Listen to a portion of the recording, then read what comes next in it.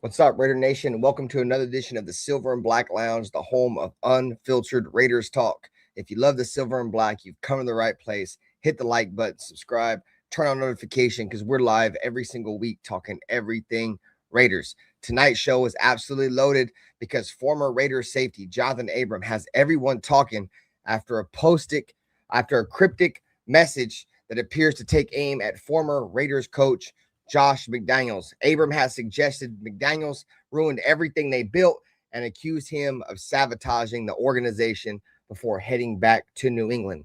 So the question tonight is, was Abram speaking for Raider Nation, or is this frustration boiling over years later? We'll break down what was said, what it could mean, and whether McDaniels' era has left scars the Raiders are still trying to overcome.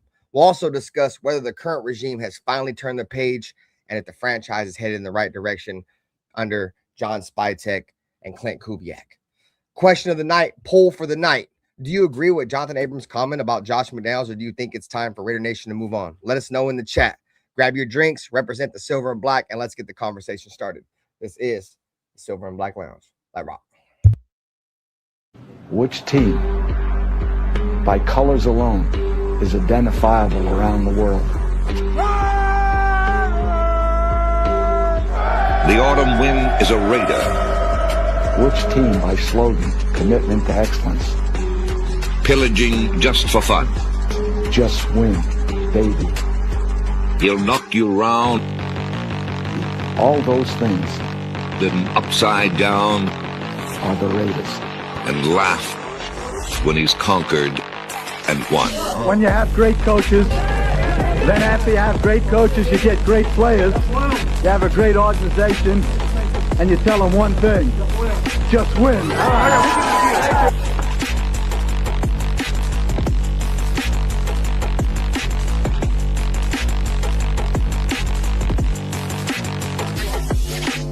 He's blowing up.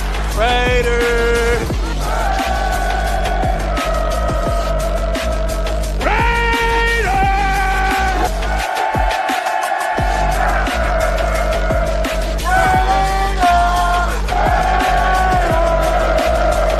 Just win, baby. The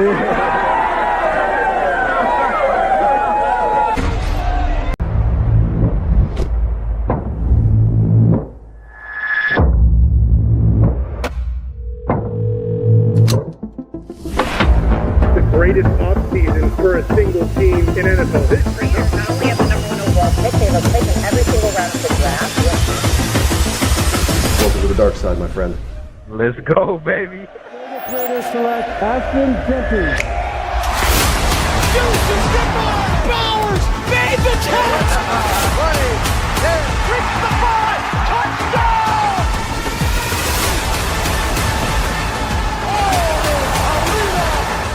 Over the middle, flies up in the air, and picked off by Mark!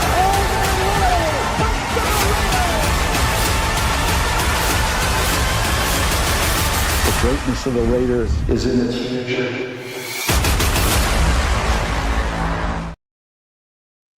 What is going on, Raider Nation, man? It's the Silver and Black Lounge. I'm your host, Raider Ben, man. We here every single week talking all things Raiders, whatever may come up, and sometimes we just be free balling, man. But, you know, right now it's the off season. There ain't really much going on. So whenever something comes up, we going to be here live and direct to address it to the nation, man. You feel me? So regardless of what channel you're watching this stream on, man, this is the NWA, the Nation with Attitude. You are tuned in with the world's most dangerous chat. Whether you are on Dirty's channel or you are on my channel, you're on Black's channel, you're on Nutty Raider Nate's channel, man, wherever you may be. Take 2 seconds, man. Hit the like button. Hype up the stream if you saw this after, man. It helps the channels more than you guys may know. Like I said, we don't ask for much over here. We ask for a simple like, a subscription. I want to come on here first and foremost, give a big shout out, man, to all my new subscribers, man. Everybody that's welcome, that's new to the channel, bro. We appreciate you guys taking your time out of your life, man, to come tune into the network. You're in the lounge. We're drinking some beers, talking Raiders, keeping it cool. Like I said, unfiltered, the home of unfiltered Raiders talk. We're going to come on here. We're going to talk our shit. We're going to smoke our shit. That's the Raider way, man. You feel me? As much I really didn't fuck with Antonio Pierce, you feel me? That slogan definitely represents the Raiders. You feel me? So The main topic of tonight's show, we're going to talk about Jonathan Abram, former Raiders first-round pick. Has gone on Instagram while driving past Allegiant Stadium and was reminiscing a little bit on his time in Vegas. And as I'm talking, man, Dirty is in the building. What up with you, Dirty? What up with you, brother? Man? What's going on? Shit. You know, over here just basking in the ambience of what is the Raiders off season. You know what I'm saying? Trying to grab on any kind of straws we can grab on for content at this point. So we here. We talked about Justin Jefferson the other night, and tonight we're gonna talk about Jonathan Abram. It ain't never a dull moment in Raider Nation, folks. I say this all the time. It's never a dull moment. The poll in the chat for the channel is get your votes in the poll. We need to know your thoughts, Nation. Do you guys agree with Jonathan Abram's comment about Josh McDaniels tearing it apart? As you can see the post right here. Or do you think that Jonathan Abram is like a sour ex-girlfriend? Because I've also seen that lately, man. Motherfuckers, oh, Jonathan Abram just mad because he don't play there no more. I mean, there may be a truth to a little bit of that regardless. But I'd be willing to go on a limb and say most Raider fans are going to agree with the statement on the screen right now. I know me and my squad, my circle, my team, you feel me? My camp, we was all on the verge of we didn't want Josh McDaniels. You can go back and look up the receipts yourself. We didn't fuck with Josh McDaniels. We didn't want Josh McDaniels. But at the end of the day, we all was supporting with him because he was a damn Raider. But outside of that, bro, I agree with this statement right here. How you feel about the whole Jonathan Abram situation, Dirty, and this whole post that we got here presented on the screen?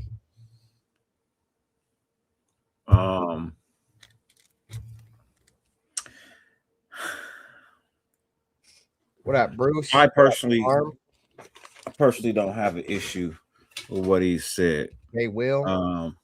SA. I've been saying this shit for years. Sinister. Okay. You know what I mean? I personally been saying this shit for years. So Pistol. This is not a disgruntled player saying shit just because he's mad. This is the truth. These are facts. Like, no lies detected. Yeah. Right. All right. He literally ruined the team and then left to go back to where he was at. I know he got fired, but I'm just saying, like, you know, you ruined a team that was playoff bound. You literally ruined it. You got rid of Derek Carr. You had no backup plan for who you was gonna bring in. You brought in the porno banger. You know what I mean? Like, you did the same. He did the same shit he did to the Broncos. Bro. I'm good, man. How are you? He did the exact same thing that he did to the Broncos, bro, which was destroy a halfway decent team that was on the verge of getting somewhere. He totally destroyed that. He got outcoached by two interim coaches. The one before him and the one after him. Both outcoached him. So and this ain't no diss towards Antonio Pierce, bro. But imagine getting outcoached by Antonio Pierce, bro. You got outcoached by Bisaccia and fucking Pierce. And Bisaccia.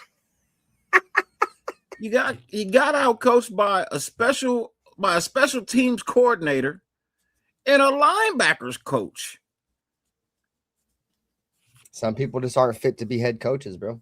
I said that when we hired him. He's not fit to be a head coach. I saw what he did in Denver. I mean, like the writing was on the wall, gang. Like, you knew that. I mean, Dirty, you ain't stupid, bro. Like, me, you, neither one of us. I mean, we may have been born at night, gang, but we wasn't born last night. You feel me? Like, we knew. That's what I think. That's what really bothers me the most, Dirty. Is like people act like they don't see it. Like you don't see it. Like the stats aren't there. Like the numbers aren't presented to you on a silver platter, and you just like it's like you just fail to acknowledge it or something. Yeah. You know what I'm saying? Like, What up, Ahmad? Yeah, I've watched I've seen a couple games of the World Cup, dude. But I mean, if you go back and you look at what was the 2021 Raiders, bro, you know what I'm saying, with Gruden and what was left of Bisaccia. We finished second in the AFC West. We qualified for the playoffs as a wild card team, and we lost to the Cincinnati Bengals, bro, like the last play of the game, right? And then you fast forward 1 year later. What up, JT? And you fast forward 1 year later, bro, to 2022. We finished 6-11, finished third in the AFC West, missed the playoffs, bro. We added Devontae Adams, and fucking Josh Jacobs had like an all-pro season and led the league in rushing, and we got worse. Got worse. Oh, that's nasty work. Like I say, bro, motherfuckers be like, oh, this is the Raider way. That's the Raider way, bro. That's the Raider way right there, bro. I ain't gonna lie. Raiders fuck around and go to the playoffs, and 1 year later lose all of our head coaches and shit. Bring in this other ass head coach, and then be worse. Get worse, dog. Like, bro, when you see a team make the playoffs, bro, you expect them, you feel me, to maybe go to the playoffs for a couple years. You feel me? At least be in that realm of the playoffs, bro. We went from 10 wins to 6. Like, bro, you get 6 wins, you ain't sniffing the ass crack of the playoffs, dude. No. And no, you're right. That Colts game against Jeff Saturday was fucking terrible, dude. Like that was blasphemy, dude. What up, JT? That was blasphemy. Hey, bro, JT plays Diablo, bro. I was live the other day, fucking playing Diablo, and JT was like, bro, I didn't know you played this shit. Me and JT was live on YouTube playing fucking Diablo and shit. That shit was pretty cool. I don't even know what the fuck that is. Diablo's like a computer game. They've transferred over to console. It's like an RPG type game. Yeah, I be streaming games and shit just like in the off season and shit. And he pulled up, he's like, bro, I didn't know you played this shit. JT was coming through, bro. His fucking build was hella overpowered. He was just running through everybody, bro. I was getting all the money. He was killing everything for me and shit. Anyways, that's besides the point. Shout out to JT, man. Appreciate you, bro. But the craziest thing is, bro, it's like, how do you go and get Devontae Adams, you feel me, Derek Carr's best friend, have Josh Jacobs have the best year of his career, stay healthy for all 16 games or whatever, and be worse? Like, I don't get it. What up, James? It just don't make no sense to me. And you know what's crazy is a lot of Raider fans, when Josh McDaniels came to the Raiders, a lot of Raider fans like, bro, he's about to come over here and just sabotage this shit. Like that was a lot of Raider fans said that shit. And I was like, I don't know. I don't really want to believe. I don't really want to get too much into conspiracy and shit, especially because it's the Raiders. I didn't want to think he was going to come over here and sabotage us. But, when you start hearing shit like this out of former players' mouths, it just kind of makes you second guess some things. Like, that shit's weird. That's like point. I feel like that's against the law. Like he said, that motherfucker should go to prison. I agree. That's bullshit. This motherfucker was literally breaking the law. Like, he was coming over here and just fucking us on purpose. Like, that's like, I think there's a rule against point shaving. Is that not point shaving? I would consider that like probably worse than point shaving. What up, Nutty Reader Nate? What up with you, brother? What up, Nate? What's in there? What's good? I don't. Shit, we taking a break from beating up on Max Crosby, and we're beating up on Josh McDaniels tonight. That's all. You can't really call it point shaving because he's not playing. You know what I mean? I suppose. What is that? Coaching malpractice? No, that's not. He's not a doctor, bro. That's why I say coaching malpractice, guy. Hell nah, bro. That's literally like that's career sabotage, bro. You know what I mean? And like I get that it may have been time to move on from Derek Carr. This motherfucker was more known for benching Derek Carr and getting Devontae Adams and doing fucking nothing, bro, than like anything else. He's not outside of that. Nobody even thinks about Josh McDaniels doing shit, but just fucking our whole team. Pause. Like, all he did was fuck our team up. Lost Waller, lost Jacobs, lost Carr, lost Devontae, fucking lost everybody, dude. Like, in 1 year, we went from fucking a team that may have a chance to compete for the future to a team that was worth a fuck, dude, in 1 year.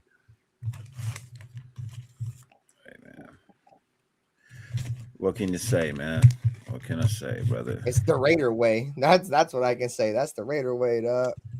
That's why, bro. Me and my girl had a long ass conversation about the Raiders, bro, last night. And it's crazy, bro. Like, I get drunk and I just like when I'm talking to my girl and I just go on these long ass tangents about the Raiders, and she gets it, bro. She knows I love the fucking team, bro. But it's crazy, bro. Like, as much fucked up shit that happens to us, bro, I feel like the fact that we have more negative shit ever go our way than positive shit, that's just the Raider way, in my opinion, bro. Like, us getting fucked over, that's the Raider way, bro. The Raider way ain't winning shit. The Raider way ain't committing to excellence. The Raider way is either getting fucked over by the league or losing. Like, I hate to say it, but that's just my opinion on the Raiders now, bro. It sucks. It sucks, bro. Like, of course we would get Josh McDaniels. There was fucking 5 other teams that probably had a coach opening, and guess who we get? Fucking Josh McDaniels. Like, bro, come on, gang. Like, out of everybody, bro. That's why Mark Davis stepped down. Was like, man, I can't do this. No, you cannot, bro. You can no longer decide who's gonna be the head coach of this team, man. He had to hire some people who can make better decisions. And that's what he did, man, because the decisions he was making was just terrible. Telesco? Seriously? That was awful. That was a match made in hell, bro. Telesco and fucking he had Ziegler. Telesco was after Josh McDaniels. I know, but I'm saying Telesco paired with AP was fucking. Okay. I didn't know what that was. Yeah, that was the disaster made in heaven. You know what I mean? Made in hell. Like, that was. They didn't like each other, bro. They did not like each other. Tom Brady's got to check this out. In 2022, under Josh McDaniels, with all the upgrades, right? With Devontae, Josh Jacobs playing fucking lights out, all that shit, right? The Raiders coming off a playoff season. 9 of our 11 losses the next season, bro, were by 1 possession. And multiple of those losses, dog, were like blown leads. Like, bro, we were up, what was it, the Cardinals game? We were up like, what, 21 points? 21 or something against the Cardinals, 17 points, and lost. The biggest blown lead in Raider history, bro. That's all I kept hearing during the game. This is going to be the biggest. If the Raiders find a way to lose this, it's going to be the biggest blown lead in NFL history. Like, or not, but in Raiders history, I'm like, oh, bro, no fucking way. No fucking way, dog. And then Hunter Renfrow got knocked out in overtime, bro, and the rest was history, dog. This motherfucker got knocked out in overtime and was never the same. That ended Hunter Renfrow's career right there. When he hit that dude, that was it, dog. I knew he wouldn't. What up, Circus? I knew he was getting fired. I knew he wasn't going to keep his job very long, bro. What up, Packer fan? Appreciate you, bro. Boy, he got cracked by Isaiah Simmons, bro. I don't remember a Raider getting hit that hard in a long time, bro. Maybe since like Johnny Lee Higgins got killed versus the Steelers, dude. Or now, was it Johnny Lee Higgins or Darius Hayward Bay? One of them got absolutely obliterated by the Steelers, dude. Isaiah Simmons hit that dude with the wrath of fucking Satan when he hit Hunter Renfrow, dude. Like, I was like, oh my God. Like, I didn't even feel bad that Hunter Renfrow fumbled that ball. I wouldn't say I didn't feel bad. I mean, I didn't judge him for fumbling that ball, dude, because he got fucking whacked, bro. And we all know, dude, Hunter Renfrow's a little guy, dude. Like, he came into the league, bro. He was super undersized, no muscle, like nothing. And Isaiah Simmons, bro, a former first-round pick, dog, like SEC, fucking all-American linebacker, dude. I mean, Isaiah Simmons really wasn't good in NFL, but in college, bro, he was like that, boy. He hit that dude with the wrath of Satan, dog. He went down there with the intent to hurt Hunter Renfrow, dog. And he did just that, bro. He hurt Hunter Renfrow, dislodged Hunter Renfrow from the ball, and won the game for the Arizona Cardinals. And I almost spit my beer out, dude, when we lost the game like that. And the Raiders were already in field goal range. They were already in field goal range against Arizona, dude. And instead of running the ball, you want to throw a fucking flat route to Hunter Renfrow, dude, who like had already got hit like earlier in that game really hard. And you throw it to him again. And it cost us the game. Like, it was just insane, bro. Circus said, don't forget the magic number of 17-3 with McDipshit when the score was 17-3 in our favor. We would choke.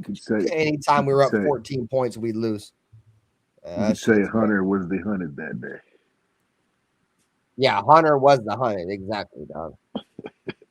Yeah, For sure. Fucked up. I mean, yeah. I don't know. I felt like Derek.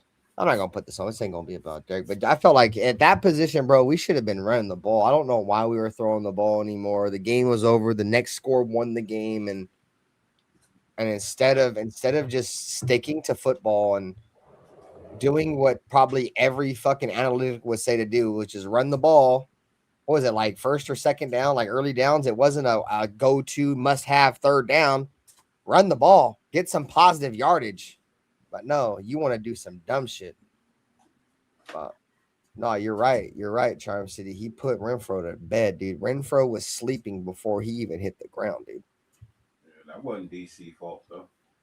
No, I'm not saying it's on DC. The only reason why I mentioned is I felt like DC probably should have checked to a run. And the only reason why I mentioned that is because he checked to a run that Seattle game, won the game with the Josh Jacobs run in Seattle. I feel like at that point he should have realized this call ain't gonna work, dude, and just checked to a run. Well, But you gotta it is remember what it is. him and McDaniels was battling, so he basically had to do what he wasn't given the free rein. I was gonna make that argument too until he fucking made that play against Seattle. I mean, he called the run for Jacobs. That had nothing to do with McDaniels. That wasn't with McDaniels. That was with McDaniels called a pass play and Derek Carr checked to a run, just like McDaniels called a pass play. McDaniels wasn't even the coach. McDaniels wasn't the coach when we beat Seattle like that.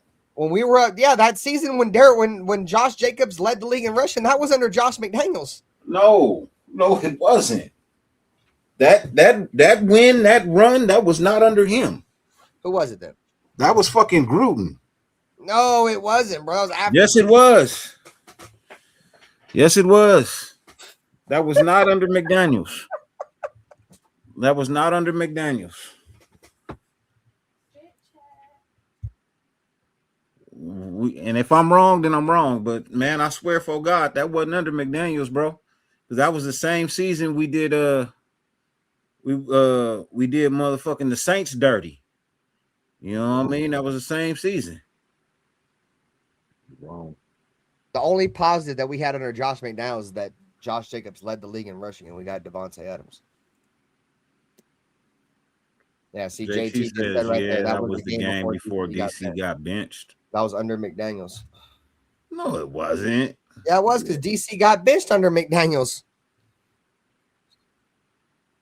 DC got, I didn't know it was that was the next game, but yeah, the Raiders were pretty much out at that point. We had to play the Niners the last game of the year, and he benched Derek Carr the last game of the year against the 49ers and started fucking Nathan Peterman. I remember because I was at that game. I was in Vegas. We benched him after the Pittsburgh game.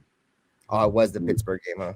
It was a snow game, and fucking they benched him. See, there you go, JT. Derek Carr was like, fuck this play, and he checked out of it, and Josh Jacobs broke and won the game. Because they even said that shit after the game, fucking that Derek Carr kicked out of it.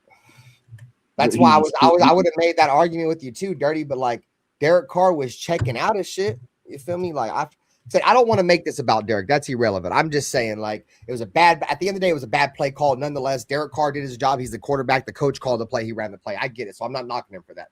I just felt like, you feel me? If you were gonna check out of plays later in the year and plays that won you the game, I felt like he should have checked out of that. That's all I'm saying. Oh, it was that shitbag dude. Yeah, that's the only thing that we had positive under Josh McDaniels is that was the first year that I ever seen the Raiders run the zone blocking scheme to perfection, because Josh McDaniels ran zone blocking, which the Raiders have notoriously historically never ran zone good. And Josh McDaniels brought in a zone blocking scheme, and Josh Jacobs led the league in rush and had his first All-Pro season behind it. You look. It wasn't working though. That right there, that's even more evidence that he was here to fucking sabotage the Raiders. How the fuck you get mad because your quarterback checked to another play that won the fucking game? How do you get mad?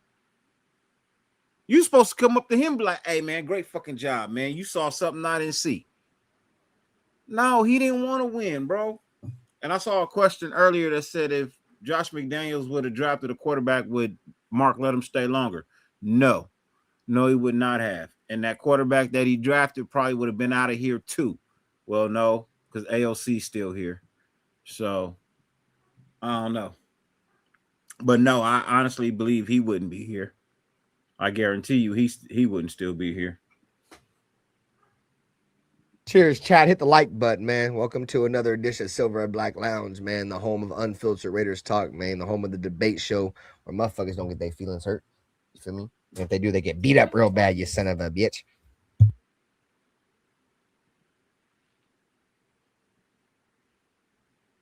Yeah, bro, he's a fucking undercover spy.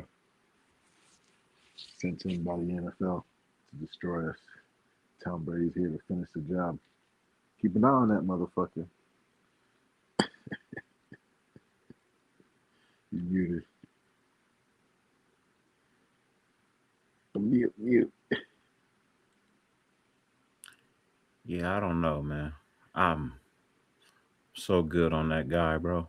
I'm so cool on fucking Josh McDaniels, bro. I'm straight.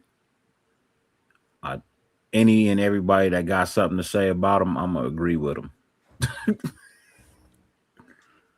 He doesn't deserve to have a job, bro. He should be banned from the NFL. No, he can be a coordinator because that's what he's good at, being a coordinator. That's it. You're not a head coach. Anybody gives you a head coaching opportunity, they deserve to lose their job. Only one Davis, huh? That's why him and the fucking GM got fired at the same time. Fucking Marky Mark the Markster.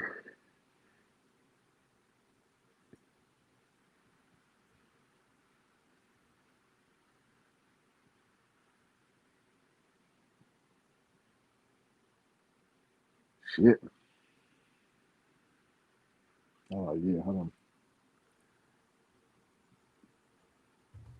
What up? Let's see. What do we got in the chat? Charm City said, just for that, we're gonna continue to beat the Pats because of what McDummy did to us.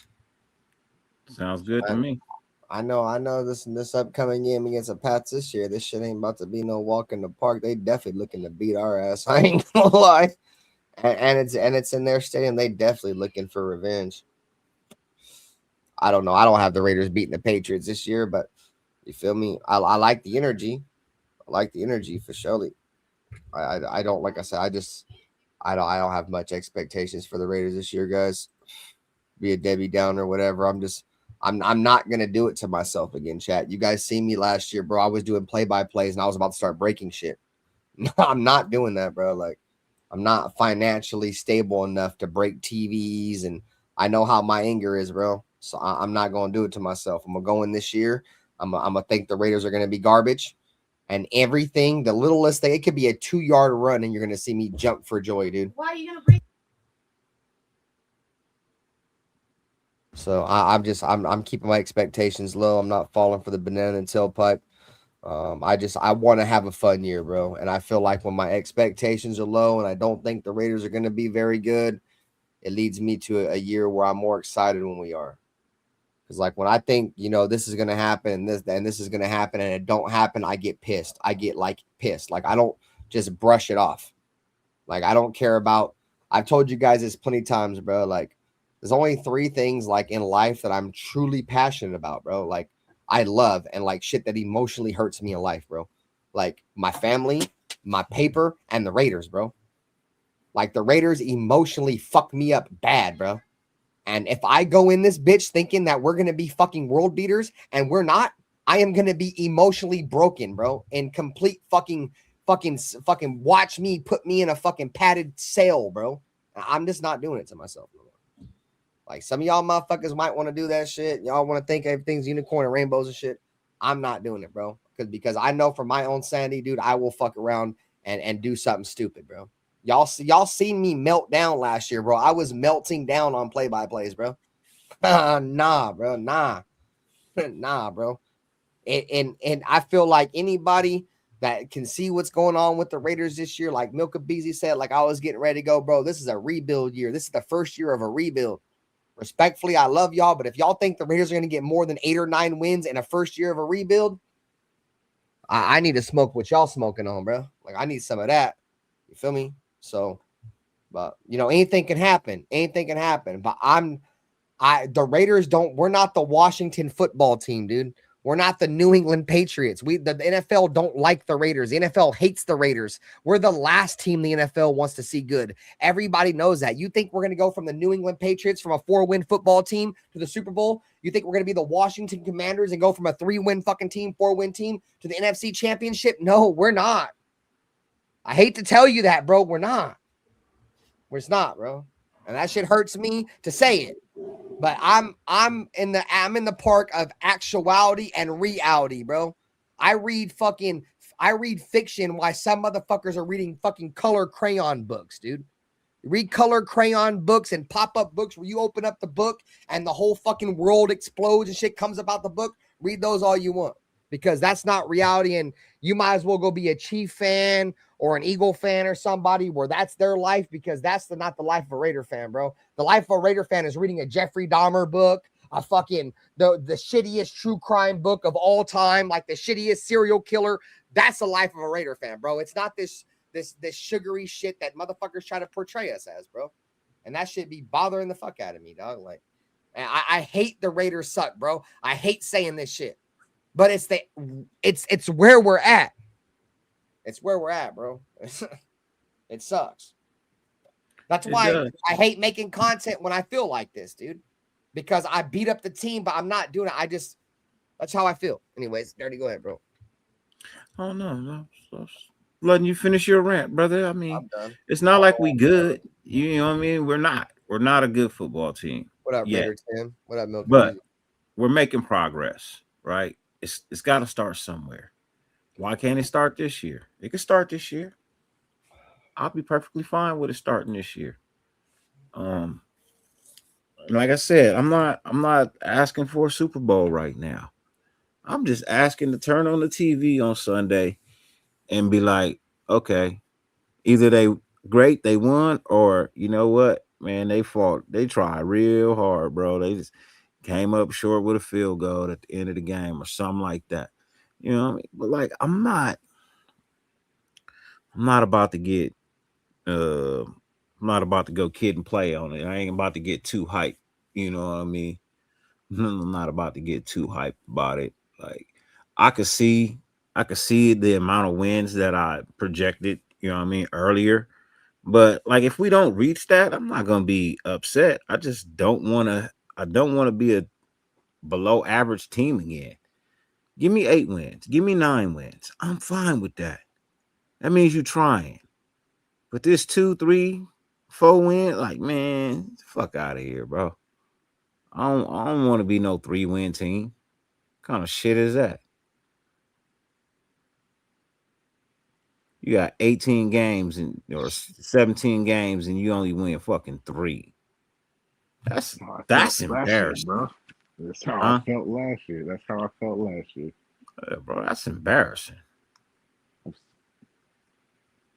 still tripping.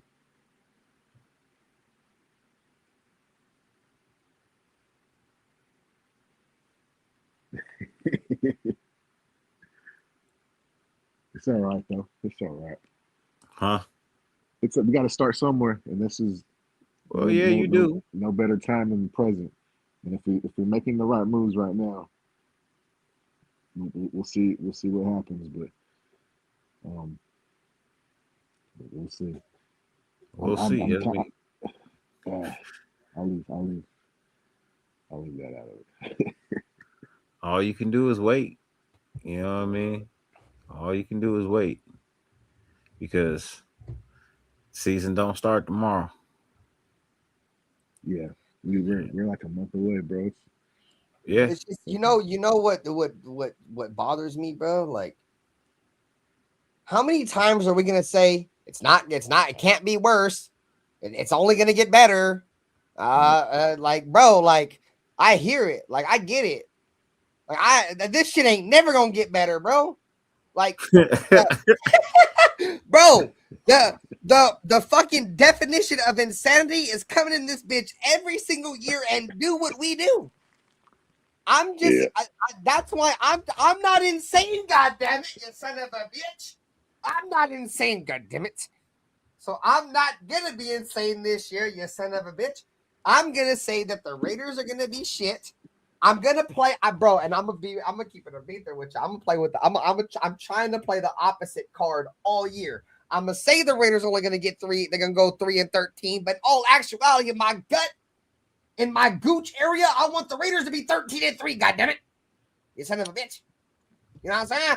But I'm gonna keep my expectations super low, so then I don't get hurt. I don't get hurt. You know what I'm saying? Because like I said, the Raiders, those motherfuckers, boy, they bother me, dog. Like that shit. I tell y'all, motherfuckers, don't get emotionally invested. But I'd be a hypocrite, goddammit, when I keep saying that shit, because when I turn this goddamn camera off, I'll be in this bitch like, goddamn, Max Crosby, you son of a bitch. I'm about sick of your shit, goddammit. You better get the fuck off my team, bro. Like, I'm literally letting the Raiders affect me in my actual life in the offseason when football don't matter, goddammit. You know what I'm saying? Like, I'm over this shit, bro. Like, we better start winning some shit, because I'm about goddamn tired of whenever I ain't on this bitch, or I ain't even, and I'm just living my goddamn life, goddamn Raiders got to come up in some kind of negative fashion, goddammit. I'm about sick of this shit. That shit be bothering me, goddammit. Bro, I be in this bitch mad, boy. Like, bro, I got to the point to where I felt like my girl probably got mad at me mad as fuck about me talking about the Raiders so much. Damn it, I was talking so goddamn much about fucking how much I think this team has a chance to be good, but then like fucking contradicting myself and saying they're gonna be bad. Like it's bad, bro. Because like I think the Raiders can be good, but at the same time, I don't think they're gonna be good because the Raiders ain't never good. God damn it, we ain't never good.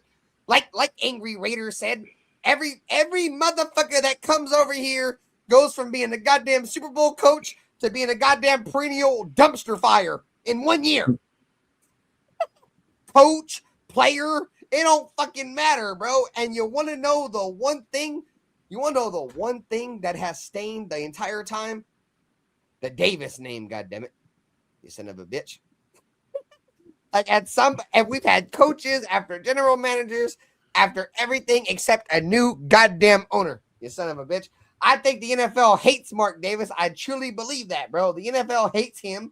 I don't know if as much they hate him as much they hate Al, but they hate the Davis name. They don't ever want to see the Raiders ever win shit because, especially now that John Gruden done won the lawsuit. So there's only two motherfuckers that have ever beat the NFL in a lawsuit and won. It was goddamn the Raiders, Al Davis, and then John Gruden. God damn it. So you think they hate us.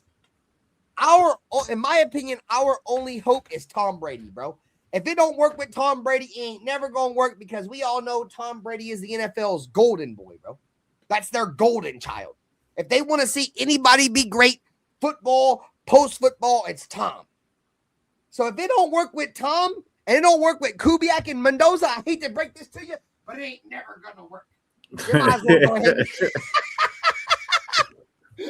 You might as well go ahead and get your popcorn ready, goddammit. You might as well go ahead and start watching another sport or something. Because this shit, if it don't work with Tom Brady, bro, it ain't never gonna work.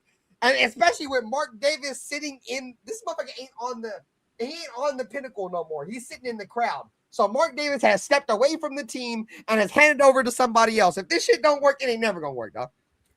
I hate that. I hate that because they're talented. I hate it too. God damn it. There's something there, but it's only because we've been building backwards for so long and we don't have the pieces for them to succeed.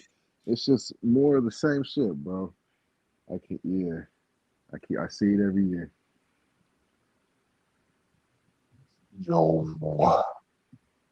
What up with you, man? Black What up, man? Wolves. I had a show already scheduled already, and it ran over. But y'all you done were basketball? live. I was like, is he live? Is he not live? Yeah, no, I had already scheduled it for 7:30, and I thought it was gonna be done by 9:30. I mean, by 9. Yeah, because I definitely had planned on being here. But did y'all finish beating up Max already, or what? This ain't even about Max. This ain't about Max. This is about. Oh, I'm sorry. You right. Josh McDaniels. I'm sorry. You right. We were talking about you. I'm sorry. What did y'all talk about? My bad. McDaniels. So we got. I don't know if you've seen it, but John Abram a couple days ago. I don't know the exact date on this bitch. It says June 25th. So 4 days ago, John Abram on Instagram was driving on the freeway past Allegiant and said on a post, I miss playing inside you. So first and foremost, if you're not talking to hold on, wait. If you're not talking to woman, you should say that. Anyways, I miss playing inside you. Josh McDaniels ruined everything we built, and he should be arrested for sabotaging the organization and going back to New England. Yeah, I mean, all that is true, and we can't feel. First of all, he was off of appeal coming out of a strip club, so that's why he said he missed being inside of her. And then he got all sentimental and started talking about Josh McDaniels. So that's how I kind of felt like that played out. But all that is alleged. I'm alleged and all that. But I do agree. We already knew that Josh McDaniels was sabotaging us. I can't see that by how he treated Derek Carr. Like, what are we missing? So what are we mad at Abrams? I went over some notes that I had. What up, Ralph? Let me see if I can good. Back up real quick. Charm City, what's up, brother? So let just look at 2021. That was the year that John Gruden got fired. We obviously lost Henry Ruggs and all that bullshit, right? So 2021, the Raiders finished 10-7. Finished second in the division, qualified for the playoffs, a wild card team, and we lost to Cincinnati damn near in the last fucking play of the game in the playoffs. All right, so that's 2021. 2022, you have an all-pro season from running back Josh Jacobs, over 1,600 yards rushing, adding all-pro wide receiver Devontae Adams, teaming him up with his former college quarterback and Derek Carr. 6-11, third in the AFC West, missed the playoffs. That's crazy, bro. That's what we were talking about, bro. Like, how the fuck you get probably arguably at the time top 2, top 3 wide receiver in the NFL, depending on who you thought was 1A, 1B, or whatever. You get all 16 games healthy from Josh Jacobs, which we had never got as a Raider fan because he was hurt every fucking year. And all that, and you finish worse, bro. Like, you're worse. Like, this shit's just diabolical, bro. I said earlier, bro. It's just that's some Raiders shit, bro. That's some Raiders shit. It's definitely some Raiders shit. And then not only all that, so after all that being said, Josh McDaniels completely gets rid of everybody. Gets rid of Derek, gets rid of Hunter Renfrow, gets rid of Darren Waller, gets rid of Josh Jacobs, all guys that had got the Raiders to where they were at the year before he got there. Like, this dude don't have a fucking skin on the wall and got rid of everybody, dude. Got rid of Alex Leatherwood. I mean, that's what thing he did, right? Was get rid of Alex Leatherwood. But he gave us something like herpes, like the gift that keeps giving, like AOC. He got us that.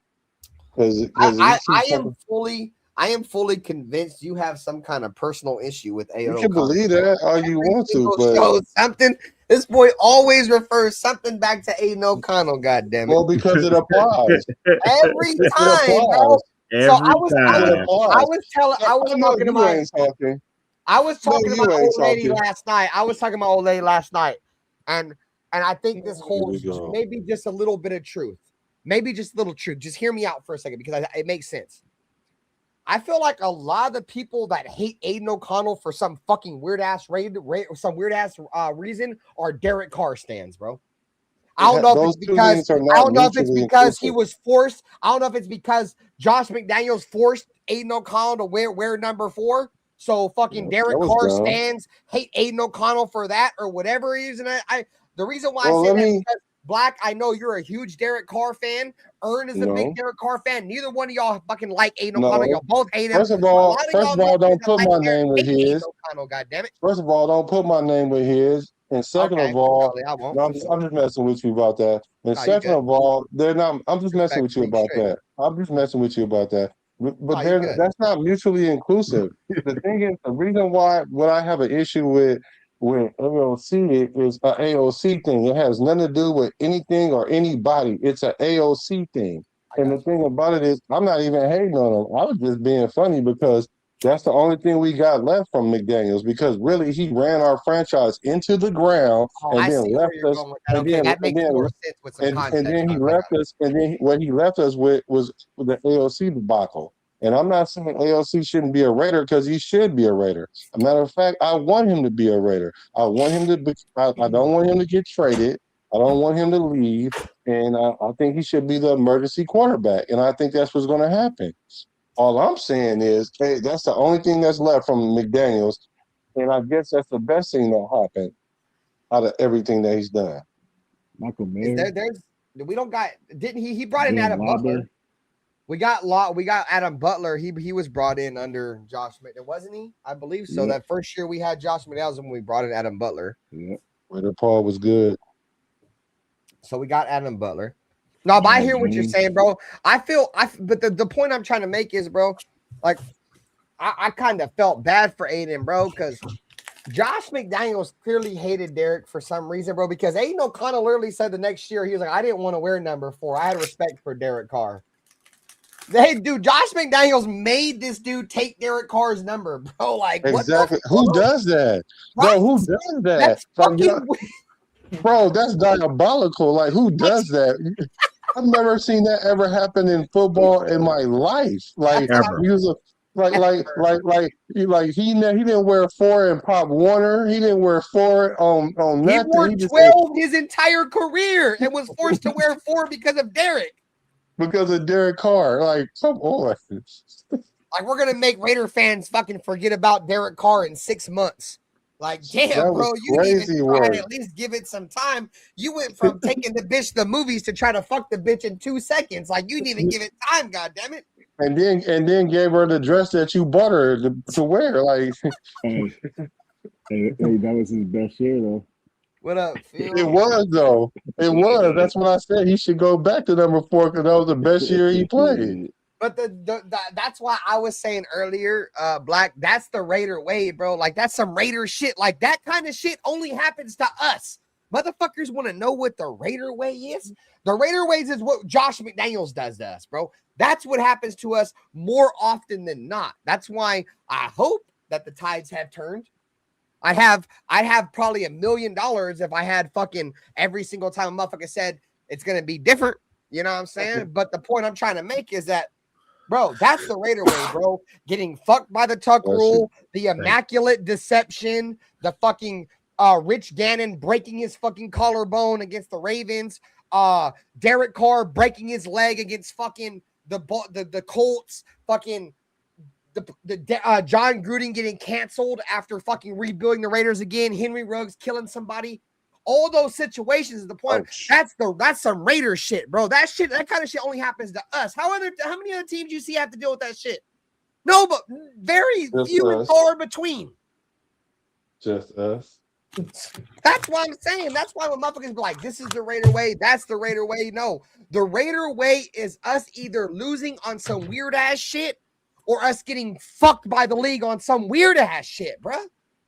Like, that's why it's like that's why I've always, I won't say I've always said this, but like I say maybe 5 or 6 years ago, I started thinking that the Raiders were cursed. It don't matter what the fuck we do. If the name don't include John Gruden, we're probably going to lose. And the reason why I said that is because John Gruden is the only coach I've ever seen over my 20 plus years being a fan that has got the Raiders back to being good, except for a couple years out of Jack Del Rio. That's the reason why I was like, fuck it, bring John Gruden back for a third time if we didn't get Clint, because apparently nobody else is going to do it. God damn it. I wanted somebody that has a track record of doing it. You feel me? He's about to turn a corner. Yeah, he's about to turn the corner with Gruden, and then there you see what they did to that. Yeah, that's what they didn't even let us have Gruden right. Crazy work, bro. And then on top of that, 1 week later, not even a week after John Gruden gets fired, Henry Ruggs killed somebody. Bruh. Like, what the fuck? Like, who expected that?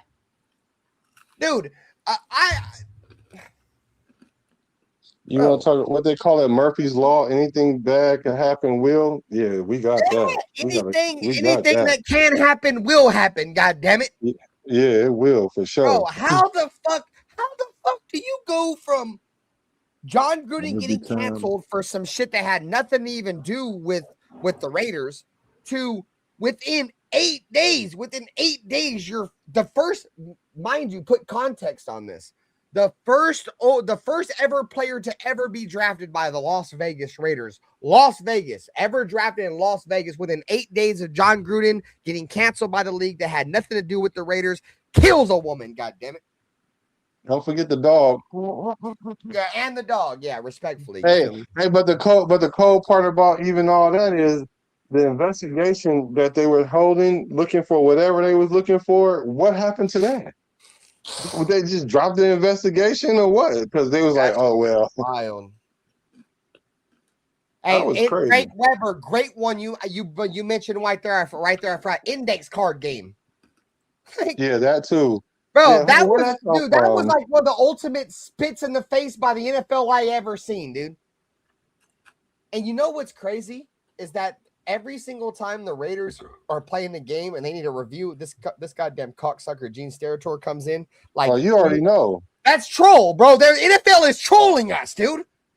They'll use other motherfuckers for all these other teams, but it's the Raiders. Hey, Gene Steratore, let's get your opinion on here. How do you feel about this play for the Raiders? Yeah, I know I had a bad history with the index card, but yeah, the Raiders are getting fucked here. You know what I'm saying? Like, bro, fuck. Like, bro, every time I hear his voice, dude, I just want to, what was that shit? Wake up nation, goddamn it, right to the goddamn string, you son of a bitch. And his face being right there, goddamn it. You know what I'm saying? He said, oh yeah, Terrion Arnold just got caught up on some weird shit. No, he said, y'all see Terrion Arnold got bail $1 million. The Lions released him. What did he get caught up with? I know he got in trouble. Shout out to Stillmatic. I forgot. I haven't really locked into what he got in trouble for, but I know he went to jail for sure like a couple days ago. What up, Rick? I don't know what all his charges were, but he got 9 of them things. Bro, that's him, right? He got in trouble. So he's gotten in trouble. Josh Jacobs just got in trouble. Who was that fucking pass rusher? James Pierce Jr. from the Falcons. Motherfucker's getting in all kinds of trouble right now. Dude ate his girlfriend's phone. Oh, Geno Smith fucking cussing out his old lady over his fucking special needs child. Yeah. Apparently, allegedly Geno Smith beat up his old lady and shit because he didn't want to take care of his special needs child, bro. What a piece of shit. We know that didn't happen, though. We know that. She was just making that up, man. I don't give a fuck. I can only go off allegations. The video does not show her making that shit up, bro. What did she do? Why? Because she was yelling and screaming? What did he do? Of course, Black's going to defend Geno Smith, bro. Geno Smith can do no wrong. I didn't defend him. I just asked, what did he do? Tell me, what did he do? I'm just saying, I saw a video of her just making all kind of allegations, and he like, get away from my house. First of all, what are you doing at his house? So y'all gonna say they live together. They live together. Yeah. Oh, they live together. Yeah. They have a special needs child. So wait a minute. So if they live together, that means he's taking care of the child because where the child stay at then. No, just because he live with you don't mean you taking care of a child, bro. Here we go now. Did the kid have a roof over their head? Allegations. We're just making that's allegations. Not the same thing, bro. That is not the Oh same my God. thing. Does the kid, does the mother have somewhere to stay? Does she have somewhere to stay with the just kid? because you got somewhere to stay don't mean you're taking care of, though. Dude. Oh my God. He's taking care of him somehow. Are you guys the way y'all made it sound like that he had nothing to do with the kid. That's what it's not that he didn't have nothing to do with the kid. Dude, there's plenty of people who have like had children, right, and had them in their house, and they were like special needs, right? Like they couldn't take care of themselves, and they let them fucking like die in their beds, dude. Like refuse to take care of them. This is not the situation. I know. I'm just saying. I look at the big picture, Black. When I look at shit like that. What happened in the video that he did that was against the law? What did he do? Not the video. It's not the video, bro. I Apparently, just said there's video. legal shit. There's like legal shit that they're filing against him, dog. It's bigger than just You that. can file. You can file a lawsuit on a ham sandwich. It don't matter. That's why we're just making allegations right now, bro. We're Oh, just talking okay. Yeah. So speculation Gino. and allegations. And plus, anyway, if Gino threw something at her, he probably would miss. So it's cool. Let me see if I can send you the link, JT. Hold up, game. He threw something at her. He probably threw an interception or something. Like See if I do an interception. he tried to throw it at her and hit Don't himself. talk about your favorite quarterback like that. No, my favorite quarterback is Kirk Cousins. Cousin Kirk. It's my favorite quarterback. But you know what's crazy, bro, is back-to-back years in the offseason with Geno Smith, dude. He's getting caught up in some shit. You guys remember last year he was hosting that kids football tournament and got into a fight and was like, that's why I make the big bucks.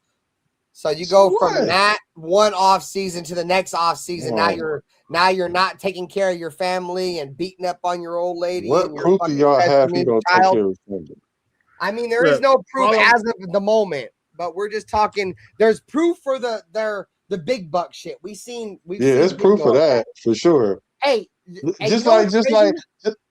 Go ahead. No, you're good. No, you're good. Go ahead. No, I was about to say what was crazy, just even with the Josh Jacob thing. You see how everybody jumped on that, and then he got released because the woman was lying. Like, y'all act like these women is truthful. Jacob just got off. Is that what you just said? Well, I'm gonna say this, man. Look. Wow. I thought you said my whole thing is. Yes, I did, Josh Jacobs. He got off. So Josh Jacobs, all that shit he was in trouble for, he's clear of. Yeah. Oh wow! Hey, but he had video. Josh Jacobs, fuck that bitch. That bitch tried to get a chicken out of you, and you said, "Fuck that bitch." He had take care of your chicken and your Mentos, my boy. He had clear video.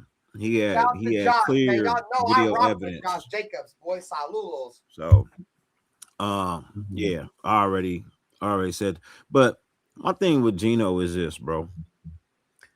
His characteristics are more what I look at versus, you know what I mean, trying to say, oh, she's lying or she's telling the truth. I don't really care. My whole thing is, bro, enough is enough, man. Last year, you getting into scuffles on the sideline before the season even starts with fucking Pop Warner. You know what I mean? Like, basically, it's Pop Warner football, bro. Then you flipping off fans because you can't take, you know what I mean? You can't take the abuse as most Raider quarterbacks have had to take. They ain't flipping off fans, but you want to flip off fans. You know what I mean?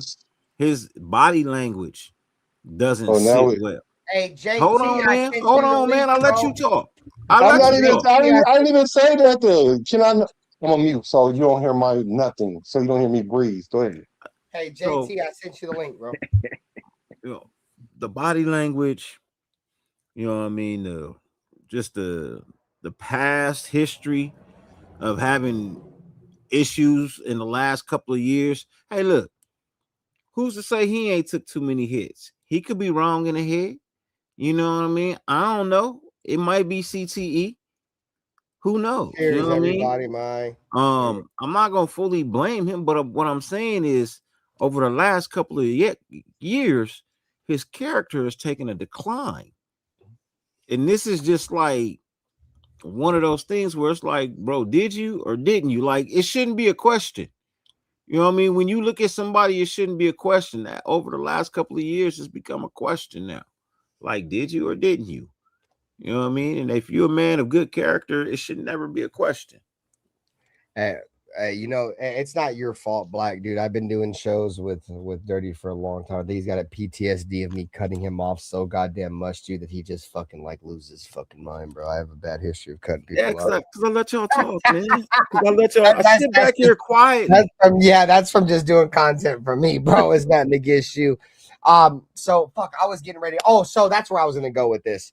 So y'all remember the preseason game last year when the fan had the sign up when y'all were talking about flipping off the fans, right? Who's worse, Jamarcus Russell or Geno Smith? Dude, we were all talking hella shit about that, bro. That motherfucker was right. I mean, you can't compare Jamarcus to Geno because obviously Jamarcus is a first overall pick and was actually drafted by the Raiders. But I think what he meant by the sign was just overall talent and the performance and the kind of, what the Raiders would do under him. But I mean, if you go out and you want to look at it, in all honesty, that fan was kind of right, bro, because the Raiders weren't shit with Jamarcus, bro, and we were just as bad, if not worse, with Geno. And you can make. I'm gonna hear it. It wasn't on either one of those guys. It wasn't their whole fault, because we know Jamarcus Russell. He came into a shitty situation. You feel me? Obviously, he's a first overall pick. First overall picks aren't drafted to good teams. You feel me? Obviously, the team had the first overall pick for a reason.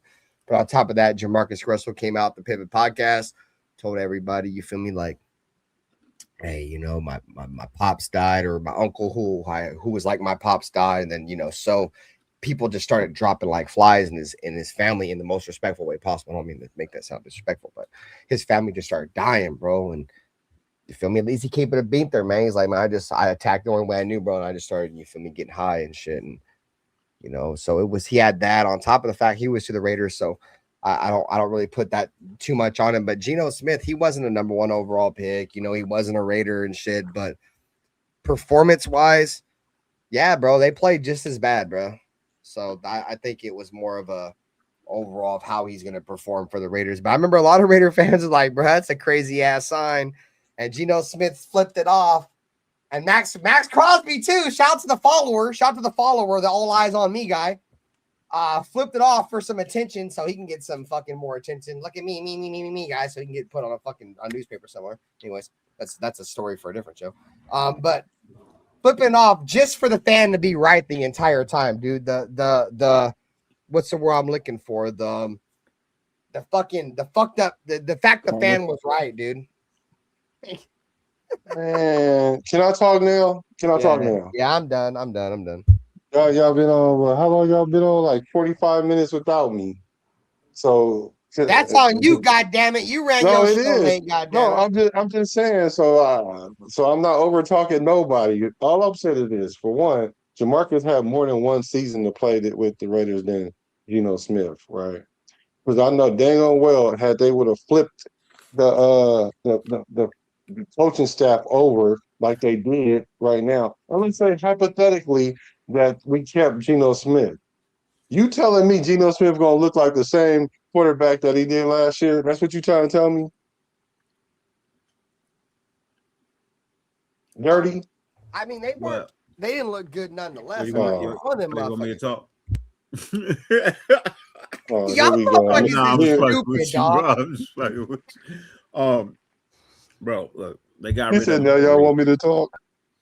No, they got rid of him for a reason, bro. Like, I get your hypothetical, bro, but no, I just need a answer to that question first before you run off and do something else with it. I would think Geno Smith will look the same? Yes. Okay. Yes. You guys remember that game where we played the fucking Washington Redskins? I think it was Jamarcus Russell's rookie season, dude, and it was him versus Brian Arakpo, and Brian Arakpo came out of Texas is one of the best defensive ends coming out of college. And Brian Arakpo literally fucking destroyed Jamarcus Russell, bro. He had like 4 sacks or something, a safety sack. Like, that shit was nasty work, bro. I'm sitting there. Used to be a beast. Bro, I wasn't even talking about the fan in Seattle he flipped off. I was talking about when he flipped off our fans at Allegiant Stadium. He should have. Whatever. Hell nah. Don't cut me off. Don't cut me off. Okay. He should have flipped the fans off because a lot of these fans don't even understand the dynamic was what was going on. He obviously knew he was being sabotaged, and he out there playing with that man's life like that. And so then the fans, being that they're fans and don't understand what's really going on, yeah, he overreacted. He shouldn't have flipped them off. Yeah, I agree. You can't lose your medal like that as a quarterback, because what that shows is that you don't have the mental capacity to deal with the ups and downs. I get it. I agree with that. But at the same time, two things can be true at the same time. A lot of people deserve that middle finger that he gave because they didn't understand what was going on, that we found out later once the season was over. We found out Chip Kelly was sabotaging the team. We found out that the head coach and the offensive coordinator was funking. We found out that the head coach and the defense coordinator was funking. So it was a F y'all. Y'all don't know what y'all talking about, and I'm up out of this beach. And that's what happened. And I'm glad for him because I ain't got to talk to him no more. I ain't got to talk about Gino no more. And then after I'm about this piece, I ain't gonna take care of my special need kid, and I'm gonna beat up on my old lady, allegedly. You know what I'm saying? Yeah, allegedly. On the way out. I'm not going with the beat up on the old lady. I'm not saying he I did know. I'm that. just trolling, But damn it. I could see him maybe not. Those are just accusations. No. I could see him not giving the special needs kid as much as attention as she may want him to give, just because of his job and what he has to do. You know what I mean? But at the same time, I look, you off right now. You ain't doing much of nothing. Well, that Reginald pack if you got him. You know, right. she talking about he just there on the couch playing video games, ain't even paying attention to the kid. Like, I don't know if it's true or not. I don't. You know what I mean? All I'm saying is, over the last couple of years, his character has come into question. And if you're a good, upstanding man and your character is never in question, then we don't have these problems. But y'all better not ever get accused of nothing, because I swear I'm gonna be accuse me of some shit. I'll probably tell you I did it. No, I'm just saying, don't get accused of something that you didn't do, or you kind of did, or halfway did, and she inflates it or whatever. Like, ain't no come on, man. did nothing. Y'all acting like y'all acting like you either did it or you didn't. That's not true. That's not true, because just because she said it don't mean he did it. Just because y'all know, he's not saying if you do something, you did it. Not that if motherfuckers say you did something, you did it. Yeah, right. Either he did or he didn't. No, but I said there ain't no halfway doing something. Like, either you did it or you didn't. There ain't no halfway. I kind of did. No, nigga, you didn't kind of do shit. You didn't do shit. I kind of robbed that bank, but I didn't really rob the bank. Y'all have that he did it then? What proof do y'all have that he did it? I'm not saying that there's proof, and I'm not saying that I believe what she did.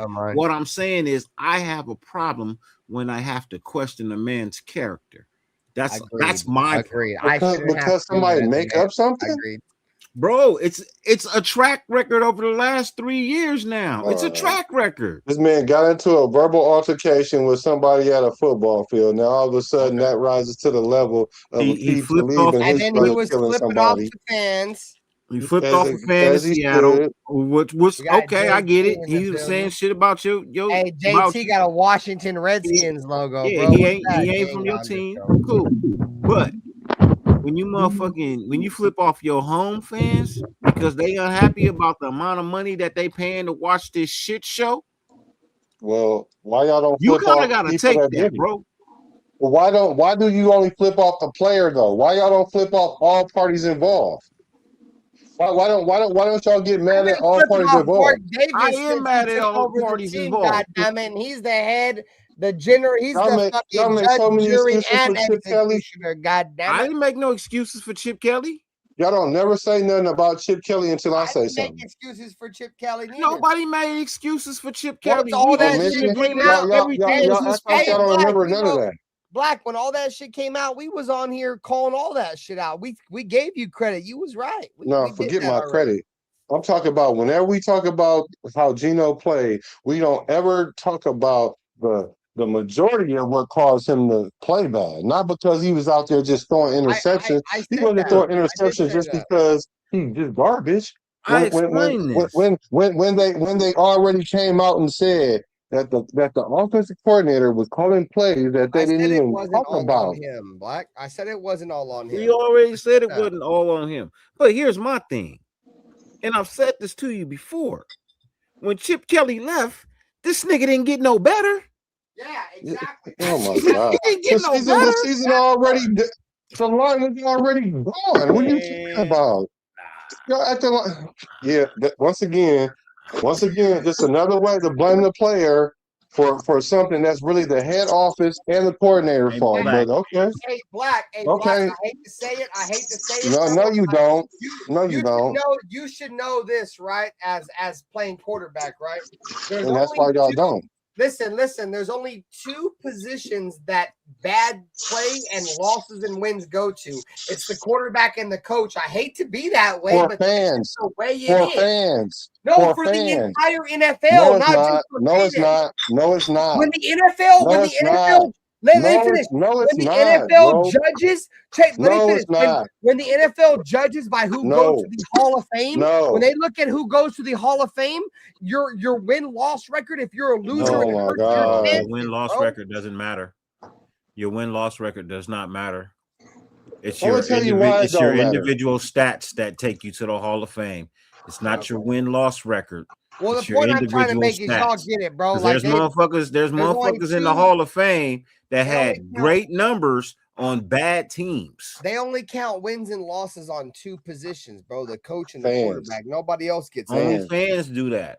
Fans. But when what do you mean when coaches when they get hired to another team, they talk about their win-loss record? What are you talking about?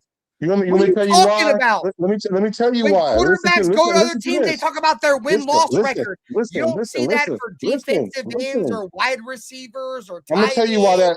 I'm gonna tell you why that don't hold water, because if that was the case, we know what we build our team to beat Kansas City. Yes or no? No. Because we do. Yes, we do. We try to build. Unless it's Aiden O'Connell, we're not beating Kansas City, dog. So you telling me that? How many times did we beat Kansas City with Derek Carr? Black once. Bro, 10 years, one time. I just asked a yes or no question so I can ask my question. Okay, but I see that y'all don't want to admit that we build our team around beating Kansas City. Yeah. You did. I appreciate you doing that. We don't beat Kansas City, but we're not beating them. This is my point, bro. Man, I get you, but Black is right, because the NFL was building their team to beat the Kansas City Chiefs. So of course we are. And so this is my point, though. And if that was the case, that they looked at quarterbacks based on their win-loss record, Kubiak would say, well, we already got a Kansas City beater because every time they beat them, we got AOC. We don't see AOC being the starting quarterback or even thought about being the starting quarterback. They don't think about it like that. That's a fan thing. I was with you until you said AOC, but yeah, I know, because you like AOC. It's no. I mean, I'm like AOC better than what we have, but I'm saying there's factors into it, and it's not just because of win-loss record. Hello, JC. Fans and media look at wins and loss. Yes, you're right. But when it comes to like coaching and things like that, it's part of the criteria, but it's also people who interview well. Because if it was about win and loss, then there'll be a bunch of coaches who shouldn't have gotten a second chance. Chip Kelly shouldn't have gotten a second chance. Josh McDaniels shouldn't have gotten a second chance. They're probably going to get a third chance. So it's not win-loss with everything. It's it's one of the factors. Love y'all chat. Saludos, bro. Sorry. And what I said about AOC is, if they really was looking at it, if coaches was looking at it like that, they would be like, okay, well, AOC could beat the Chiefs, so let's build a team around AOC. But they know that it's more to it than just that. But if he can only beat Kansas City, then why you even? What do you do? I would rather him be, because if you could beat Kansas City, you should be able to start beating any other teams. That's true, like, but then how do you beat the best team but can't beat no other teams? Let me say this, bro. That's why all of that is a fallacy. That's why it's all a fallacy. The Raiders play up and down to their competition, bro. That's the reason why we suck. We play, for the most part, when we play decent teams, we'll play all right and still lose. And then we'll play fucking bad teams and we'll play fucking terrible, dude. No, the reason why is because AOC wasn't the reason why we beat Kansas City when we beat Kansas City. That's the reason why. It was a team game, but he gets the credit for the running game. Football is the ultimate team game. No. Yeah, what up, Alec? What up, bro? You can't have it both ways and say, well, the quarterback get the credit when they beat him, and then start saying it's a team game when they I'm not making that up. It's not like I'm saying he got you there, Ben. He backs you in the corner, Ben. He backs you in the corner. No, I get what he's saying. No, I hear you. But when you look at a coach, right, when they be like, okay, this coach is so-and-so record-wise versus this team, and so-and-so record-wise versus this team. They only look at that metric at quarterbacks and coaches. I Okay, hear for what the you're saying. fans. It don't matter. But at Okay, the end of the day, so this is my they question. don't be like, oh, well, this wide receiver is 1-4 versus this team, or this defensive end is 1-4 as an overall metric in terms of wins and losses. They only track it for quarterbacks and fucking head coaches. For Okay, fans. so if that's the case, if I'm 6-2 against the Chiefs, the Eagles, and the Patriots, but I can't beat no other team, should I be the starting quarterback? As a fan, that's not my decision to make. But you're Oh my. making that decision right now, though. That's your whole argument right now. That's what you're arguing against Black right now. So if we're getting 6 wins in the first season and Aiden O'Connell is the starter, I'm cool with winning 6 games. No. That's not what I said. Don't change. Yeah, exactly. I said specific teams. I'm saying teams that win. If my guy can only play good and show up versus Super Bowl caliber teams, but he can't be no other team. I don't know if I'll say that, because if you go back to the year that Josh McDaniels got fired and Antonio Pierce took over, Aiden O'Connell, dude, they were smoking cigars, and I don't remember the teams exactly. I remember the Chargers specifically, bro, because we broke our record against them, but they were a terrible team. Dude, the Raiders won 4 out of their last 6 games, and 3 of those teams had backup quarterbacks. So then what are we comparing the talent to? The only reason why I have any debate for Aiden is because Aiden is going to, and this is no disrespect to Kirk Cousins, bro. He's like 38, 39 years old. He's coming in with a fucked up Achilles. We don't know if he's going to be able to sustain. No, he's not. Yeah, he is. His Achilles is blown. He's 2 years removed from that. He's 2 years removed from that. A year and a half come football season. Oh my gosh. Come on, bro. That's 2 seasons, bro. But he's 38. He's 38. He's not 28. He's 38. You talking about Kirk Cousins? Okay. Yeah, Kirk Cousins. Yeah, but Kirk Cousins ain't a mobile quarterback. If he was neither is Aiden. That's the reason why I think Aiden O'Connell could be just as good. You know what Kirk Cousins is still faster than him with a hurt Achilles at the point. Exactly, He's still more mobile. Who cares if he's mobile? And he know how to navigate the pocket better. Yeah, mobility matters.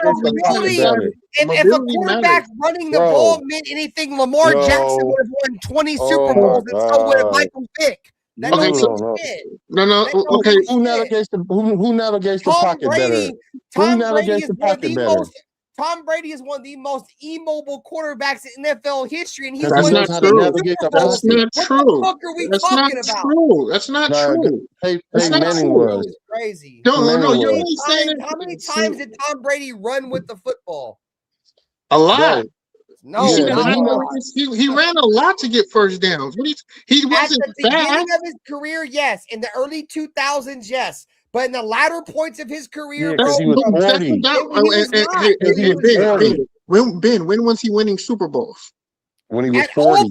Tom Brady won a Super Bowl almost every single pinnacle of his career. When he was in the early part of his career, in the middle part 42. of his career, and at the latter point. But he was just as mobile when he first came in, and got more mobile as an older quarterback. Tell me, how does that make sense? How do you get more mobile when you're older? I'm gonna tell you why. I'm gonna tell you why that happened. He only ran when he was forced to run the ball. He didn't have to because he knew how to navigate the pocket, unlike AOC. The Patriots ran a lot of screens, bro. The screens were the run game for the Patriots. He wasn't throwing screens to Gronk. He wasn't throwing screens to freaking Randy Moss. I didn't say they were running screens to Gronk or Randy Moss, dude. The Patriots had 20 different running backs that were fucking crazy for New England because they were great screen catchers, dude. No, they were system guys. No. I disagree. That's a better word. They're system guys. They were system. They had Kevin Paul.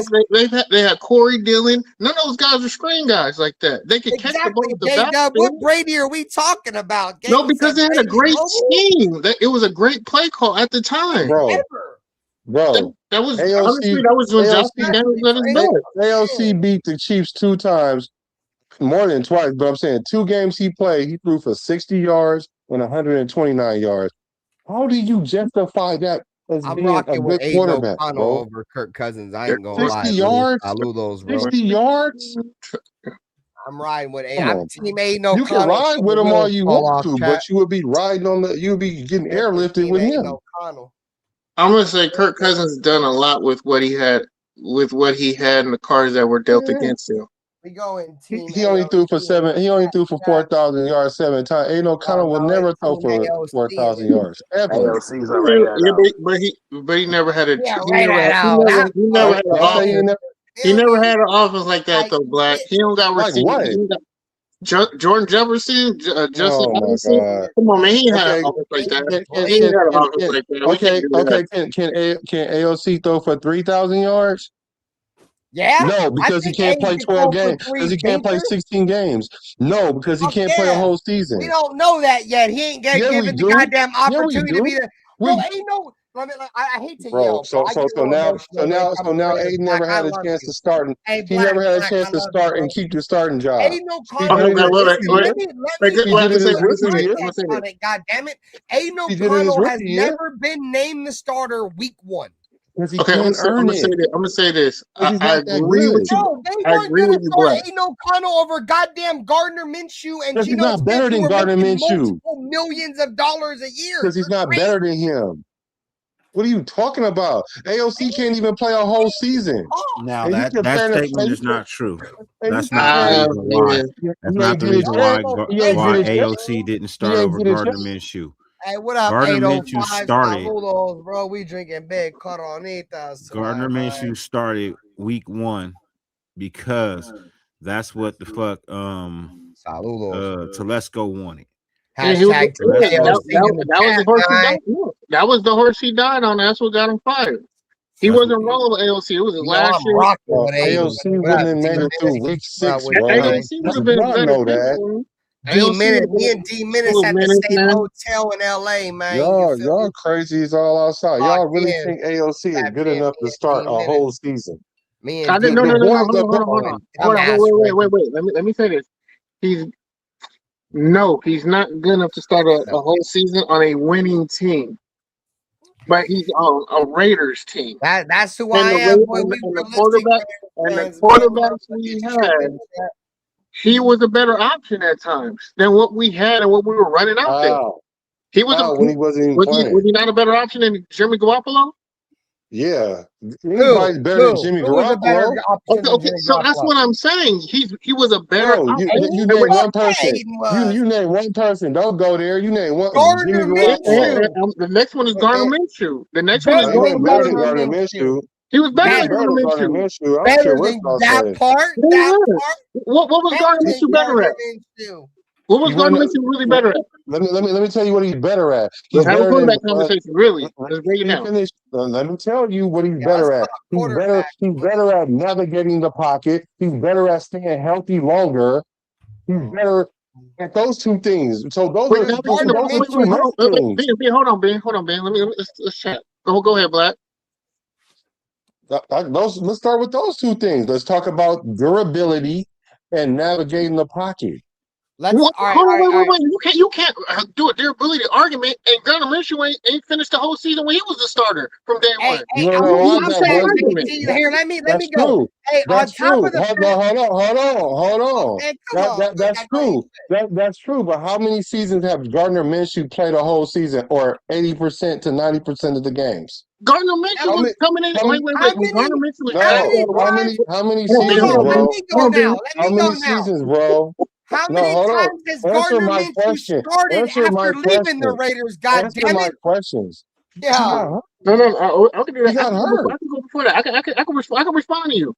Just answer my question first. When Gardner Minshew was drafted, what was his projection at quarterback when he got drafted? Oh my God, bro! No! Don't oh my God me. No, we're talking about projections. When he was talking about projections now. No. When he got drafted by, who did he get drafted by? We ain't got nothing else to argue about. The Jags, right? When he got drafted by the Jags, was he not the number one? Hey, J-Dub, we're really arguing about Aiden O'Connell. We're not arguing. Was he not number one? We're arguing about Aiden. I don't know. He was projected to be the number one, right? Yep. I'm just saying. Bro, we were talking projected, bro. Reggie Bush was projected. We don't care what the projection is, bro.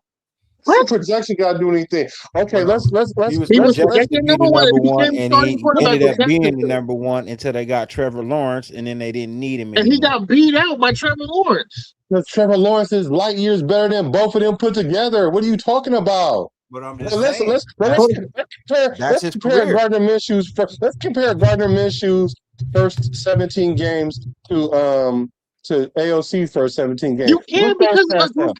AOC was not game planned around. You know what? I'm done.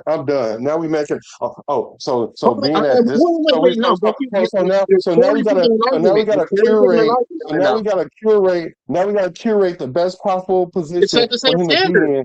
But any other time y'all want to sit there and say, well, let's look at Gardner Minshew's. I mean, let's look at AOC's first 17 games. It's a full season. This is Because what he it would didn't get look a like if he played season. a He full hasn't season. got a season You as want a to number know one. why? You want to know why? Because he gets hurt and don't hold the job. No, because he got drafted as a backup. Gardner Minshew got drafted as a number 1 when he was taking number 1 reps. AOC has never came into camp being a number 1 quarterback, getting the reps. You know why? If he's not good enough to take someone's job. I'm not disagreeing with you, but Gardner Minshew wasn't either.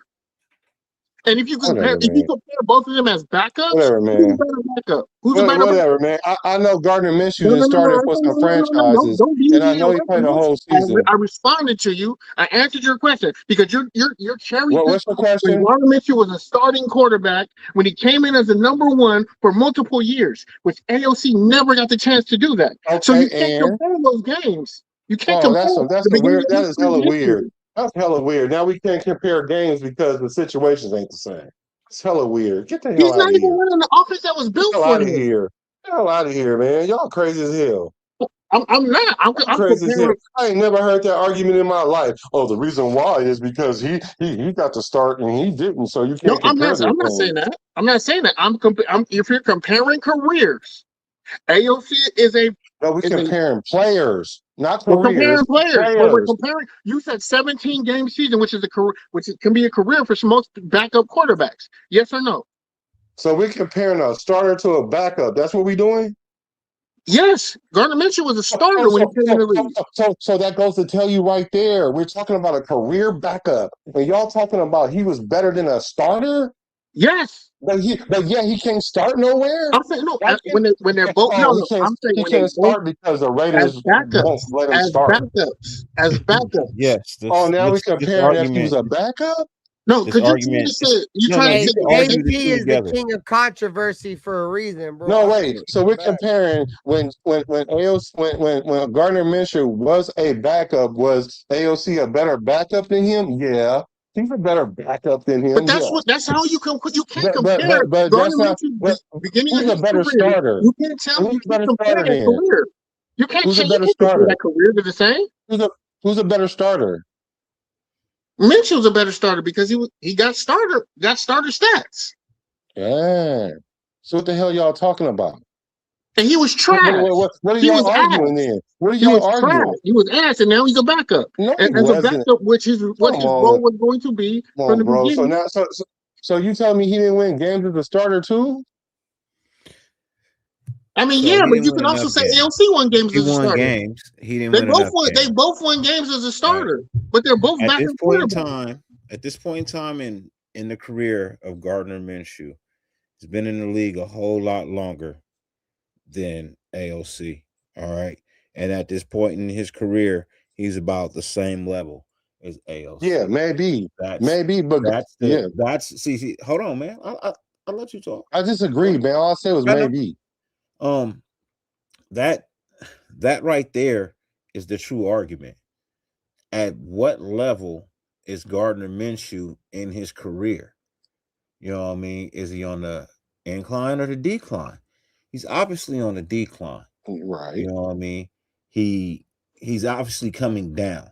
So in essence, you can't compare early Gardner Minshew to a early now AOC. You now have to compare a now Gardner Minshew to a now AOC. It's not about what Gardner Minshew did in Jacksonville because it wasn't much of anything. You know what I mean? As a starter, he wasn't phenomenal. He had a couple of good wins that got highlighted, and that's how you even know who he is. Other than that, He didn't do anything spectacular, and that's why the Jags went out and drafted a Trevor Lawrence right afterwards, because they knew they made a mistake in thinking they drafted a franchise quarterback, which is what he is not. Gardner Minshew wasn't even the starter when we got him from was it Detroit? Indiana. And he started 17 games, man. He started 17 games there, Richardson man. started over him. Oh, okay. So now, all right. The man started 15 games. He did not. He started 15 games because of injury. He started 15 out of 17 games. Because what are of y'all injury. talking about? First, y'all gonna say Richardson started over him, but he started 15 out of 17 games. Because Richardson got hurt in week 2 and didn't play again. Now y'all making it up. But he wasn't playing bad enough to get benched. That's why Richardson wasn't coming in, because Richardson wasn't gonna give you nothing better, and I'm gonna go with the veteran. That's the reason why I'm gonna play Kirk Cousins. I'm gonna play the veteran. If they give me even production, I'm gonna go with the veteran who's gonna make less turnovers. That's the same situation. Just saying. And Minshew was not the quarterback that AP wanted. He wanted to run with AOC because AOC is what got us through the end of the season prior to that. So he wanted to kind of keep that cohesiveness with the offense. Like I said, like Telesco was the worst hire, bro. If you ask me, honestly, that shit was worse. That shit was worse than Josh McDaniels. Drafted Brock Bowers. God damn it! You ain't about to keep talking about Telesco like that. Man, he didn't draft Brock Bowers. I forced him to do that, man. I don't give a fuck what you say, man. I'm the biggest Brock Bowers fan in this bitch. God damn it, on YouTube. Everybody on this bitch, everybody that I know was like, man, where's the Raiders draft another tight end? Boy, I was the only motherfucker on this bitch riding with it when everybody else was. That shit was a dumb pick, boy. Everybody, and you didn't know who Brock Bowers was until I told you. Y'all was trying to pick the other Georgia fan. What are you talking about? I didn't know about Brock Bowers. You wanted to get Isaiah Washington. That's what you wanted. I don't even know who Isaiah Washington is. The 6'8" tight end. The only player I wanted the tight end Brock Bowers, because I didn't think we was gonna be in the position to draft Brock Bowers, was fucking the quarterback, bro, that went to the Falcons. I was like, bro, the Raiders are probably going to draft him because Phoenix? Hey, Nutty Raider Nate, boy, did I ever mention whoever the fuck JT? I don't even know who the fuck that dude is. Man, you watch Georgia, you know who Washington is, man. Me and Nutty Raider Nate, me and Nutty Raider Nate was in this bitch making arguments about why the Raiders should take Cooper DeJean, and everybody was laughing at us. God damn it! I got laughed at with that too, bro. I got laughed at with that too. We was. I don't know who you talking about, bro, but we was definitely on this bitch beating the table for Cooper DeJean, and and the quarterback from Washington. I can't remember his name. He plays for the Falcons. You know that. Badney, whatever. Phoenix. Yeah. Outside of that, bro, I wasn't beating the table for nobody in this motherfucker. Hey, look, I know Cooper DeJean happy we didn't draft him because he would have looked terrible under Patrick Graham as a defensive coordinator. The reason he looks so good is because he's in the perfect system that fits his skill set, and hey man, he can make plays in that system. If he was playing our system, that motherfucker would be a liability. He'll just be another white corner. I don't know, bro. Cooper DeJean is different, bro. I'm not a big college football guy, bro. Like, I don't watch a lot of college football. Like, people who watch me know, like, if it's coming up to the draft, like, I don't know too much about college. I'm not going to be the guy that's going to tell you, who the Raiders should draft or who they shouldn't and deep dive into the tape. I'm just going to tell you the guys that I want. But we came in this bitch, bro, and dude, Cooper DeJean was everything for Iowa. That's how, in my honest opinion, bro, that's how you know or should somewhat analyze a player coming out of college, bro, especially playing for a small school from Iowa. And that's no disrespect to Iowa. But he was everything, dude. Cooper DeJean played offense. He played corner. He played defense. He was their best punt returner, their best kick returner. Dude, the writing was on the wall that Cooper DeJean was going to be special. Natural athlete. Yeah. Bro, hey, Nate, Nate. How many people laughed at us, bro, when we did the stream and we drafted like, bro, who the fuck is Cooper DeJean? 2 years later, Cooper DeJean wins Super Bowl MVP. Like, come on, chat. Like, I'm not gonna come on here and beat my chest and say I know ball and I'm the best. It wasn't 2 years later. Bro, Cooper DeJean's only been. He hasn't even got through his rookie contract. It was yet. his It rookie was like year. Years later. It was his rookie year. Okay, there you go. I see where you're going. It was his rookie year, but, bro. Like, I'm not trying to say that we're fucking the Just Win Baby podcast Adamas or the Silver and Black Lounge Adamas. But dude, like, we know ball. Like, it was crazy. We know like ball. We know players. That's all. It's just crazy, bro. Like, and motherfuckers like well, if y'all know so much, since y'all know so much, how many games is AOC gonna start the rest of his career? For the Raiders career? No, for the Raiders? For any team. Is he gonna get to start week 1 for any team? So for the rest of his career, week 1 for the Las Vegas Raiders. Right now. Stamp it. I'm gonna answer your question. Stamp I'm gonna answer your question. He so gonna I be predict out. the AOC will start a total of 21 games in the rest of his 27-year career. I mean, 7-year career. I think he's at 21. He'll probably start 20 games. How much you smoke today? In his next 7 year, in his next 7 years in the NFL. Yeah, as a backup, as a permanent backup. Bro, I think he's gonna be a journeyman. He gonna go to some places. You know what I mean? He gonna start some games in like the tail end of the season. Well, maybe you know what? I'm gonna lower that. I'm gonna say 11. Say 11 games. He might start 11 games in his next 7 years of his career. Will he start week 1 for any team for his career? Never. I don't know. Never. Yeah. Not earned. Maybe barring injury, but not earned. I don't even think that. He's always going to, from here on out, he's always going to have competition with an incoming rookie. So why do y'all think? So if y'all can project that he's not even going to start week 1 for somebody, but y'all got mad because he didn't start over Gardner Minshew? Gardner Minshew wasn't a starter either. I'm more mad. That's a lie. Gardner Minshew is starting for teams. Stop saying that. Week 1. My camera freeze out, dude. Let me explain why I'm mad, Black. I'll let Dirty go first. I feel like a head coach should be the one that picks his starting quarterback, and he should run with what makes him comfortable. If AOC was what made him comfortable, then that should have been AP's.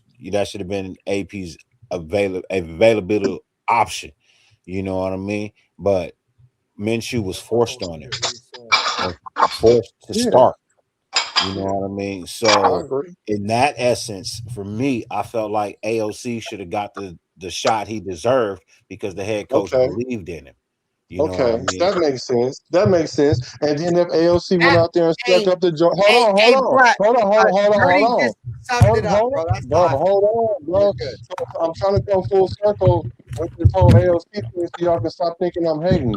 So if they should let him go ahead and start whatever quarterback he felt comfortable with. I totally agree, right? So if AOC would have went out there and stuck up the joint, then he got fired based on his decision. That's how he should have been able to do it because he got fired anyway. So they should at least let him have the quarterback that he wanted. Exactly. You know what I mean? Like, got you. You know what I mean? If you're gonna fire me, at least give me the opportunity to get fired. Yeah, you know what I mean? You basically got me here just because. One, I'm gonna say this, bro, and I ain't said it. I'm gonna say it. AP got the job because the fans wanted him. The fans asked for AP, not just Max. Everybody was happy with the wins that we're getting towards the end of the season. Everybody wanted AP. The problem was Telesco never gave AP, and Mark Davis never gave AP a full chance to actually be a head coach. They never gave him the actual reins to run his team. So we ended up with bullshit. And you could tell we ended up with bullshit because we followed it up with bullshit. We thought somebody was coming in here to make something great happen. Come to find out, he worse than the one we let go, who we didn't even give a full shot to. So I imagine if you would have just given him an opportunity to actually be the head coach, we might have actually accomplished something. So for me, like AOC was the guy that he believed in, then he should have got that opportunity.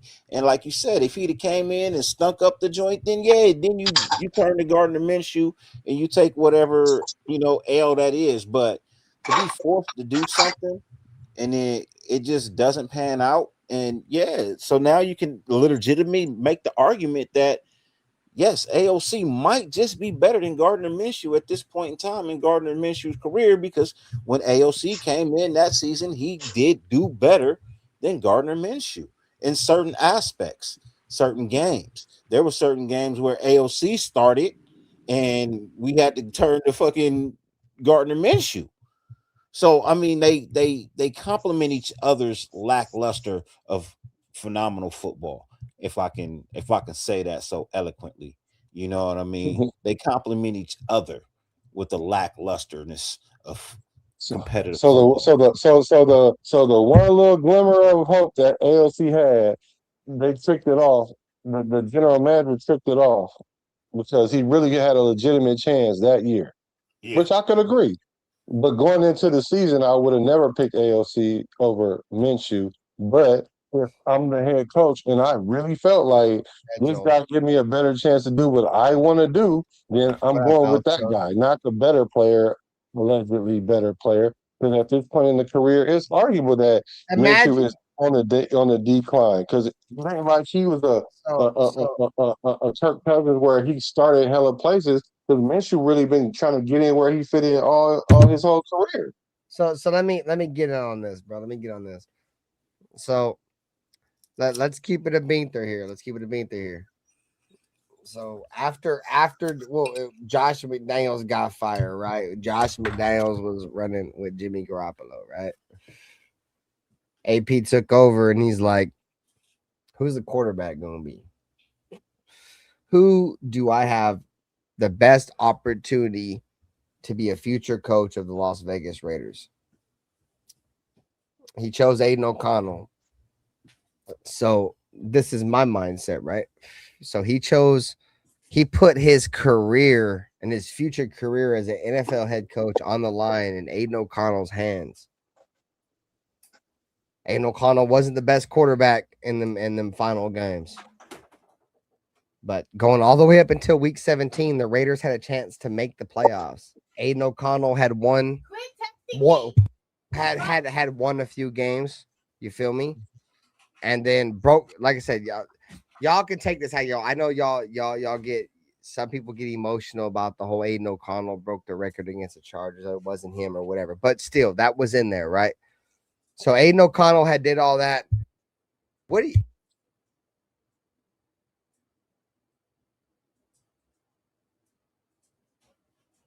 I do know is Aiden O'Connell got to play the year AP was the coach. He also had a chance to steal the starting position during that same year, and he kept getting hurt. Well, he got hurt. I know he had the opportunity to take the job, especially if you got the coach rooting for you and you got Devontae Adams saying it. Like, so he comes into the game, get a chance to play, but then he gets hurt. So I'm like, okay, cool. You might have been the better quarterback, but not if you get hurt.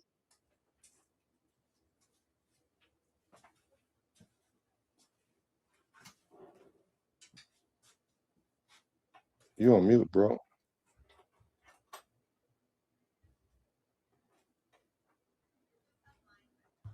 The point I was trying to make is, bro, was like Antonio Pierce put like everything, his entire coaching career as in the future in Aiden O'Connell's hands.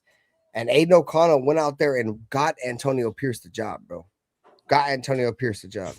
Now, did Antonio Pierce choose Minshew over Aiden? I don't know. A lot of the speculation is that the general manager forced Minshew forced, you feel me, Antonio Pierce to make Minshew the starter because of contract. This dude's making so much, but whatever.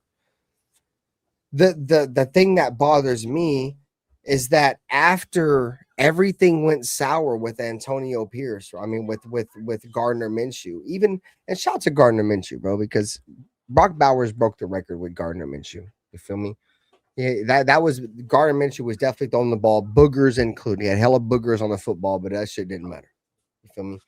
But you feel me? At the end of the day, that fool at the end of the year waited until the same situation, bro. Waited until like the final 5 games. Hey, Aiden, go out there and try to save the fucking day again. And Aiden O'Connell performed well, but it wasn't enough to save Antonio Pierce from his job. The point I'm trying to make is that I feel like Aiden O'Connell has been like the last minute savior for the Raiders over the last few years, and he's performed decent. Is he the best quarterback? Nah, but like the Raiders have disrespected him, bro. Like the last couple of coaches have disrespected him, bro. And we all have our own opinions if Geno's better, if Minshew's better, if Jimmy Garoppolo's better, whatever. You feel me? But at the end of the day, when Aiden O'Connell has come in and played, he's played well, and he's won games. So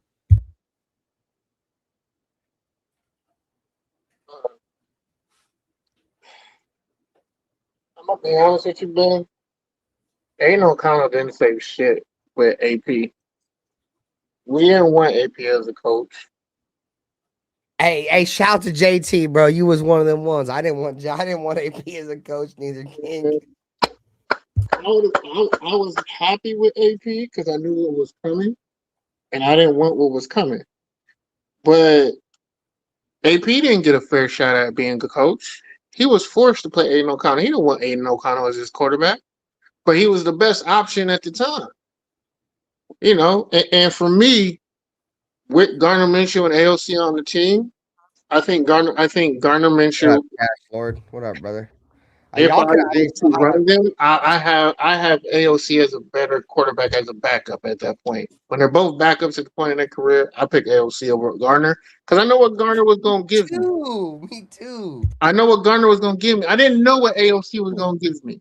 Like I said, he showed sparks. He showed, if you really coach behind it and have a scheme, he showed a little bit. But so does Gardner. Gardner had moments. You just talked about how he had his moments. Meaning, if you coach him right, you get the players behind him. Yeah, you can rally behind things, and that's what Gardner Minshew is a great locker room guy, and people want to play for him because he's a great guy. But he ain't that guy. He ain't really that guy. He's just a good dude. But AOC is. That's crazy. Hey, but honestly, well, see, but the thing, I don't know. There's not a large enough sample size to really go off of it. It's not a mover comment. Hold on. Huh? They forget about this part, too, Kev, how they played head up in preseason, that he really lost a job in the preseason. But they forget about that part, though. That's the reason why Minshew. But now, hold on, black. Let's keep it real. You really gonna sit here and say the preseason is something that you grade on? If you have 2 equal quarterbacks, from my starting number 1 quarterback, from my starting number 1 quarterback. No. You asked me a question. Let me answer it. No, I wasn't finished. I wanted to classify what my question was going to be. I don't need you to quantify the question. Because preseason is for backups. It's not for starters, and you know that. No, it's not. It's not always for starters. What starter has to fight for the position? Bro, it's only for backups when you don't know who the starter is. They didn't know who the starter was going to be, Minshew or AOC, so they was in competition. When you have 2 somewhat equal quarterbacks, the preseason matters. What do you mean? When they gave Gardner that contract, you knew he was the number 1. He played so bad in practice that it actually became a competition. Yes or no? How much did they pay I Gardner Minshew? don't know, bro. No. I don't know. You do know. Don't tell me what I know. I don't know because yes, conventional wisdom will say, yeah, the person with the most money gonna start. And if y'all know that, why the hell y'all be crying so much about the damn quarterback competition? Y'all should never fix y'all mouth. When I say y'all, I'm talking about anybody should fix their mouth and be like, this is a quarterback competition. All three quarterbacks have equal chances of being the starter of game one. And we know what you just said. But what we did know in that moment was we got Gardner Minshew off a little cheap deal because we didn't know what kind of quarterback we was going to get, and we had AOC, and they both was going to compete in the preseason. Every franchise don't automatically start the person who make the most money, and it wasn't even like Minshew was making so much money we had to start him because we got him Compared on to the AOC, was. no, not compared to nothing. Not compared to the salary overpay for cap. Gardner Minshew. You know that. Compared to the salary cap, how much did Gardner Minshew make? Do you even know? 15 million. That How year about y'all he made making up like 6-7 Now million y'all a year? making up stuff. No, he Thank made you. like 6 or 7. He was making like 5 to 6 a year. So that's he not made nothing for a $15 starting million. quarterback. He Ben don't signed know. like a 2-year, $20-something million contract. Ben just I talking. don't think it Ben, was you that just much. guessing. I don't think you make Ben just 20. guessing, man. It was like Ben like just You son guessing. of a bitch. I'm tired of you second guessing me, you son of a No, bitch. you're So you're the one guessing. it's between like 11 and 15, bro. Here, I'm gonna tell you right Hey now. Google. we hella overpaid for him, and I for know him we did. How you I know we overpay did. for a starting quarterback? because he's a Paying backup. He's $6 not a million. starter, Black. In Oh what my world is he God. a starter? Hey, He hasn't been a fucking Hold on, starter since he left the Raiders. Stop yelling at me because I'm gonna tell you why. Because he was starting when he was. I got He was so literally goddamn angry, my camera froze. God damn it! Sorry. Because he was literally starting when he left 2 years, Indianapolis. 25 No, million with how 15 much did he million get? How guaranteed. much did he Black, get? there it is. 15. So he 15 got million. 15 million. 15 million. You was right. 15 million. That's what he got. I don't be coming on. Yeah, me second guessing myself. I don't be So coming on here selling so false is tales. 15 million a lot of money to play for a starting quarterback? A He backup. wasn't projected to be a Oh starter. my Black. God! How do you say that when the team that he Hold left on, when he was starting?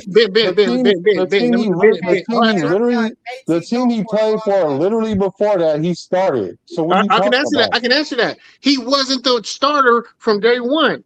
Oh, now he got to be the starter from day No. one. He was the projected third. Okay, man. All right. Was he not? Was he not at the beginning of the season? He was the Y'all starter. right. Yeah, coming into that You're year, right. Aiden O'Connell was the What game did he start in Indy? What game did he start in Indy? He didn't play the first 5 or 6 games. So that's not a number one. Whatever, He man. ended up as number You're one right. because of injury and because the player got benched. That's the only reason why he ended up as a number one. Okay. He was So the did he best option start at the though? time because the rookie was playing like shit. Did he start 13 games? Did he Yes, start because the 13 rookie was games? playing like shit. And then he played better. So that doesn't make you a starter, though, Black. You know that. All right, That doesn't man. make you a starter. So he didn't start nowhere else? He didn't start nowhere else? No, he hasn't. He hasn't started God. anywhere else. Y'all, Even you the making Raiders. up you making up Hold stuff on, where now. did he start? What else has he started at? No, wait, Nowhere. Ben, stop. Where else has Gardner Minshew He never started in Jacksonville? after? No, we're talking after that. We're not talking about Hold on, before. man. See, You can't sit here and say before. Bro, We're talking about when we picked him up. your question was, has he ever started? I said, has he started somewhere else? And you Come on, said bro. You know what no. I'm talking about, And though. you said no. Since You need to Indy, know what I'm but talking before about because Indy. I'm the one that asked the question. I said, did he start somewhere else? You said no. And I said, yes, he did. And you said where? And I said Jacksonville. And you said, I'm not talking about there. Like, so what are you talking about? That's what I'm saying. He only played with 2 teams after he left Indianapolis. He played with the Raiders, where he started. He started there. They won. He started. And then the second was he playing behind Patrick Mahomes. So what are you talking about? He started in Kansas City too, though, and ended the season as a starter. Is he going to start there? He played in Indy too. Hey, No. Black. Okay, because Black is saying, "Hey, wait. Hold on. No, JT, hold on, bro. It's all football shit. So Yeah. Jack just said, he said, pause the show. He said the Pena family is watching the show. They want to know that I came on and happy to say that you should give a shout out to Robert Pena. You feel me? To the Pena family. Love you, boys, Love man. you guys. I Robert Pena. appreciate you guys. I wish I would have streamed more. I always just talk to Rob in the back. He always was encouraging. He was an amazing man. He was an amazing person, an amazing father. Uh, my prayers are to you guys. If y'all need to chat, y'all can hit me up at any time, man. Yeah, Robert My Pena, door, bro. my thing is open just as much as it was for him as y'all. Hey, So Robert it's Pena, bro. He was one of the most humble, most down to earth, no drama. Hated all the infighting between Raider Nation. Just wanted us all to grow as, you feel me, a nation as we should. One of the best people I ever met. You feel me? And he was there for everything. Respected everybody. You feel me? Was in everybody's chat, bro. Actually, yeah. And never judge anybody, bro. And I think that's one thing about Pena, bro. No matter where you were as a Raider content creator, if you had no subs or 25 subs or, you feel me, a million subs, he was in your chat. He was supporting you. And yeah, some big shout out to all of the whole Pena family. And yeah, man, we love you guys, man, for sure. Like I said on my post earlier, you feel me? Like, you guys, the Robert Pena and his family, they hold a special spot in not only my heart, but all of Raider Nation's heart. You feel me? And I hope going forward and Robert Pena continue to sell them silver and black seas. You know what I'm saying? With Gord Peterson and Spotlight, they're all looking down on us right now, and they want us to be better as fans and as content creators. So, I'm focused. That's the one thing I'm focused on, bro. I'm trying to, let all my beefs aside and just focus on Raiders now. You feel me? Like that whole Mount Shieldmore shit, like all that shit's to the side now. Like, I'm just focused on the Raiders, and I know that's what they want. They want us to all be as one as a nation, and that's how we should be. We should be fighting and shit. So, shout out to Robert Pena, man. Like I said, one of my day ones for sure. Him and Gord. So I love you guys. I love all your guys' families. I dedicated my channel and my Instagram to Robert Pena and his family and Gord Peterson and his family. So like I said, guys, we're content creators, bro. Like Dirty has his slogan, like, you could be doing anything right now, but you're tapped in, and that means a lot, and we respect that. Like, y'all think you guys might just be somebody that's commenting our chat, but that shit isn't. You guys aren't just chatters, bro. Like, you guys are part of our network, our community, and what we wake up and focus on doing every day. And I don't think anybody outside of my camp and like we lock in, and when we see people, bro, we honor them in a different way, and I pride myself on that for sure. I respect all of you guys because God fearing, if any of you guys were to go, expect that same energy. You feel like we love all of you guys, and we don't take nothing for granted over here. Like I said, God fearing, if anybody was to go, you can expect that same energy. We're gonna push you if your family does, any kind of like GoFundMe's or shit like that. We're here to support all that shit. We're Raider Nation, and like I said, that's the reason why me myself, I'm trying, even though there's a lot of personal shit, bro. I'm pushing all that shit at the side, and the Silver and Black Lounge, the Just Win Baby podcast, Dirty with the Raider Nation Network, and Black with the Business Decision Sports, and Nutty Raider Nate obviously just rebranded with the Loaded Box Entertainment. We're focused on more of a positive, going forward. So love you guys, man. Appreciate you. I'm gonna go grab some beer, so I'll be right back. I'm gonna say this. That was so nice of him. I'll be honest. I'm not gonna say it. Ben's a better person than me. Let's just say that. But Rob, love you, bro. I know you wanted me to continue to do this more, so I'm gonna be more active. But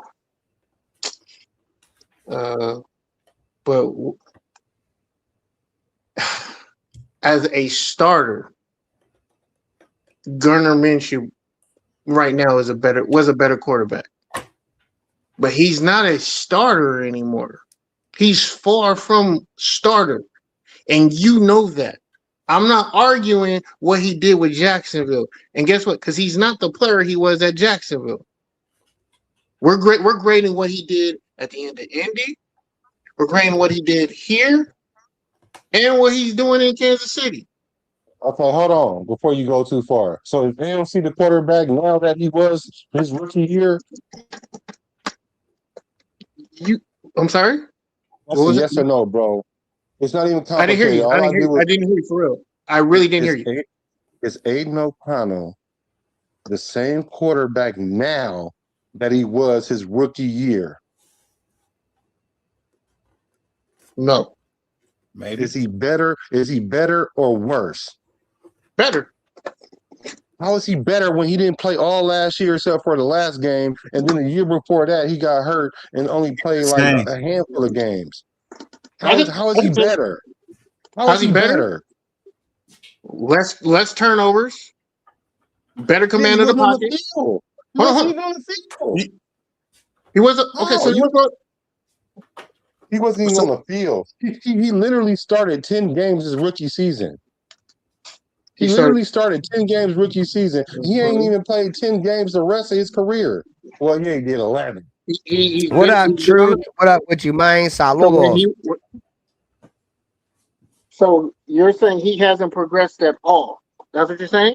Bro, stop putting the at all and all that other goofy stuff in there. I didn't say all that. All I said was, rookie season. I asked you, is he better now than he was his rookie season? And you're saying I said yes, and you told me how. You said yes, Did you not? and I said how? Because he hasn't even played. How can he be better and he ain't even play all of last year? And then when he did play last, I would agree with you, Dirty. And when he did play, he didn't throw a completion for 3 quarters. Come on, bro. You gonna tell me he better now than he was his rookie season when he started 10 games? That's what you're telling me? Yes. Yes. I don't understand how you play. I don't understand how you don't play and get better. That's crazy. No, but you're just comparing it to what you've seen on the field. Okay, you can't compare anything on the field if you didn't play. But you're telling me you're telling me he ain't gonna get better with age? We don't know that. You do when you see it in practice. He might not never play another game. We don't know that. Let's go off what we do know.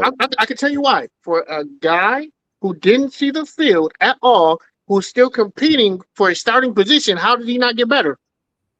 He ain't starting for no start. He ain't competing for no starting position. Hey, shout to the Truth, man. He said it's crazy how. Hold on.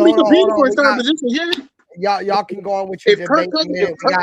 It's gonna be him and Fernando. Yes or no? Just hold on for a second, bro. He said this is some personal shit, bro. We off Raiders for a second. He said it's crazy how someone cared for the interest enough to come up and interact with the show. That's not something every family does. We probably have known that more about or with Robert Pena, Spotlight, and Gore Peterson. Or yeah, bro. Like that's the thing, bro. Is like we honor people, bro. Like we love everybody that comes by and show love. We want that, bro. Like we're never gonna take anybody for granted.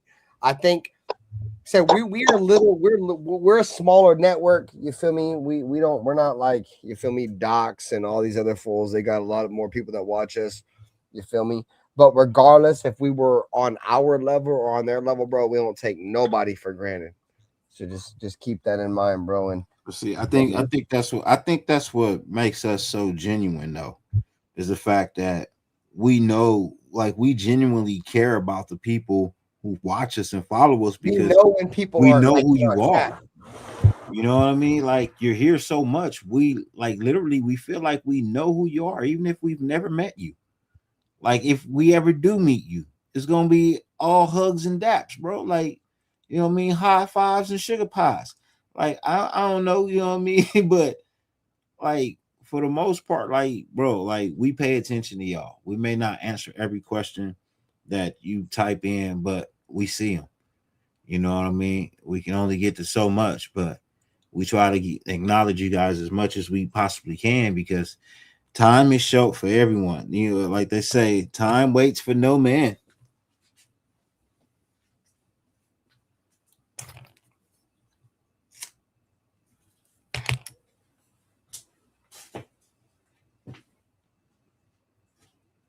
Why y'all so quiet?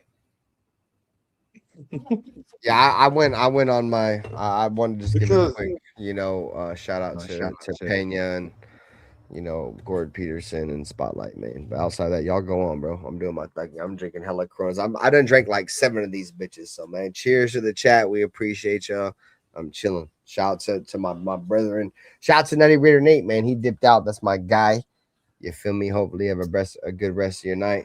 We got Dirty. We got JT in this motherfucker. Probably one of the most controversial Raider fans in this bitch. I'll be up here talking. We got Black. And then we got Black. Hit You the heard how like you said button. that shit? Black is my And then we dude. got Black. But to respond to this, what I'm gonna say. Should ALC be competing for starting positions? No. Should Gardner Minshew be competing for starting positions? No. I don't look at them as starters. It don't matter how you look at them. It's about how the league look at them. What are you talking And the about? league looks at them as backups. No, they don't because Gardner Well, Minshew about to have a chance to start right now in Arizona. What are you Okay, cool. talking about? Let's get to the nitty gritty. You and I both know coaches will fucking sabotage you and fuck you over if they don't like you, if you don't fit their fucking system. And you know that. AOC Bro, ain't really an athlete. that's Hold on, true. hold on. You and I fucking know the NFL is in transition because they want athletes at quarterback. AOC is far from a fucking athlete. Gardner Minshew is a better athlete. He is very mobile. Has a good arm, almost great arm.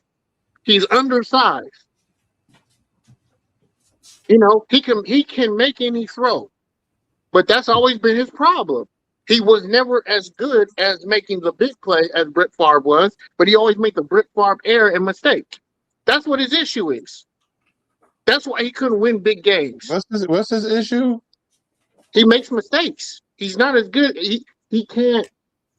His skill doesn't overcome his mistakes that he makes. What are these mistakes you talking about he make though? Because are you talking about interceptions? No, just bad throws. Period. He just makes bad throws. He'll force a throw because he thinks his arm can get it there. The same issues that Brett Favre had. Now he didn't have as good of a team as Brett Favre in Green Bay. I'll give him that. He didn't have the players like that, but he had some players down there. He made some plays. He won games.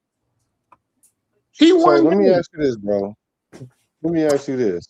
No. Since with all that being said, right? Because you just said he won't have a chance to start nowhere else, and he's gonna have a chance to start in Arizona. Who? Where? Minshew. He gonna lose to Jacoby Brissett, another backup. Another backup. Bro, Jacoby Brissett is a career backup, right? And he's one of those. He's a better starter than Gardner, though. But he's a better starter, is he not? Let me finish my comment. I'm about to tell you that. But he's earned his way to be a starter. So now I believe that he's going to be a starter for the rest of his career until he gets a little older, and then he might go back. So at this point in his career, yes, I think he's a better starter than Gardner Minshew. Will he beat out Gardner Minshew? Well, I probably think he will. But my point is this. Him and Gardner Minshew are going to have to battle it out for a starting job. You will never see AOC battling nobody for no starting job, including here, because you can say all you want that he battling for the number 2, but that's only so that we don't have to play Mendoza. Because if all things being equal and Mendoza was on the table to play, he's not playing over Mendoza or Kirk Cousins, and you know that. Wait, say that last part again. He's not doing a. If all things being equal, and we wasn't trying to preserve Mendoza from playing early in his career, and they all had the availability to play, we know that AOC is not going to start over Fernando or Kirk Cousins, and you know that. You know that he's not better than neither one of them. You know that. He's in the same position, and that argument works for Gardner Minshew too. No, because Gardner Minshew is because he's actually competing for a starting job right now. AOC. So if AOC was in Arizona, he would too. You can't. We don't know that he ain't in Arizona. He ain't in Arizona. He ain't in Arizona. But that's not the same. You can't compare the same. So now we acting like now we're gonna take something that we know is true and then say, well, hypothetically, if he was over there, then he would be too. Come on. You're changing the situation. You can't do that. Changing the situation because Well, you're no, trying to make you up a can't see her. hypothetical. Did Arizona draft a rookie at number 1 for Why their ain't quarterback? nobody? Why didn't? What? Say that again. It's a yes or no question. Did they draft a quarterback in their first round because they were looking for a quarterback? Who? Arizona. Did they draft a quarterback this year? I don't know. Did they? With their first pick. Okay. And okay. So what's your point? Yes, they did. Oh. So the answer is yes. Did they bring in a quarterback at top dollar to be their number 1? Bro, I don't. Yes or no? No. Yes or no. Oh, so what does that got to do with the same situation? Oh, now everything gotta be the same situation. You cannot How about compare. this then? You right. Okay, you right then. So how about this? Was AOC and Geno Smith on the same roster at one time? Yeah. Okay, and so didn't the Jets trade for one of those quarterbacks? Say that again. Didn't the Jets what for the quarterback? Didn't they trade a draft pick for one of those quarterbacks? Trade away quarterback? I believe they traded. Bro, did the Jets give us a draft pick to one of those 2 quarterbacks that was on the roster? Yes or no? Yeah, they probably did. Yes, because we got Dalton Johnson for him. So why didn't they go get AOC instead of Geno Smith? Why? Because we know that one is a starter and one isn't. Because he wasn't better than Geno Smith. Oh, wait a minute. Okay. So he's not better than Geno Smith, but he is better than Gardner Minshew, though. Yes, would Gardner Minshew get that same trade? No, he fucking wouldn't. Probably They're not. the same guy. They're not the same. They're not the same guy. Stop saying that. Because AOC ain't never threw for 3,000 yards in any season. They're not the same guy, bro. Hey, shout out Jay Schroeder, man. You are type shit. And I didn't get to answer that. I was quiet to that. Do I think AOC can throw for 3,000 yards in this NFL? Yes. You don't know. Yes. We don't know. No. We don't know because is he going to get the chance? No. But you also know. But you also know favoritism plays in today's NFL. There's a bunch of people in positions and they don't deserve it. It's gonna get real here for a second. JT, hold on. It's gonna get chat. We have a Broncos fan in the chat. I don't give a fuck. No, I know we don't care. That's the point, right? I want to clip that. Hey, burn yard Bronco, cocksucking son of a bitch, dick eater. You feel me? Likes to play fucking anal cavity Olympics. Hey, bud. Hey, where the fuck were you at when the Raiders were 10-0 against the Denver Broncos? I think it's funny. I think it's funny that all you cock-sucking, dick-riding, dick in the booty ass Bronco fans like to come around my channel now because y'all are winning games against the worst team in the league. One of the worst teams. You're over here beating your fucking chest about beating the Las Vegas Raiders when ever since Josh McDaniels have taken over the team, we've been one of the worst teams in the league. But you're over here pounding your chest like you're beating anything significant, cocksucker. You motherfuckers have never beaten the Raiders 10 games in a row, bitch. Where the fuck were you at, cocksucker? Goddamn, all he said was he warned us about McDipshit. All he said was, damn, he warned y'all about McDipshit. He told you McDipshit was gonna be trash. You jump on the man? We can eat my penis. I thought you rebranded. About shit. Anybody talking shit. I know he was saying, is this part of the? All he was just saying was, man, I tried to warn y'all about it. So y'all would have God dang. So y'all saying, oh, buddy caught strays? Oh, my bad. Yeah. But I ain't gonna lie. There's no love lost for Denver, so you can go fuck yourself. Hey, come on, man. We're trying to expand the brand, brother. Hey, hold on. Alienating people, man. We're trying to expand the brand. Check this out, bro. What's the name? Hold on. My most hated teams in the league. You know what's crazy? Anybody playing us? My most hated teams in the league, the two at the top, aren't even in our same conference, bro. Anybody who's playing us is the most hated team. No, the 49ers. So the 49ers by far are number one, my most hated team. I've rooted for Kansas City. I don't give a fuck how none of y'all feel about this. I've gotten constant, you feel me, motherfuckers talking shit. I rooted for Kansas City in 2 Super Bowls against goddamn San Francisco, and they won both of them joints. You feel me? I wouldn't say I rooted for them, but I definitely didn't want the goddamn Niners to win that shit. You feel me? So my most hated teams in the league by far, number one, the Niners. I don't give a fuck. Like, I love the Raiders, and I don't never want the Raiders to lose. But if we finished 1-16, I want that one win to be against the goddamn San Francisco 49ers, bro. That's my Super Bowl, no matter what. I don't give a fuck. And then number 2 is Dallas. By far, if we play anybody, bro, besides the Niners, I want to beat Dallas to the motherfucking fullest, bro. I hate Dallas. Fuck Cowboys to the Cowboys. I mean, till the cows come home. Motherfuckers say Dallas is America's team. Nah, gang. Dallas is America's bandwagon, boy. They got the biggest dick riding ass, bandwagon ass fan base outside the goddamn San Francisco 49ers that aren't in the Bay Area. You feel me? And then number 3, right there, goddamn Denver Broncos, you sons of a bitch. You know what I'm saying? And you feel me? Like, I didn't really care about Denver. You want to know the main reason why I hate the Denver Broncos? Because if you know me for a long time, I hate the Denver Broncos because of YouTube. You feel me? Shout out to, you feel me? I hate the Broncos, but shout out to Savage Sev. Shout out to Bronc Nuts. You feel me? If you watched me for a long time, I ate dog food because we lost to the Broncos.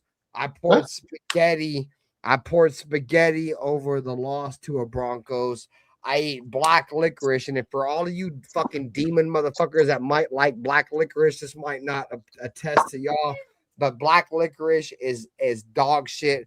I had to eat an entire bag of king size black licorice for the Denver Broncos. So that alone right there is why I hate Denver. So Denver by far is number 3. And I think it's so funny that all you fucking dick riding ass Denver fucking Bronco donkey dick riding motherfuckers were in my channel, weren't around my channel from 2020 until 2024. And then 2025, y'all finally want to show your face. Where the fuck were you at in 2020, 2021, 2022, 2023, 2024? Y'all was over here fucking fanboys of my channel and didn't want to type dick rider. You feel me? Now your team is good. You want to suck a dick. You feel me? I'm done. That was catching a stray just for saying, hey, man, we try to warn you. There's no such thing as a Denver Bronco fan catching a stray. Fuck the Denver Broncos.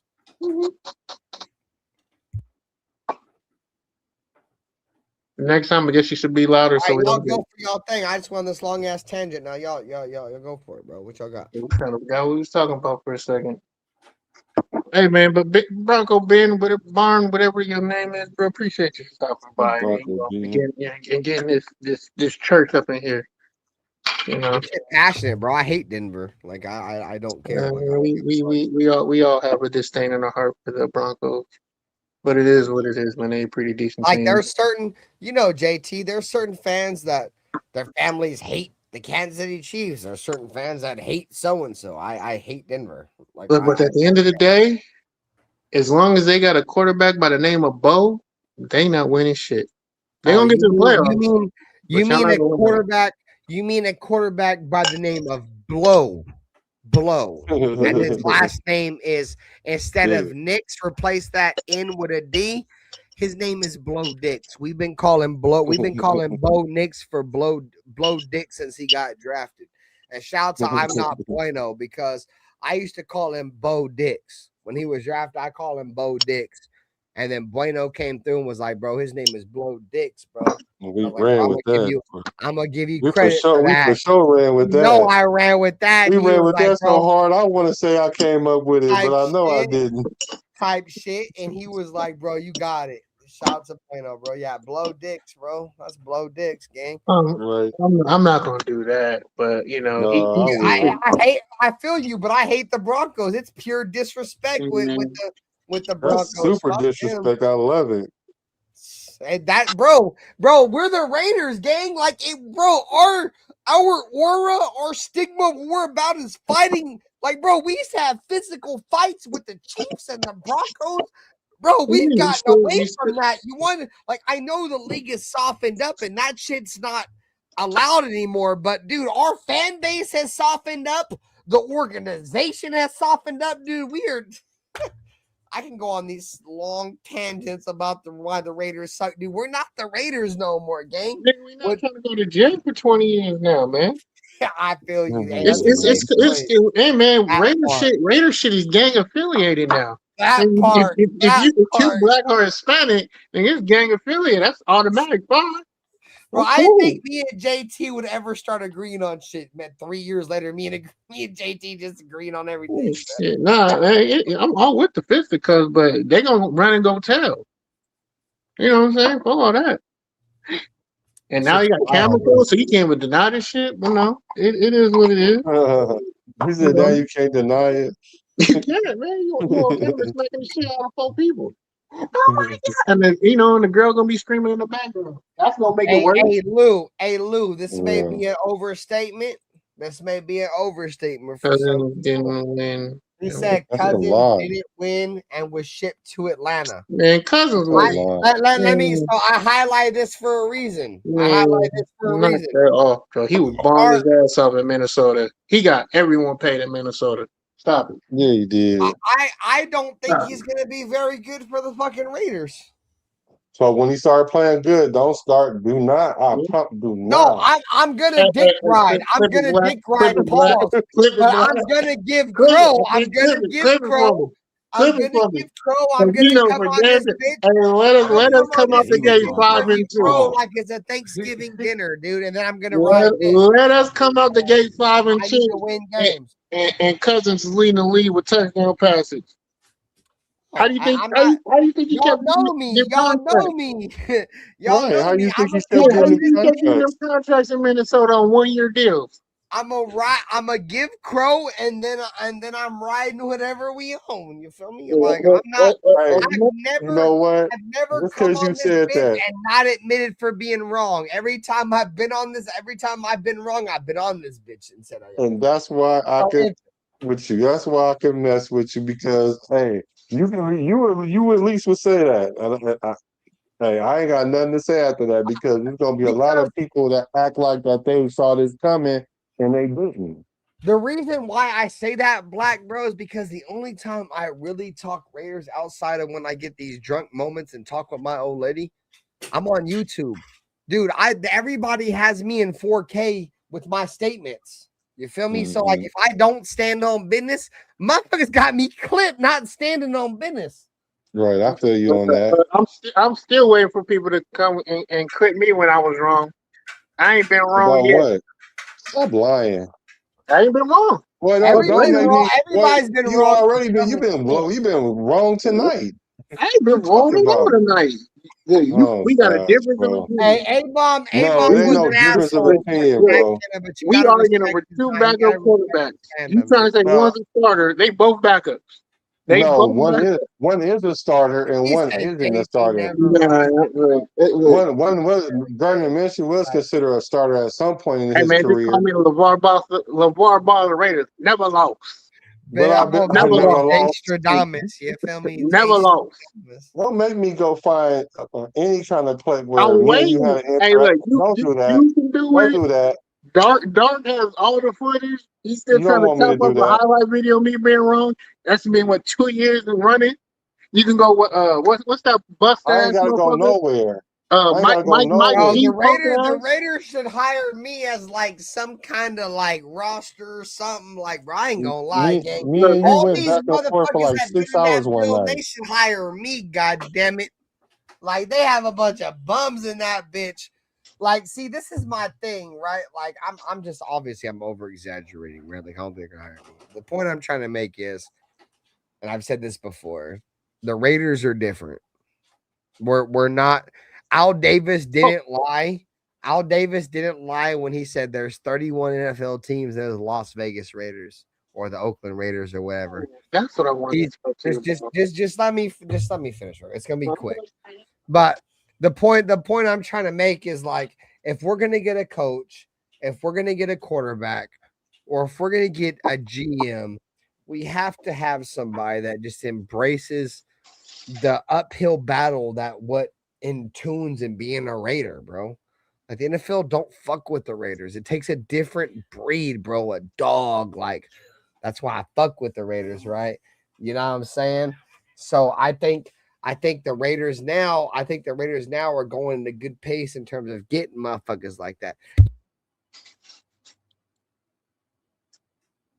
My girl, bro, my girl's over here doing goddamn. Bro, my old lady's over here doing goddamn emotes beside me, dude. I lost my entire train of thought. God damn it! I'm gonna be honest with you. I disagree with you, man. The NFL loves the Raiders. I'm over here trying to think, and she's over here doing goddamn emotes and all kinds of goddamn shit. She over here, dude, bro. Oh my god, bro. I was going on a tangent. Go ahead, JT. Sorry, dude. I literally had like an entire segment lined up right there, dude. She's over here doing emotes and shit. Go ahead. He said that the Raiders. He said they like the Raiders. They like the Raiders to be good so they can squat on us.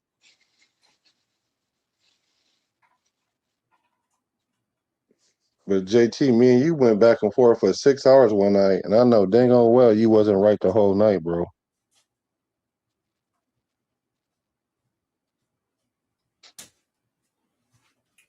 No, the Raiders, the NFL doesn't hate the Raiders. The problems was with Al Davis. But in all honesty, the NFL they actually want the Raiders to do well. If you notice, we've had less penalty calls in the last couple of years than most, than what we were getting in the past. A lot more calls falling our way, not as many as we would like. You know what I mean? We can still see, the disdain for us. But in actuality, the NFL actually thrives when the Raiders are doing good. The NFL numbers go up. They make more revenue when we are a better team. So they don't hate us. There's just a slight disdain for us not going with the flow like everybody else. We still kind of do our own thing. They don't really like that, but that's who we are. We're not going to change from that. Hey, I like this comment. I like this comment from Lou Skunk. The NFL owns the Raiders now. Hey, Lou Skunk said my pass doesn't include Geno and Cousins in terms of these older quarterbacks, right? Garoppolo, Minshew, Stidham. It does include going forward with $21 million total invested in Aiden O'Connell and Mendoza. We're going nowhere with Cousins or Minshew. And I'm with you, gang. That takes sound like you drunk. Yeah. That's that, bro. And that's what I'm saying. Hey, come over to the Raider Ben channel. Come over to the Silver and Black Lounge.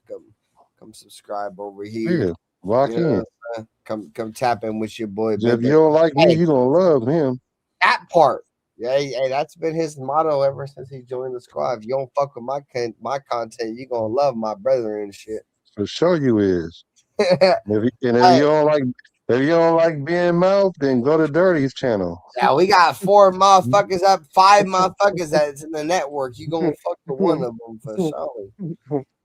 No, so I agree. I agree with what Raider Skunt is or Lou Skunt is talking about with the future. Like that's my thought process is I'm not saying Cousins isn't the better option. He could be. But the NFL is building your team around rookie quarterbacks. You feel me? If you can get a Russell Wilson, these late round. Aiden O'Connell was a 3rd round pick. The point I'm trying to make is if you can get a quarterback on a rookie deal, that's how you win games. The NFL is not built around. I mean, the narrative is there, bro. Like, look at all these. I'm drunk, bro, but look at all the young quarterbacks that have won. Mahomes, Jalen Hurts.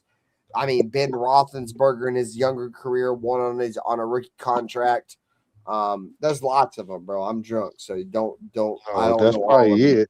Out of No, I 15 just years. named like 5 or 6 of them. You Everybody just knows named if you know 3. football. You just If named you know 3. Don't put the football, extras on it. if you want to build around a rookie quarterback, bro. And the point he's trying to make is you have a better chance overall team development to try to build around Aiden O'Connell and Fernando Mendoza. That's Get the not hell out of here. saying that's not. Listen though, Black. I get what you're saying. Like we're There you not go. saying that they're better. Look, I didn't say that. Kirk Cousins is making hella money, dude. He's eating hella cap space. You feel me? You know what? I know one thing. I'm not. I overreact. Hold on. Hella cap No, space. that's why I took it. No, I know what you mean by that. I mean, I know what you mean by that. I'm not arguing that point, but what I do know is this: the Raiders have a better chance to win the Super Bowl with a 38-year-old Kirk Cousins than we do with a rookie Mendoza and a 4th-year UFC. So I don't understand what the argument is. Like, why we keep comparing it? It's not even a comparison. Like, you're talking about somebody that ain't even played in the NFL yet, and somebody else that hasn't started a whole season yet, and we want to compare him to somebody that's done it multiple times. And matter of fact, he's thrown for hella yards, hella touchdowns, got hella contracts because he's hella good. But for some reason, we need to sit him down so we can struggle for some more. This comes from the same fan base that cry week in and week out. I just want to win. I don't care how we do it. I just want to win. I'm tired of losing. I wish we could just win somehow. And then when you get a quarterback that's capable of doing it, you want to go give it to somebody who ain't never played or somebody that get hurt every 4th or 5th game. Y'all weird. everybody's weird in their own way, bro. Like we're all weird. I am too, for sure. Hey, bro, like I told you before, Black, you feel me? I'm not saying you didn't know Raider Nation, you feel me, in terms of like online, bro, but you're going to find out there's a lot of Raider fans, dude, that are on this bitch that might have some mindsets, dude, that you be like, bro, what the fuck? I remember we did that show a few weeks ago, bro. You're like, why is this even a debate? You're going to find out real soon, bro. Wait, Raider fans are weird, bro. Like, I love y'all, and we're all weird in our own way. You feel me? That's one thing about I try to pride myself on, and all of us, is we try to be that happy medium, because when people are like that and there's Raider fans like that, they either want the content creator or the guy that talks about the Raiders to be all unicorns and rainbows. You feel me? Or they want a content creator that's more realistic. And we pride ourselves, bro. Like we have a lot of guys like Dirty and Black, like they're the more optimistic Raider fans, and then there's the happy medium with some of us that don't think we're gonna be very good, and that includes with the chat. So the point I'm trying to make is, bro, is like we're at the end of the day, bro, we all want the Raiders to be good, and we're all content creators, bro. Like I can't stress that enough. Because I could understand as like maybe somebody that grew up in maybe the YouTube generation, because I'm old, bro. Like I'm 30. I mean, in this day and age, I'm old, right? I'm 34. I grew up watching. I grew up reading Raider articles in the newspaper, dude, and grew up reading reviews and online articles and the point I'm trying to make is like, bro, like if you really want your actual knowledge, if you want to learn a lot about the Raiders, don't rely on us. And I respect that. Don't rely on who?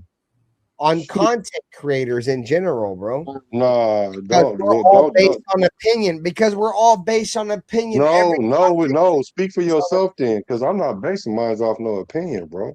Me neither. I'm basing mine mostly off of. Bro, none of us really know facts Speak about. For yourself. Speak for yourself.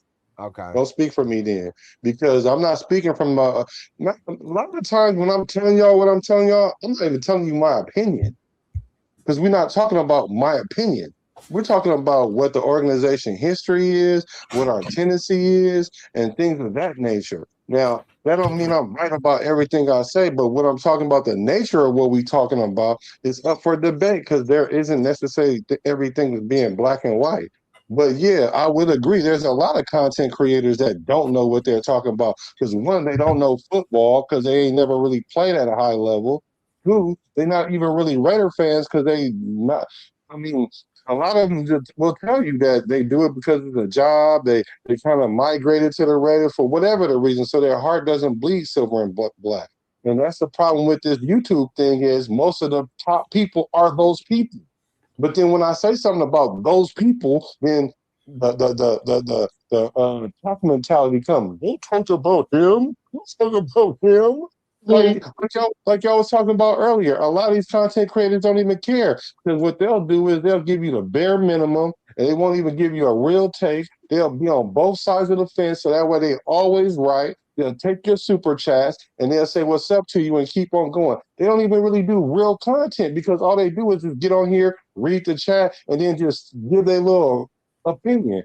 But real content creators like us, who structure the shows out, make sure the thumbnails just right, and all that, and put a lot of time into this for y'all, them are the people that don't get the love like they supposed to. So it's not all of the content creators. It's a small percentage that's real ones. You know me. I'm bad. I know you didn't mean all of them, but I mean, like, for real, there's some real ones, and a lot of them is over here. Mm-hmm. Not like car salesmen at all. Cool kid. A lot of them don't have to talk shit about people behind their back and try and sabotage other motherfuckers. I genuinely want you to be happy after you leave the show. I want you to feel entertained. Car salesmen, they don't give a fuck because it's just a check to them. Well, I care. Right. I look at it like this, bro. There's food that feeds everybody, bro. Either you're gonna be with the unicorn and rainbow crowd, like no matter what the Raiders do, it can't be no wrong, or you're gonna be with the Raiders really ain't really done shit. There's one of two options. That's why. For me, I just want to educate. I just want to educate you and give you knowledge and information that you didn't have. Because I'm gonna be honest, man, Raider Nation is becoming dumber by every season. We're just getting dumber. That shit. I try to tell Black that, bro. Man, shut up. You ain't never told me that, because I tell y'all that all the time. I know. I'm sorry. I'm gonna be honest. I used to say this: the dumbest fan base used to be the Dallas Cowboys, but I don't think they're the dumbest fan base anymore. No, but Ben, you have told me that these fans ain't as smart as you have said that. But I know there's a couple of shows you're like, why are we talking about this, bro? There's a reason why these motherfuckers, bro, fall for the banana tailpipe left and right. There's some if the national media ain't gonna set Raider Nation straight, somebody got to set these motherfuckers straight, man. Exactly, and it's the reason why I started doing Raider content. Yeah, but then I got a little bit of gripe with that too, because earlier y'all was saying how the NFL is against the Raiders, or they don't like the Raiders, and I disagree. And that you said the Raider way is losing. The fuck it is. Who said that? Who said that? I said that because that's all I've seen as a Raider fan since I became a Raider fan in 2000. You only 34, like you said. Nah, bro. The Raider way ain't about losing. The Raider way was the winning way. I mean, in all you're right, JT. In the bigger spectrum, it's not. We're not. It's just recently. Hey, send Jack the link. Send Jack the link. I did send Jack the link, but it's not just recently, JT. Bro. We haven't won a Super Bowl since 1984. We're going on the 22nd anniversary of the Raiders winning a Super Bowl, bro. It's not like just recently. I mean, okay, but that's not easy to do. And just because you don't win a Super Bowl doesn't mean you're not conducive of being a losing organization, because I love the Raiders, bro. We have so many accolades, bro. We're the team of the decades, 60s, 70s, and 80s. there's so many accolades that tie themselves into the Raiders, and I'm proud of that, bro. Yeah, and there's But been teams who've been losing for 40 years. Some you teams know ain't what's never crazy? won nothing. You There's know teams what's that ain't crazy? never won. I've been. You guys know me. I hate the Niners, right? So I've been looking for anything I can to beat up Niner fans, whatever. Mhm. But Because the- I was let me finish real quick, bro. And you know what's crazy? It's like I don't know why I just barely thought of last night. You know what Raider fans can also talk shit about Niner fans? Bro, y'all had Jim Plunkett and didn't win shit. Like, bro, y'all had Jim Plunkett, one of the best quarterbacks, in my opinion, 2 Super Bowl rings. You put him up there with one of the best quarterbacks ever. Like, quarterbacks can't even win Super Bowls, bro. Y'all had him, and he came to the Raiders. Y'all couldn't do shit with him. He came to the Raiders and won 2 ships. I feel like that's an arguing topic for the goddamn Niners too. Why couldn't y'all win shit with Plunkett or the Patriots? he didn't fit the scheme, man. The It's a motherfucking coach will get you franchise. the fuck out of there, man. I was talking about my old lady like that last night. Because I always be looking for arguments with the Niners, bro, because I'm surrounded by Niner fans, bro. I live in the Central Valley. If it's not Niner fans, it's probably Cowboy fans, but it's mainly Niner fans. And I always be looking for reasons to argue with the Niners. Obviously, their ultimate debating point is they got more Super Bowls, but whatever. They Man, had they they had Eddie DeBartolo. You feel me? Y'all won Super Bowls with Eddie DeBartolo. Nobody cares. But anyways, I was like, bro, pre DeBartolo, y'all had Jim Plunkett. Why couldn't y'all win shit? I mean, I'm not saying that he's great or nothing, but like y'all let him go and he went to the Raiders and won 2 chips. So I don't know. Well, because we had a defense that was out of this world. Shout out to the Soul But Patrol, man. but Rest in but so peace. Rest in so peace, Jack George Atkinson, Jack Tatum, all them boys. Kennedy say Raider fans have the right to their opinion, and I totally agree with that. I'm not saying that the Raider fans don't have a right to their opinion, but just because you got an opinion don't mean it's right.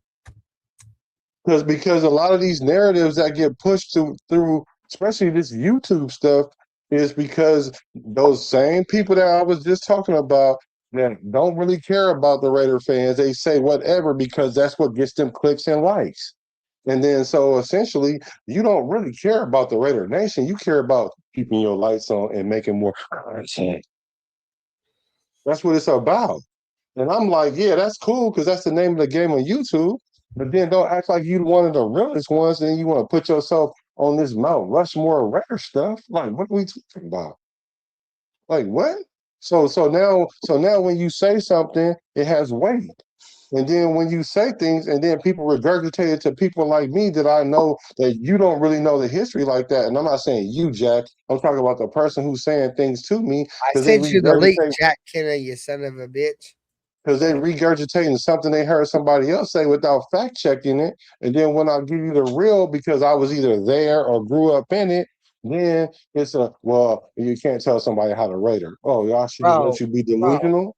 We live in a world where Instagram Reels and YouTube Shorts reign supreme on the world, dude. Nobody fact checks anything. You know that, dude. That's crazy. I feel like I can have a whole nother channel just based on the human. I mean the human race, bro. Like, bro, we live in a world now where like everything that was common and has been common for the human race for like the last 100 years has been absolutely obliterated by social media in the last 20 years. Like, dude, we are so fucked to where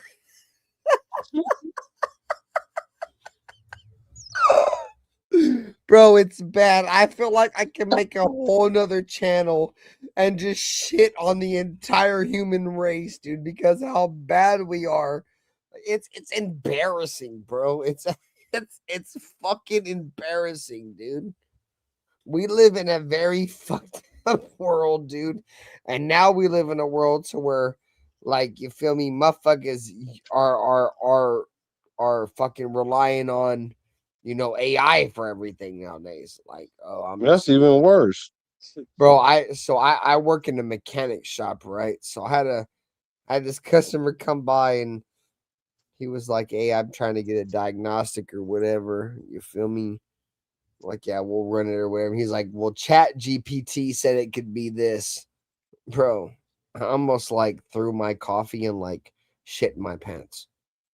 Like I almost threw up, like not throw up, but spit my coffee out because I was so fucked up on coffee. Like I was about to like take a shit.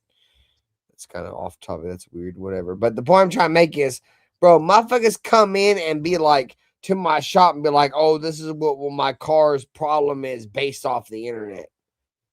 Bro, the world is so fucked, dude. It's so fucked.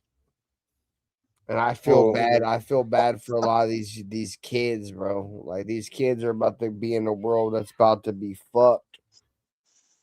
It's too late. It's already there. I literally had an argument with Chat today, and it was wrong, and it really tried to convince me and gaslight me that I was right, that I was wrong, and I had to literally like screen record whatever it was. And then it's going Chat GPT tried to gaslight me. And then it told me, "Oh yeah, you right." And I was like, "Well, where did you get the information that you was trying to tell me about?" And then it's gonna say I was hallucinating. It said I was hallucinating. The AI said it was hallucinating. Bro. He said, "I just tried to set." He's like, "I just tried to second, like have an over review of my work, and they tried to gaslight me." It did try to gaslight me, and it even changed his voice inflection when it read it back. It was like, it was essentially like, "No, it's this, like for real." And I was like, "No, bro, hold on, let me go look for real now," because really, I literally screenshotted the whole conversation because I couldn't believe it. Because I caught AI being wrong a few times, and then it admitted. I'll ask a question that I know the answer to. I might not know the answer to what I initially asked you, but then once I start going down the rabbit hole, I'm gonna ask you a certain couple questions, and then no, it's not. That's not.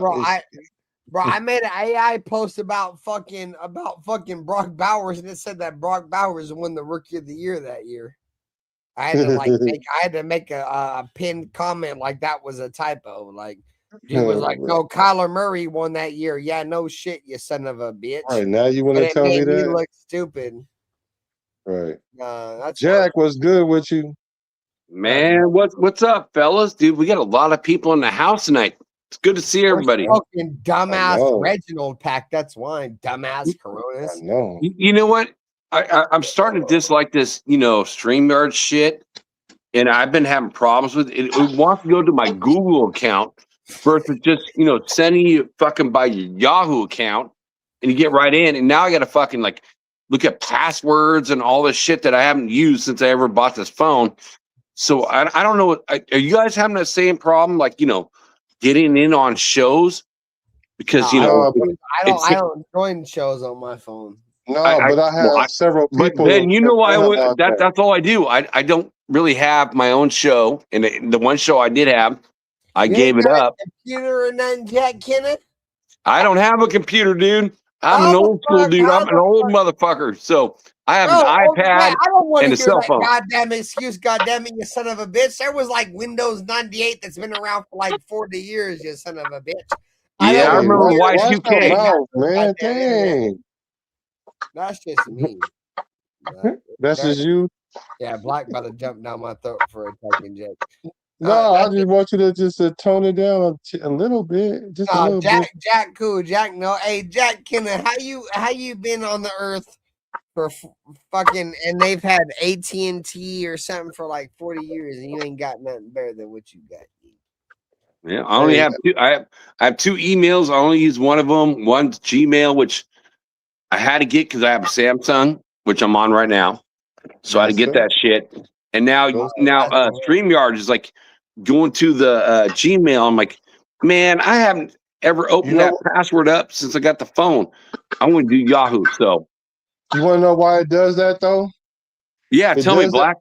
It does that now because let's say, for example, if you came on here, that shit ass. No, Samsung is way better than iPhone, Colt, but Anyway, so that way, if you was But like, you're let's the say if one you that came has on here, a Samsung in the group I chat. do. I do. So let's say, I was wondering. let's say if you porn bomb this channel or whatever, they could trace you back. That's Yeah, why they shout have out you to logged that. in now. Yeah, porn bombing. Man, Yes. I haven't seen any of that porn bomb stuff, like the spam stuff in a long time. So No, I yeah, know, but I'm kind just of saying odd. that I haven't heard that's of that's how porn they bombing in a that's how long they time. that's Yes, how it they has been use a it while. to track you. Like if you were to do something, they could Hey, track you. bro. Hey, tell me. You're right. I haven't seen much of it lately, but Hey, tell me that's what why. they Hey, did. chat, y'all know. Hey, chat, y'all know. Tell me why when I came back to YouTube, Raiders YouTube, and I got away from the drama shit, like every single day we was getting like porn bombs. And Hey, since I I see Alfredo, cool Kev, dude. Okay, now that I'm on the show, now I get to see from all channels SoCal. I'm glad, since, dude. I see all my brothers in the bruh, chat, dude.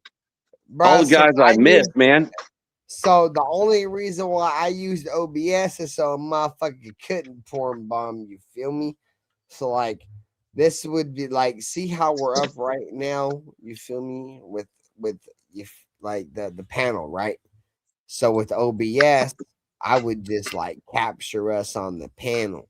Some motherfuckers would try to porn bomb me. Like, bro, if motherfuckers are trying to porn bomb me now, this is the perfect time.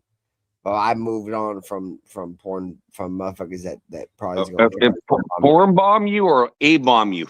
Nah, porn bomb me.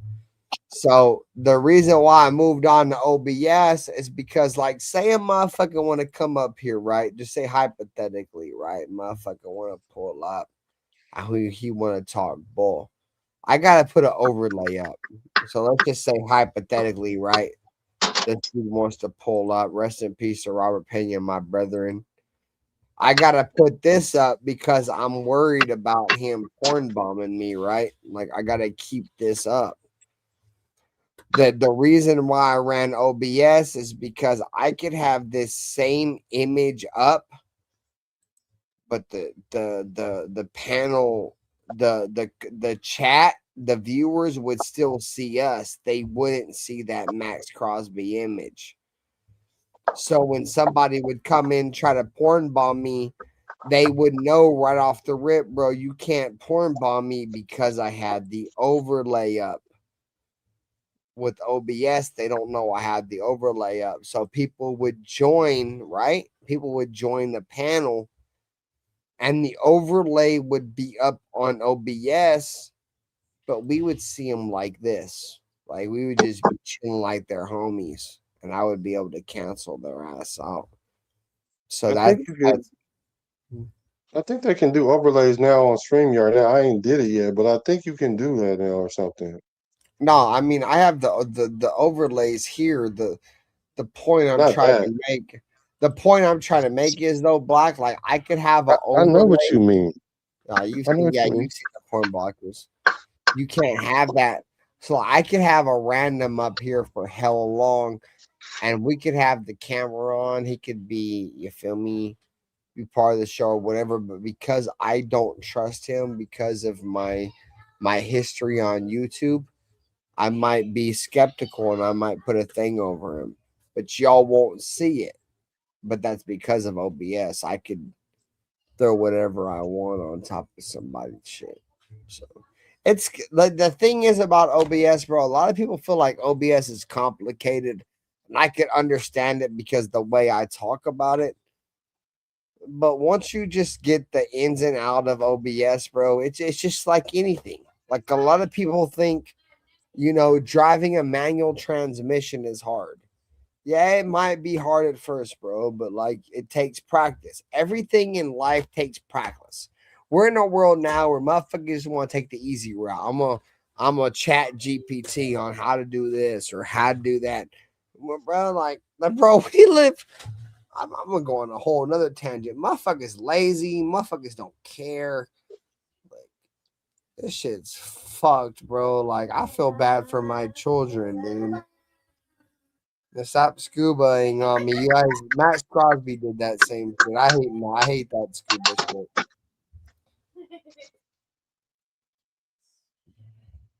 Bro. I hate to like think like, but I hate to say this, but like I have a my brain is like a brain that thinks outside of the box, like in between the lines. Like I feel like the bro as a human, as the human fucking what's the word? The human race, bro. We are in a very dire situation right now, bro. Like I don't know if I'm the only person that feels that way, but we are in a dire situation.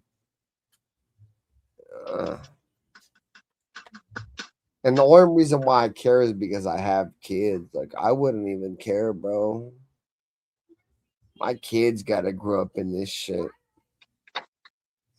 I mean, am I crazy to think that? I mean, this ain't Raider shit. Obviously, it's fucking 12 o'clock in the fucking morning. Like, do y'all? Is it just me? Or y'all think like I feel like the human race, the world is in a bad spot right now, bro. I don't know about that, but it ain't trending. It ain't trending because I know it's a lot of worse places that I could be right now. Surely. But we ain't trending. I know that because we are getting stupider because we think we're getting smarter. But that's fine because the real people that ain't stupid know how to capitalize on the situation. So Like which sucks though. You know what's crazy, bro? Is like China outside of China. those like basic like numbers and basic English or basic, their language, right? Like obviously ours English, right? Like the ABCs or whatever. Outside of that, dude, like like kids from China are building fucking engines and building schematics for homes. Like bro, like it's so different. It like our country's only backbone is the fact that we got the toughest, strongest, courageous army in all of the world, dude. Because I feel like the majority of these countries, bro, are like a step ahead of us, bro. Like there's a reason why they say America is the laziest country in the world. And I get it because I feel like I'm kind of lazy at points. What are you comparing it to? Who are you The comparing? entire world, like if you look at like the production, like America don't produce shit, bro. We just bully everybody. Bro, you just been on a live stream for 3 hours, and you trying to tell me that we're more lazier than a third world country? But I also said that I'm lazy too, though. But I did just say that I'm a lazy motherfucker, dude. You're only saying that because you benefit from the comfortability of being in a country that's not third world. At the end of the day, are we leading the world in technology anymore? No. Do we lead the world in mathematics? No. But every country send their best here to learn and get educated here. And then they go back home and take everything that they learn and make their country better. That's what I'm saying, bro. Like the one thing that I can for surely say Americans do, bro, is we like breed like different animals, bro. Like we just motherfuckers. It don't matter if you're an American or if you come over here and you try to like learn the American shit. Motherfuckers over here is just different. Shit, weird. It's not that we're in a bad place. I'm like, politically, we're in a bad place. Yeah. But if you really look at it, America still, agriculture-wise, we're still one of the top countries in the world. I mean, we're falling back to everybody else. Everyone else is catching up to us, but we had such a far lead, and we've been so comfortable for a while. Yeah, we got lackadaisical. As it said, hard times breed hard men. Who make things easy, and as easy as they get, the less you do. So for a while, complacency, my friend. Huh? It's called complacency. Well, I mean, you can get complacent when you're the best for freaking like 5 decades in a row. And you got to remember, America is the youngest country out of all of them. So I don't. Like, why would they should never even been the best to begin with. It's like the youngest country out of all of them. Bro, my brain is so broken. I just feel like I represent a country that's supposed to be like the dominant, like the force of the entire world, right? And has kind of established himself that, right? And then I represent a goddamn football team that goddamn supposed to be just win, baby, and commit It's to time for you to go to excellence. sleep now. Nah, you're right.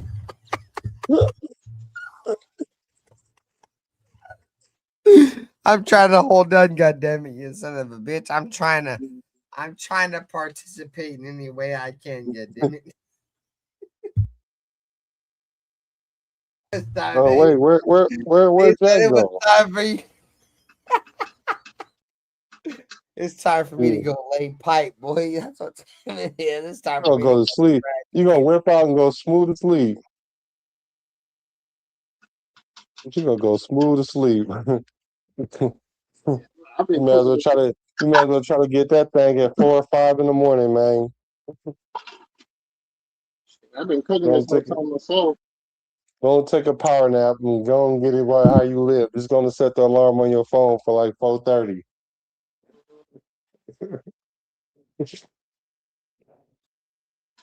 fucking bro, my stomach hurts. On everything. Because if you try to get it now, it ain't Motherfuckers gonna even be know, working. bro. Motherfuckers know that shit's funny. Mm-mm-mm. So JT, when you about to pop out now, bro? I'm just now.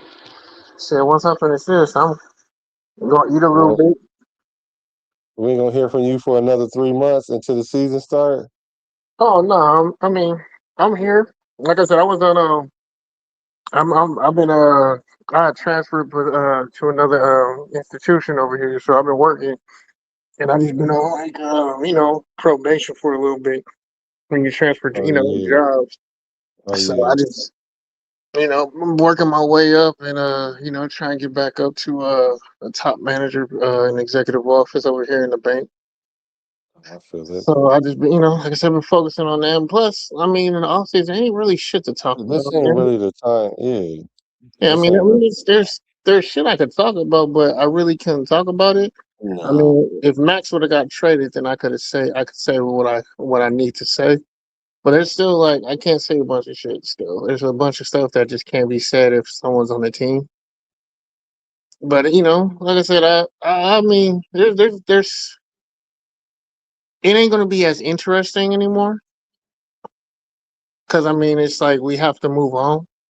Like I'm tired of just being like the bitter ex at this point because like that's what we sound like, man. When we keep bringing up this shit about, dude, we just sound like the bitter ex who can't let About go. bringing up what? About Max getting traded? Max ain't getting traded No, until I'm just later. saying that's what you're talking about. That topic. Well, not even that stuff. I'm talking about like Josh McDaniels and like Oh like yeah. shit we can't even do. Like there's nothing we can do about it anymore. It happened. Like I get it. It happened. Like fuck. All right. Like we was like it's time to move on, man. Like we can't. If we continue to dwell on this shit, we ain't gonna be able to move on from this shit. So it's just gonna I just agree. marinate and fester. So it's like, why am I even gonna like deal with it? And that's really all you gonna talk about in this off season. I mean, we really ain't hearing shit from OTAs. I mean, Kubiak, he ain't really gonna say anything. Like, no one's talking because there ain't nothing really to talk about. You got a Yeah. brand new team. I mean, like I said, there's still a lot of positions that need to be updated within our organization for us to turn the corner, man. Like until our inner performance team, and that goes to scouting, player development, um, player strength gets better to where the talent that we bring in that's young rookies that we draft, if we don't produce with them and they don't, then like, because there's some people who just aren't going to start right away. but they're working on their game. They're getting their IQ up. They're getting their book knowledge up. You know, a lot of kids really only ran 10 to 15 plays in college. Your playbook alone in NFL is around 90 to 120 plays, depending on who your coach is. So that's a lot of material that they now have to learn and have to understand. Like college simplifies shit so much, like it's just it dumbs it down to a point where it's just you're just don't even know how to play football. Like you got people who can play. There's a bunch of people who can play the game but don't know the game. And that's where the transition with player development, player personnel, like that's where that comes in. And a lot of teams don't under, a lot of fans don't understand how important that is to developing a team. Like Philadelphia, Kansas City, Detroit now, Chicago now. They all have player personnel, player development coaches that are outstanding, and they're just maximizing their youth that they have. So these young players are like, man, these young players are developing. So because it's a player development coaches, we have shit player development coaches. We don't keep none of our youth. I'll name it familiar. But that's what's been. It ain't been the big names that we bring in free agency that's been the issue with the Raiders. The biggest issue with the Raiders is that the talent we draft does not develop into what we need it to be, and they don't fit our team. But they can go somewhere else and fit that team. So it's not that they couldn't play in the NFL. It's just we didn't know how to develop and nurture and encourage that player to be good in silver and black.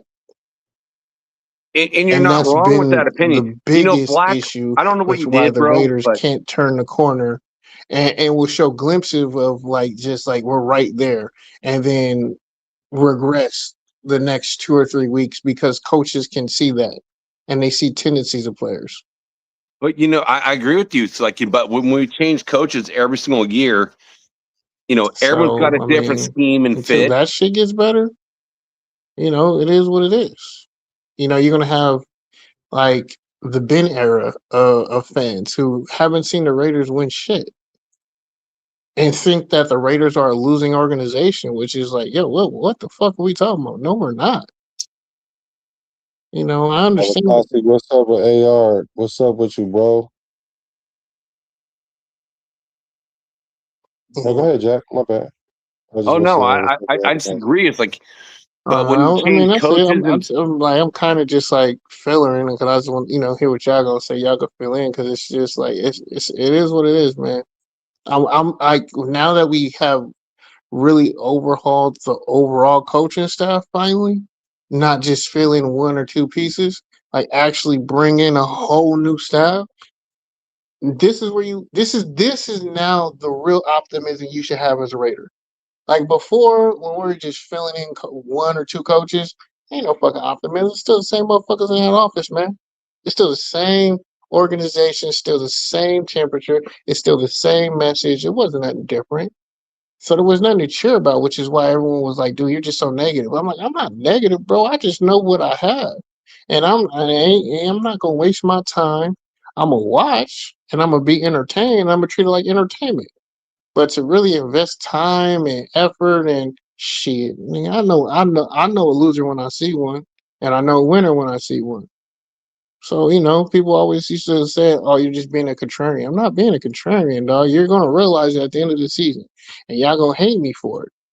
I tried to Who is y'all? a Because I'm lot of not part of that. I'm not just Because saying yeah. no, I know, but I'm saying like those are those. See, people like that. Those are people. Well, I don't know. I'm just different because I don't. I'm not contingent on if the Raiders is uh good or bad because like you said, I know when the Raiders are good and I know when they're bad. That's because I've been a Raider for as long as I've been, so I can tell the difference. Mhm. Now, Now it got to a point because I was mad because I was like, oh, so they went to Vegas and they don't even know the Vegas fans or the new Raider fans don't know the Raiders gonna be garbage for like 8 years. Let's see if they can survive that. That's what I was curious to see. And then the Raider Nation got so sensitive, so different than what I know what the Raider culture is really about. You want to know why I know? Because I'm from Oakland and I grew up right there and I know what it is. And I'm seeing what we are putting out as fans now. I had to literally come on YouTube just so I can be the voice of Raider reason for those that really know what the World Raider and stuff is about. I'm not saying you can't have your opinion, but what I do know is there's some fans, a lot of fans that's been Raider fans for 50 years, and they know that this regime is different because we're actually doing something from the top down, not trying to improve from the player up. So that's the difference right now. And so now I'm here for it because if the Raiders was still doing what they was doing these last few years, the Josh McDaniels and the APs and the Pete Carrolls and trying to throw something at the wall and see if it sticks, I would have been a fly just like you on the wall, just paying attention from afar. Yeah, So yeah, I it's get just, it. yeah. I mean, it was just But I just a don't lot like the of fan base right now. That's why. So that's why I'm making all this content during the lowest part of the time. So it's not like, well, Black just showed up because the Raiders are doing good now. No, I was doing the preseason and I was doing the off season when there wasn't nobody on. And not only that, I got all my 4,000 watch hours during this time right here during the dog days. So I know I'm putting it in. Pause. But I'm not trying to say that I'm better than anybody. I'm just saying I know that I'm authentic about what I'm doing when it comes to this Raider content stuff versus people just out here saying whatever, making the franchise look bad and making the fan base crash out for no reason. Well, I won't say for no reason, for emotional reasons. So much that they're scared to even realize that the Raiders are in a better place now than we've been in a long, long In a time. long, long time. And we ain't even played a game yet. Right. yeah. You Cause know, for me, Black. I'm telling people, I'm like, yo, man, a 6-win season is a great Can you season hear for me? us, bro. That's gonna be a great season, and it can even be like it's gonna be a good season. How it could be a great season is if our young youth players are developing. They get better if they get better as the year goes along. Like I said, 6 wins, 7 is my ceiling. 7, Yeah, and that's a 7's my stretch. ceiling, 6 is my floor. Do you You guys hear know. me? Yeah, I hear you. Go ahead, Jack. I know you want to get in there and say Yeah, I something. thought you My raised your bad. No, hand. I just want to know because this whole StreamYard shit has gotten all whacked out. I So can't hear him. you I can can't hear hear me? him. I hear you. Oh, so that's why you kept talking when he was talking because you can't hear him. Mm-mm. So you got to jump out and come back in probably. All right. Oh God, this is Black. I would say this. This is what I hate about StreamYard. I had the same problem like going on Nabman's show, and it's like I hopped in. I'm echoing. It's all this Gmail versus Yahoo stuff. It now it's making more difficult. You said like verifying people. I'm gonna hop out. I'm gonna try to hop back in. No, This is you're nuts to me. good. You're good. No, you're good. It was him that couldn't hear. You're good. Can't you hear me? Can't you hear me? Jack, you I can't mean, hear me? I hear you, Black. You Black. Yeah, that's what I'm saying. Yeah, that's fine. Yeah, no, you're good. All right, No, JT, can you're you hear me? Yeah, I can hear you now. It was Oh crazy. yeah, man. I could hear you at the end right before I left. That was a funny thing. yeah. So you were saying after I said what I said about the Raider fan base, you were about to say something. I want to hear what you was Well, going to say. I was gonna say it's like I 100% agree. It's like as being a longtime Raiders fan from the 1970s, and I've seen those dominant teams, like dominant, and then the early 80s, dominant, and just go through year after year after year and see no progression. And this year, what I see is like depth. I'm not going to say this team's going to be great. And JT, I agree with what you said. You said a 7-win team max. That's my max, and a 6-win team this year. not because there's not talent on this team. I just see we had 9 rookies last year, and right now, as it stands, we have 10 rookies. So that's 19 rookies on a 53-man roster with a new head coach, new defensive coordinator. Again, our head coach is going to be the offensive coordinator. So everything is brand spanking new. I mean, it is so new. And, world championship teams don't, because you got talent, doesn't mean you're going to win it. You know what I mean? You need to develop it to fit the systems that you're going to run over and over and over. I mean, and one of the things I will say is, like, you look at, like, one of the best defensive backfields ever is the Soul Patrol. And I know Black, I know you know that one. With George Atkinson and, fucking George the Hitman and Old Man Willie. It's like, you get guys that play 7, 8, 9 years together. They know each other so well. That's what it takes to make a championship team. Right. And you're going to tell me, if anyone's going to tell me, man, we got all that right now in the first year of doing this? Oh, absolutely not. So it just takes time. So do I feel like this team is improved talent-wise? Absolutely 100%. But it's time to build on what we have. It's not that Pete Carroll, last year, don't play any rookies and don't give them any time to gel with their colleagues. So that set these guys back a year. 9 picks got set back a year.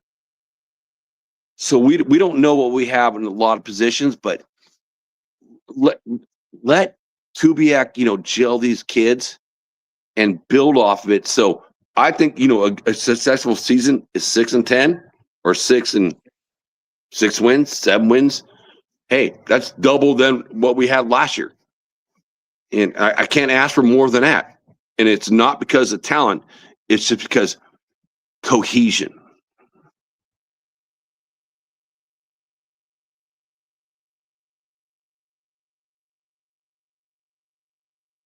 Did I freeze?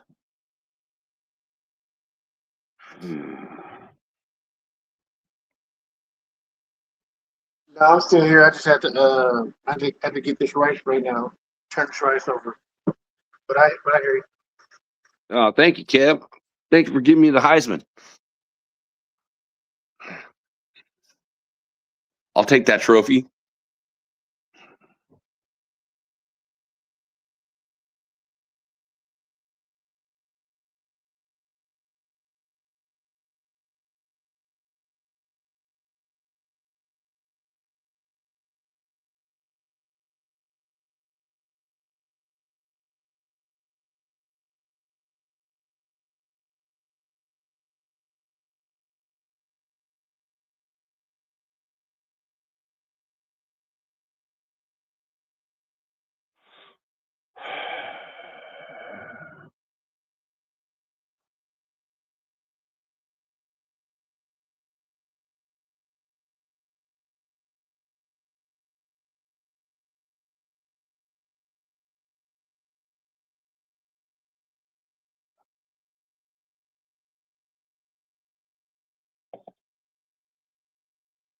Oh, yeah, can you hear me? Can you hear me?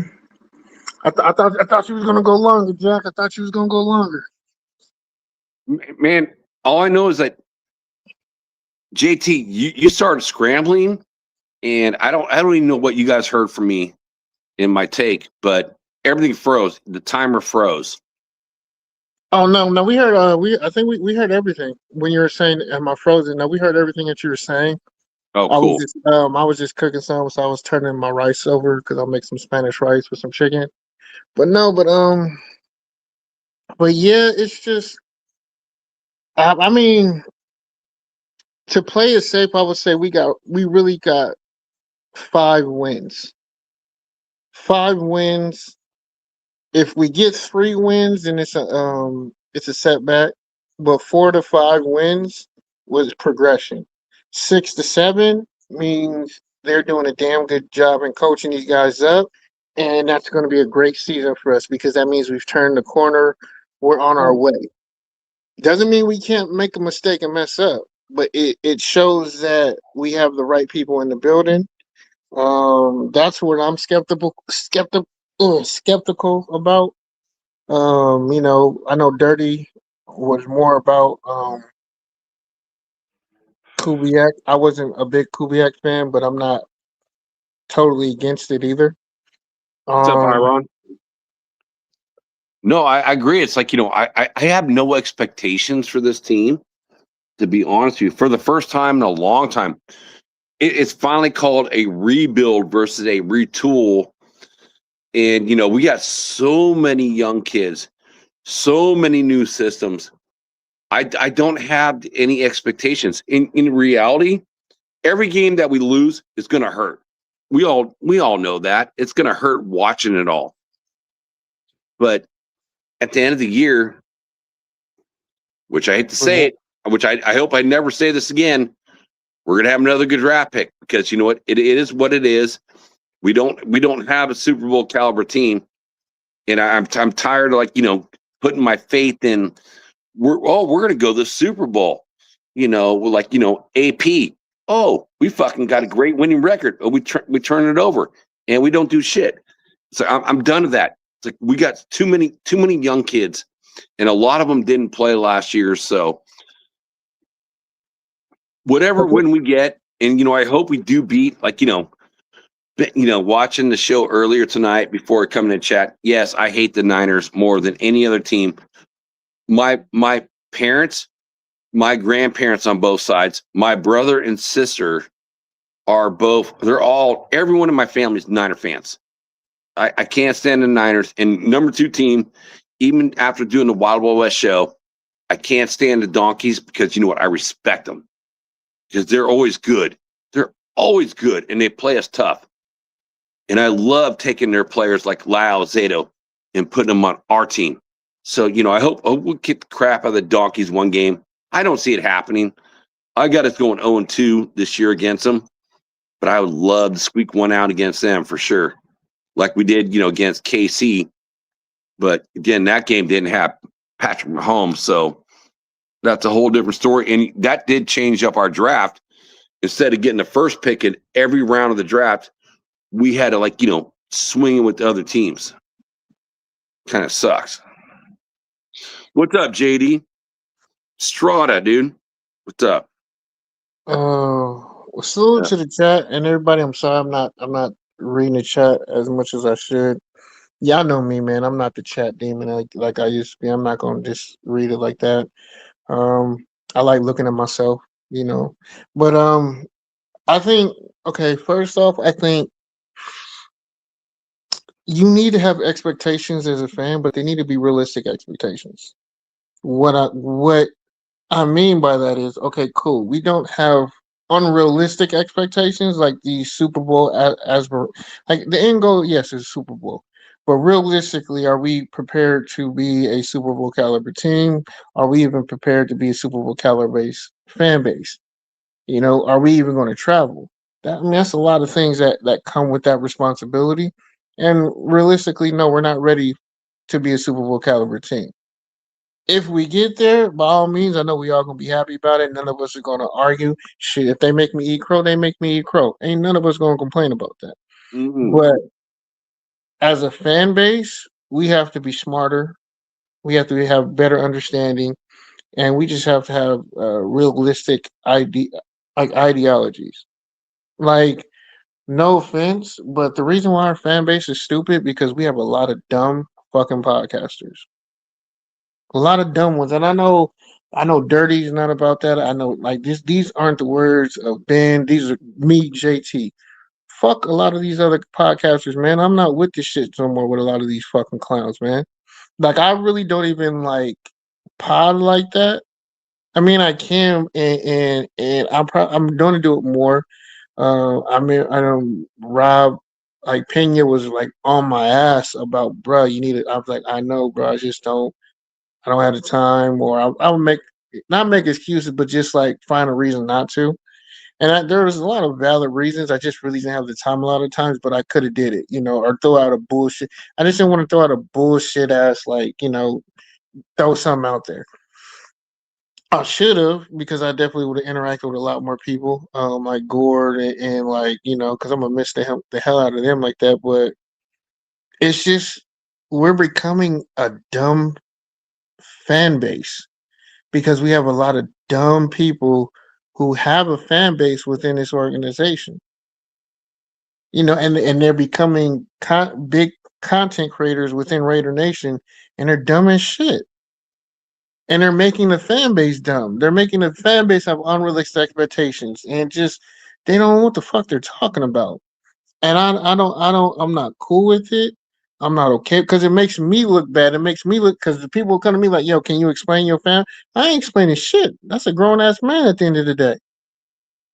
He has his opinion, and your opinion can be wrong. Shit, my opinion can be wrong. But I shouldn't have to answer for somebody else's stupidity. Like people losing their You don't need to. You don't need to, and I don't even want you to even answer the question who you think they are, because I'm probably one of the biggest moderators for Raider YouTube hosts in the entire fucking world, and I know a lot of good guys, and I respect every Raider fan's opinion. We may disagree, and we may get in debates on something, but if you're part of the nation, you're part of the nation. So it's changed. But see, there's a big difference between the old generation. It's like the old, modern, and new. And the modern and new generation are dumb or fuck ups. And they're really making us as a fan base look bad. And none of us are checking it. None of the old heads are checking it. Don't say that because I'm checking it. Not enough of us. I'm an old head, so I'm curious. Not enough of us who get the respect are checking it. Like we can check. So give me a couple years. Give me a couple years. I get that, but at the end of the day, we have to explain shit that we shouldn't have to explain. Well, are you talking about just the content creators or just Raider fans? Like, we're all born into our own world. Like, when we're kids, and you see what you see. So I've gone after even some of my mentors, like in Captain Jack, when he went after Robert on the Wild Wild West show. It's like, Captain's like 62 years old, and Robert's 25 years old. And he's going after him, going, "You don't know, the fucking Chargers from the 70s?" And I'm like, well, of course he's not going to know that because he's 25 years old. Unless you watch it, you just watch the video on it. You know what you know when you become a fan, and that's when you become a part of it, and you learn your history from watching the players you watch and grow up with, and you idolize. But you can't judge another person. Man, there's gonna be some guy out there that's fucking 80 years old, probably like Ed Winchell. It's like he's been like probably 67 years old, and said, "Man, you don't know the guys from 1963 or 1960 when the Raiders first were created?" I'm like, "Yeah, I don't know that because I was born in 1970, and my first game watched on TV was 74. First game live was 75. But I don't know those guys on the 60s. But I do know guys like Ben Davidson, watching highlights. So it's like, I'm not going to critique any fan. It's like, what you know, because you know what you know because based on your age. So, and I will put it from that point forward, then you can talk about that. But I'm never going to critique anybody based on the knowledge when you weren't even born in that time period. I mean, I agree, but then I also disagree. If we're going to speak on something and we're wrong, then yeah, I can critique you and tell you that you're wrong. But the follow up with that is that it's now my job to educate you if I'm gonna critique you on it. And that's what we fail as old heads in doing with these younger cats who have no knowledge of it. And now it is their responsibility if you're gonna speak on shit, know your shit. So educate yourself. So if you're not gonna educate yourself, then I absolutely can be critical of you. Well, you 'Cause have the right. You have the right to to ask them questions and you know and do that. But at the same time, I just look at when every even when Tom Brady walks into the Raiders building, every player that the Raiders draft walk into the building, and they see the old heads, right? The Jim Ottos, the Lyle Zados, the Howie Longs, the Art Shells, the Gene Upshaws up on the wall. And you're like a 21-year-old kid, never grew up with that, and now you're drafted by the Raiders and you're getting to experience that. Wait, when did Tom Brady You're retire? going to learn, you know what I mean? You're going to learn. So young people should be able to learn and not be criticized because what they don't know, because they were never around with that. Man, if someone said, "Hey, Jack, what happened in World War II?" I don't know. I Yeah, wasn't born then. You know what I mean? It's like, yeah, but that's history that you need to learn if you're going to speak on it. well, you learn, yeah, you learn it. You try to learn what you can, but if somebody's wrong, it's like there's never a wrong or right answer for the nation. Of like, everyone can have their own opinion. You can like whatever player you want, man. It's like I hated McDaniels. I call him McShitnuts. Everyone in the chat knows my opinion. McShitnuts, the fucking one of the worst head coaches ever. And I got pushed back. I'm like, oh, there's bad players like Derek Carr. Well, man, I love Derek Carr. I think he's a great player. It's just you didn't have the right people around him. So there's no wrong or right answers. So, and I love the fact, we can all have conversations and talk about what we love, what we don't like, what we want to do as a team. Because if we were all uniformed, this would be fucking boring as fuck. I mean, What it is, a lot of shit is boring as hell. But I mean, but again, it's like if I'm going to include myself in spaces, I have to be educated on it. I have to have knowledge of it.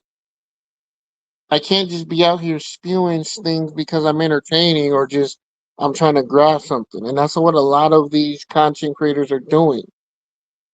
A lot of them are younger cats who just seen an opportunity and they're passionate about the team. right. Now I the love Raiders, that. I love that. Like, no, but you could be LVR wrong. 10, Jay Rader. It's like, I've met them the last 2 years up in Bakersfield. Young cats, young cats doing their own stuff. Mm-hmm. I love that, and Chewy. Man, I got to meet Chewy in Sacramento, last year. It's like super young guys. These guys are like the early 20s. And I go out and I meet these guys because it's fun. I just love meeting Raider fans. If you're in the 916 area, Sacramento area, dude, I'll meet up with you. I joined the Black Hole, in Sacramento.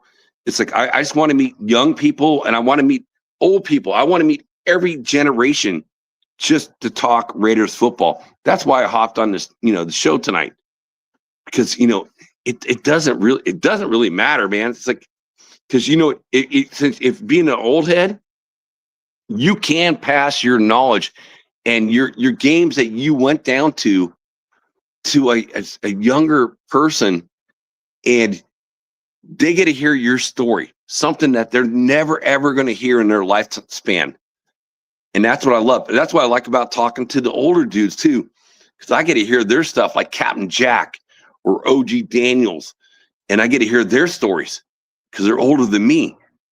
It's like, it's cool. It's like, it's a legacy that you get to learn from them, and you get to be able to pass that same story down to someone else going, man, I heard this from this guy. That is so cool. And that's the cool thing about Raider Nation is like, it's like, we are one big family. And so that makes it super fun and exciting because there's a legacy here. It's a legacy.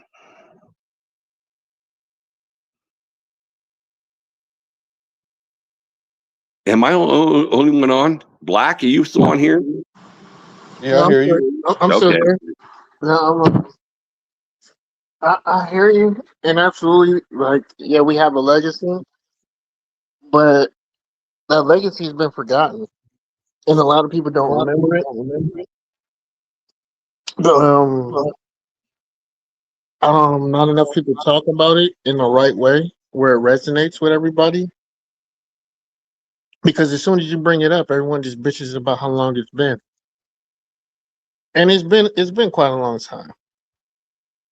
But this is the part where being a true fan kicks in through thick and thin. Like this is a marriage. It is a marriage. It's a marriage through thick and thin. I'm gonna be there. I'm gonna be there when it's hot. I'm gonna be there when it's low. I'm not trading you in at all. And a lot of people can't do it. And you can see the ones who can't do it.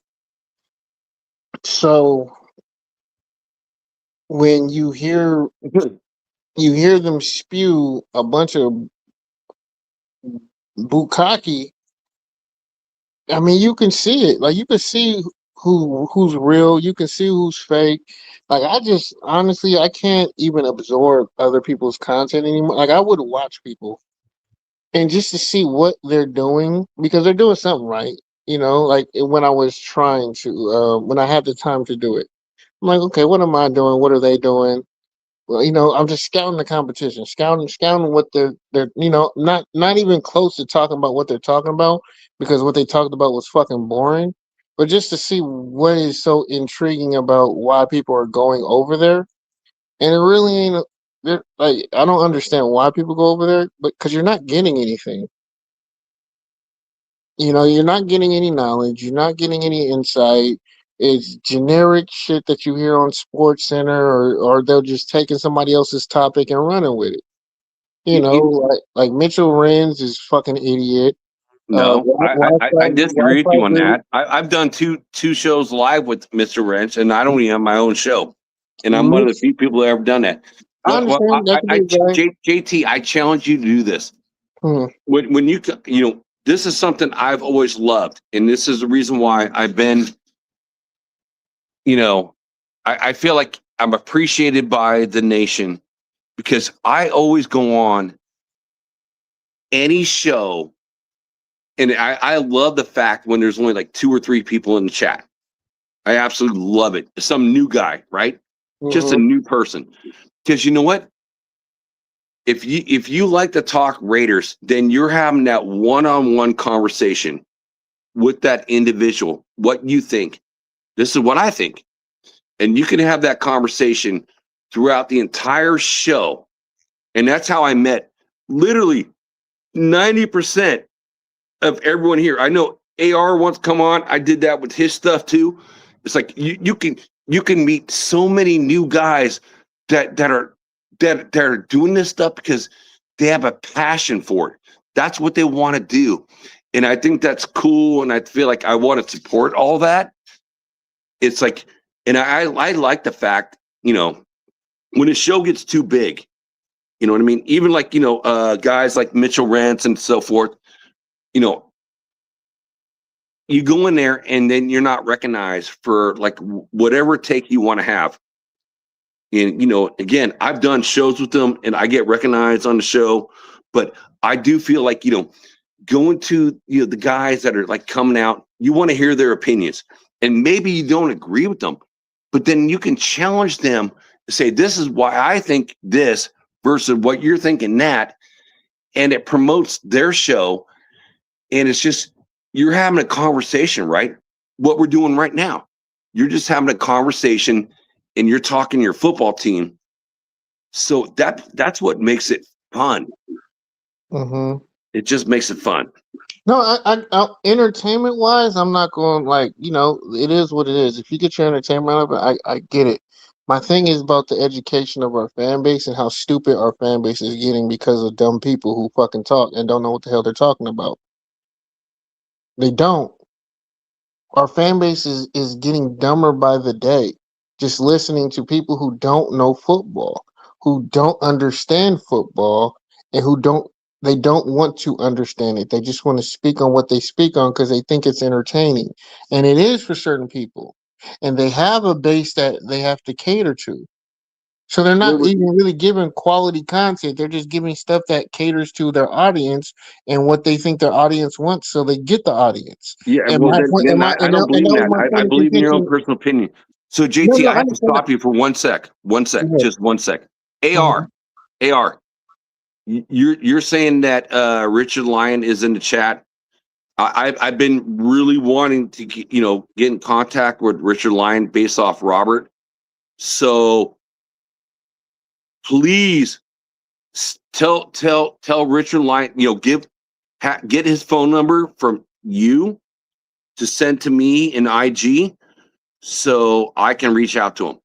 Please. Thank you, AR. I really appreciate that. Hey, Okay, I apologize. Sorry. I'm hating on my own family. I'm hating on people who make the fan base retarded. I'm hating on people who make you dumb. I'm hating on people who give you false expectations and don't even explain the game to you. So yes, if I'm gonna sit here and say I'm not hating, I'm just telling the truth. If you don't know football, I'm gonna call you out.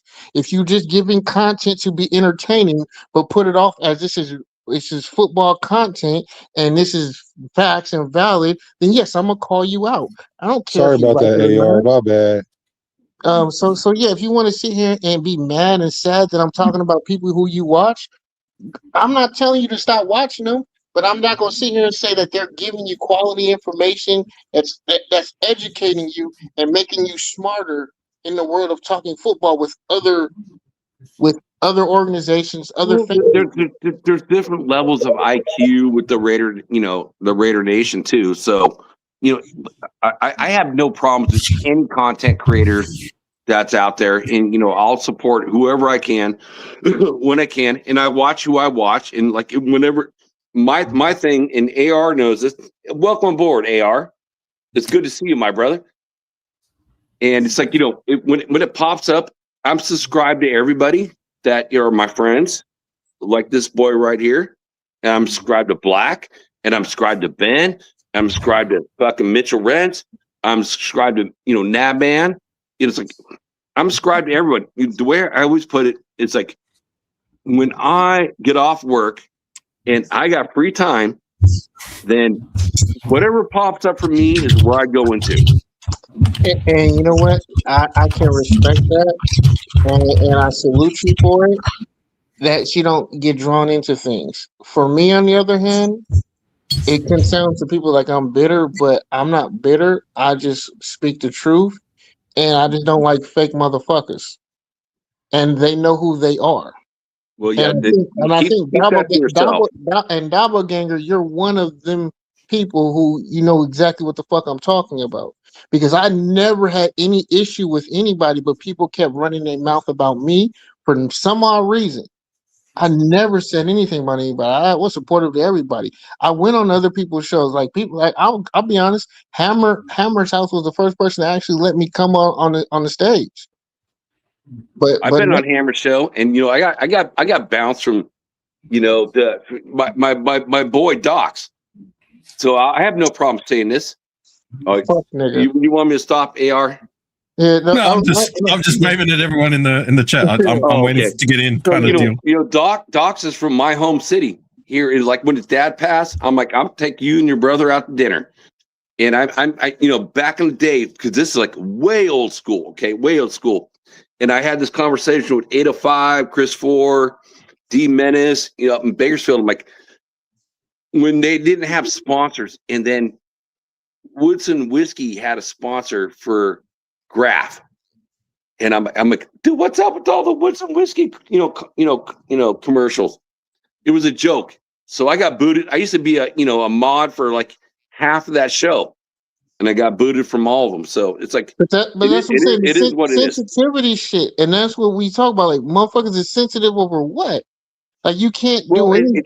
Okay, so I probably should have brought that up. That's just stupid. But I just want to welcome AR. And AR, if you still talk to Robert Lyons, I don't even know what that is, to be honest with you. All right, so, guys, just time out, Jack. Time out. Salute to everyone in the chat. You're telling me to tell him to tell you to tell me to tell you. Well, no, like, I don't know because he's again. I know he told me on a different shows like he deleted his ID. All right, Jack. I'll tell you what. He's just told me he's got Discord. Richard, I do have Discord. If you can just forward to hang on, Jack. Let me sort this out. If you got Discord, you can find me there. Everything's all the same handle, Afakazi Raider. If you could just message me maybe a number or a contact that Jack can reach you on, because Jack's been trying to get a hold of you through me. Yeah, just do that. Anyways, hello. Everyone. Yeah, I'm just trying to do that because, again, I've had 3 family members of the Peñas reaching out to me like friends, and I know me, you, and Robert, and had our conversation. I know he's a friend, of Robert Peña, so I'm trying to get his address to the family. So that's the whole purpose. Yeah, I got you. Well, I hope that can get situated through that way. So Richard, just send us your contacts, and if I get them through Discord, I will forward them to you, Jack. But anyways, gang, hello. I haven't had a chance. I mean, we can shift it. Like I said, we stuck on it, but like that was a lot of my thing. Was just there's a lot of bad content out there, and a lot of people can't decipher it because it can be entertaining, or they think it's informational and it's not. And then when I get out there in these streets, like I can't believe I actually ran into people still who recognize me. I was like, I wasn't even on that long for people to really recognize me. And when I first was getting it, I like ran from it. But like I would get out there and just listen to people, like just listen to people talk to me about football. And it's like who have you been watching to understand? Like what? Like just the realism of what expectations were listening to Raider fans was just mind-boggling and sad, because we were a fan base that was very educated. Like we knew football, and it was fun talking to Raider fans just in public. And it's not fun talking to like Raider fans in public anymore. They don't talk to them. It's like, it's not like the 70s, when that was the most winningest team in any pro sports history. I grew up, I was privileged to grow up in that era. Like it was super easy to root for this team. And that's why I'm saying I give all the kids the credit, at being Raiders fans. It's like, now it's like, you're rooting for a team that has not had a winner in a long time. So I give those kids even more credit. Yeah, but then sorry, gang, can I get in there for just a second? Richard, is that you, Zilius 92? Just confirm or deny. Okay, that is all. No, yeah. Just because the team ain't won during your period of watching the team doesn't make it a losing organization. You need to understand what that means. You really need to understand the terminology that you use when you talk about teams. And when you say that, you sound stupid. Well, JT, again, I'm going to ask you the same question I asked you earlier. So if you got a 21-year-old, boy that doesn't know the 70s or 80s because they're only 21 years old, are you going to blame them for that? Yes. You know why? Because you have the information at your hand. We're in the information era. You can easily go back and look. But they're not going to know all the players. They may see the highlights. The same highlights that we all watch. We all watch the same highlights. We watched it again, like Willie Brown. when he caught that interception against the Vikings and running it back, and you could see him huffing and puffing and running. You see that type of stuff, but to say, man, who's the second stringer on that team? Most people, like even old heads may not even know that. So it's like, who is that safety who's got the he has the record for the most interception in the 80s? I'm drawing a blank now, but I brought it up on one of my shows. A name that not many people know about. Rod Martin. He was from that. No, Rod Martin. Rod Martin was like the 82, 83 Super Bowl, 3 interceptions. He's a safety. Matt McElroy, that's it. McElroy. Oh, Van McElroy, number 26. Mm-hmm. He's one of my favorites. Most regular season interceptions for a defensive back during the course of the 80s. Not many people knew that. I didn't know that. Yeah, okay, for me, I need to do a better. I'm part of that. Like, I need to do a better job of knowing Raider history and more lore. Like, Alpha Kasi is younger than me, but he knows more Raider lore. And, like, I know football, but he knows the team better than I know the team. He knows the history better than I know the history. So I don't really like when you'll have guys.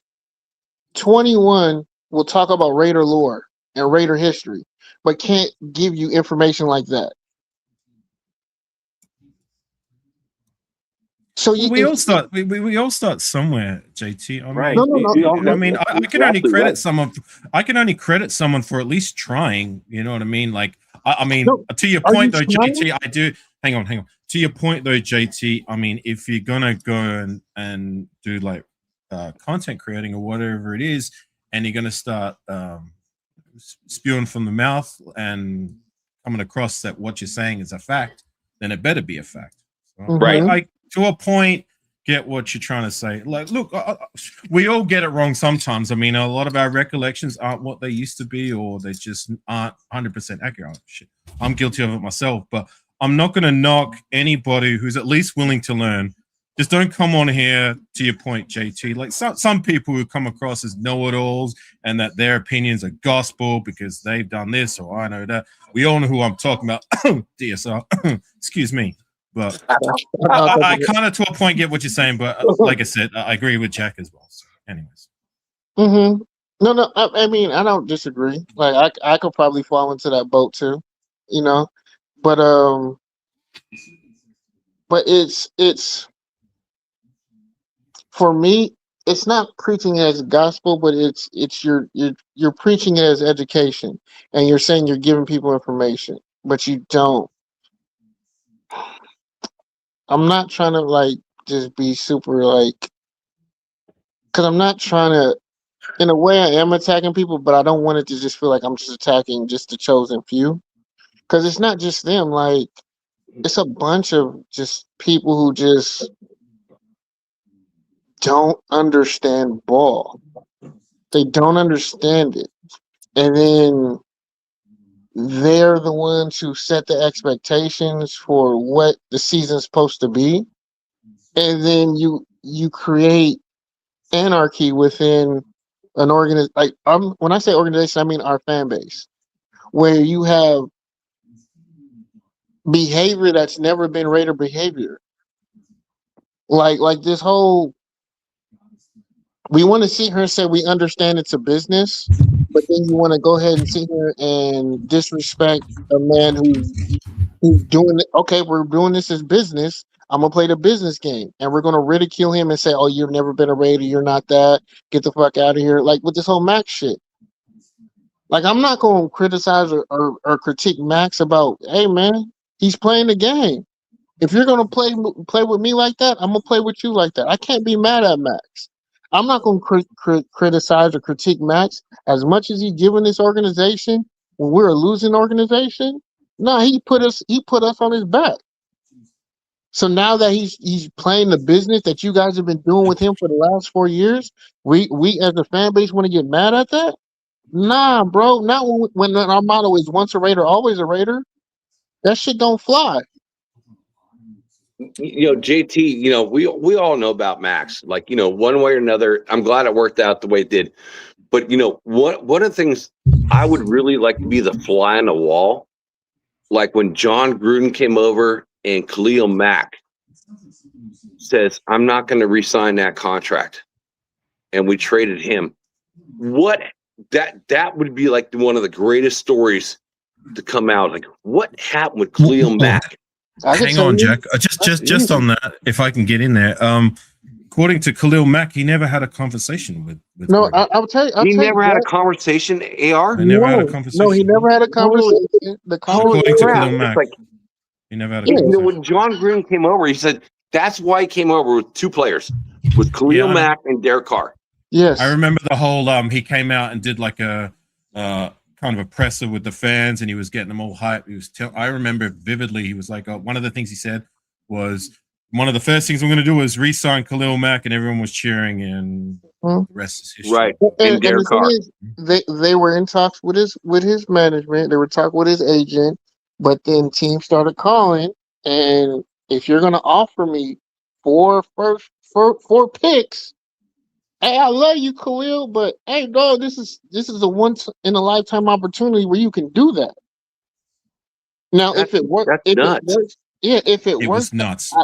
It was nuts, but it only is nuts because it didn't work out. If it worked no, it's out, nuts. Period. It's nuts. But period. I mean, there's no conversation for defensive end. When have you heard that? Let me say something. This is gonna be good. I'm loving this. Yeah. All right. So we're talking about Khalil Mack specifically, right? Right. There's only two players that have been in the door, in my personal opinion, that played on the defensive side of the ball since the turn of the millennium that I could call generational talent, right? Mm-hmm. One of them is Charles Woodson. The other one is Khalil Mack, right? We had him on our rookie contract when we were negotiating. So this guy is still in the prime and the peak of his career.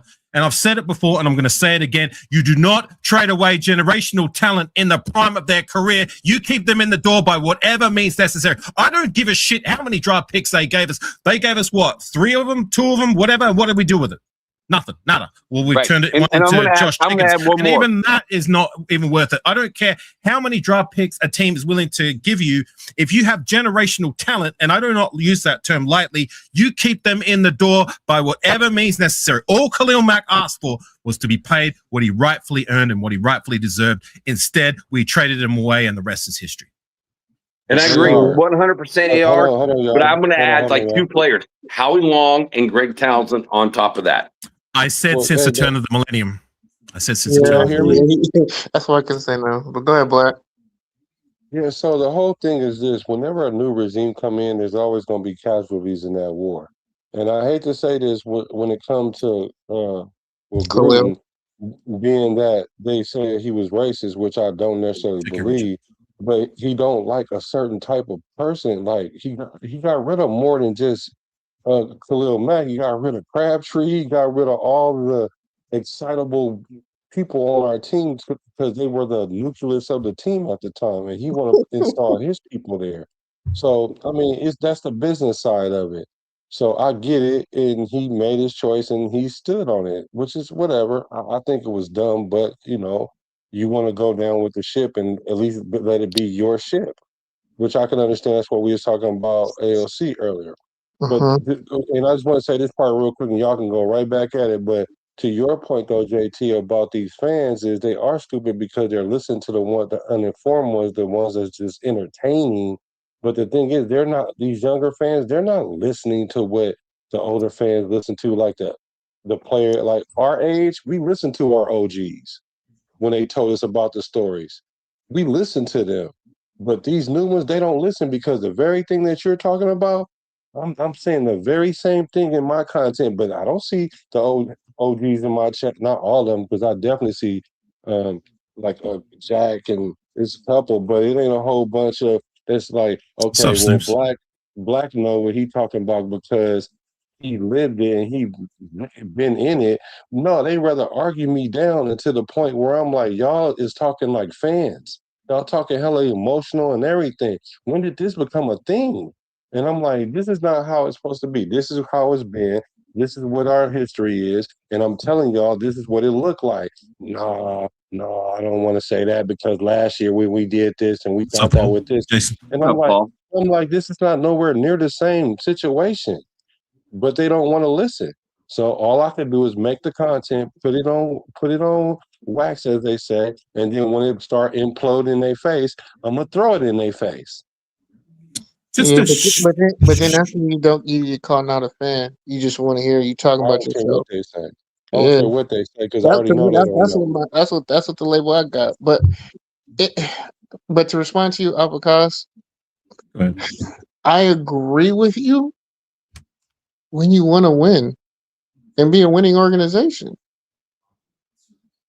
I absolutely agree with you. You don't trade or chase away generational talent. Agreed. You don't. Where is there a rhyme and a reason to trade away generational talent, especially a team like us who's been so void in drafting said generational talent? When you look at it as a business, when you look at it as a business, and that's what it was. It was a business decision. It's always a business. It was a terrible business decision. It was bad. It was bad. And that's the gamble. That's the gamble. I'm gonna stand on that, and I've been consistent with that all the time. Like I'm gonna stand on that till the day I die. And look, I appreciate Gruden for the most part, right? Especially when you see what has come through the door in terms of our coaching situation, right? He at least did some things. That's the only thing that I'm completely bitter about, and I will stand on that to this day. And I'm not going to change my opinion. You do not trade away generational talent in the prime of their career. You keep them in the door by whatever means necessary. Can I ask you a question though? Go on. If we keep Khalil Mack, do we do any better than what we did without him?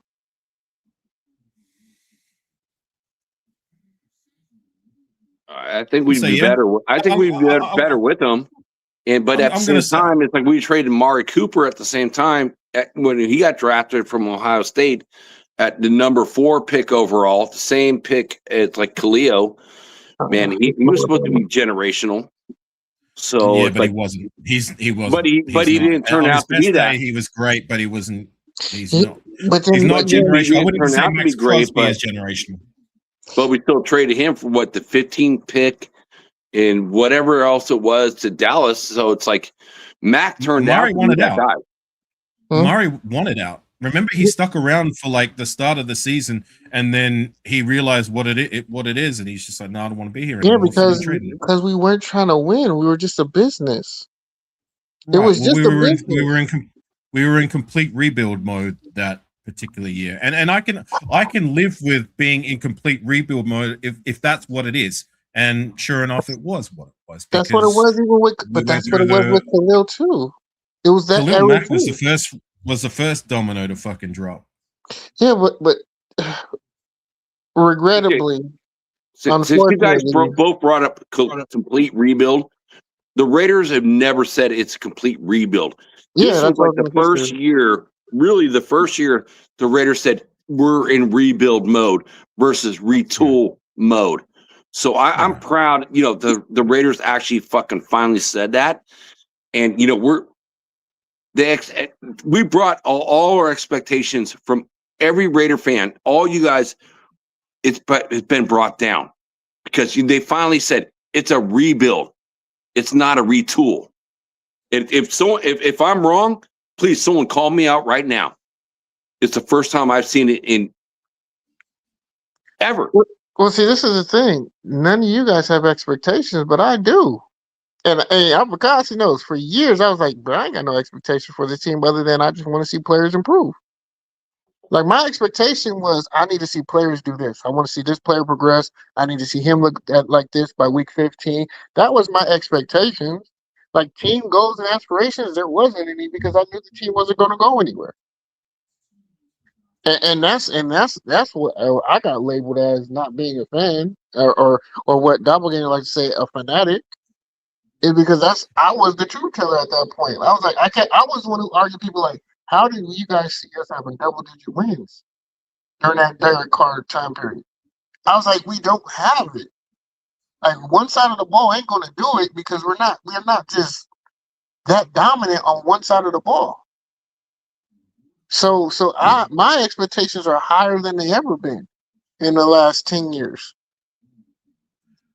Well, I guess like even though we're in the start of a rebuild year, I mean, like I guess there's nothing wrong with having a bare minimum expectation. I mean, right? You know, like I'm going into the season with very little expectation. Being we just came off a season removed from being the literal worst team in the league. We Like the were. only thing it could only be go Right. up, right? You know what I'm We saying? were So the worst team in the league. the literal worst team in the league. We have the number one pick for a reason. So, you know, I'm not expecting Rome to be built in a day, but I think it's reasonable expectation to expect that we can at least have a vision, look like we're trending upwards, look like we're progressing. You know, the wins and losses aren't going to tell the full story to a point.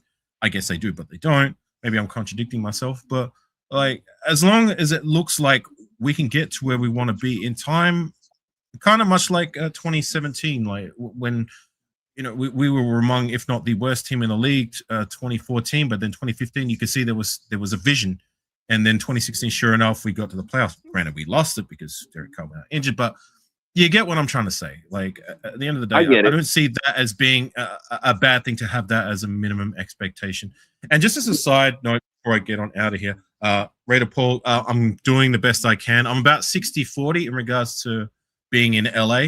The goal and the plan is to be in Vegas for week 1 and then shoot over to LA week 2. I need to go and do some. So week 2 LA for the Chargers game. Yes. All right, AR. Maybe I'm gonna have to go buy a ticket for that game so we can meet up, bro. Maybe you should.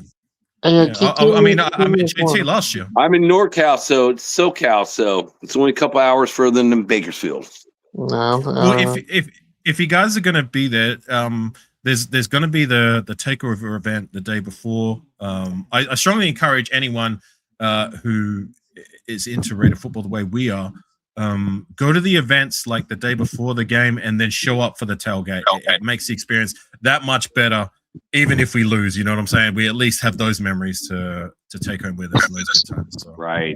Yeah. I'm gonna do my best, Paul and everyone else, to be there. And if I am, you'll know about it. And to those who I haven't met, I met you, JT. It was really cool kicking it with you last year.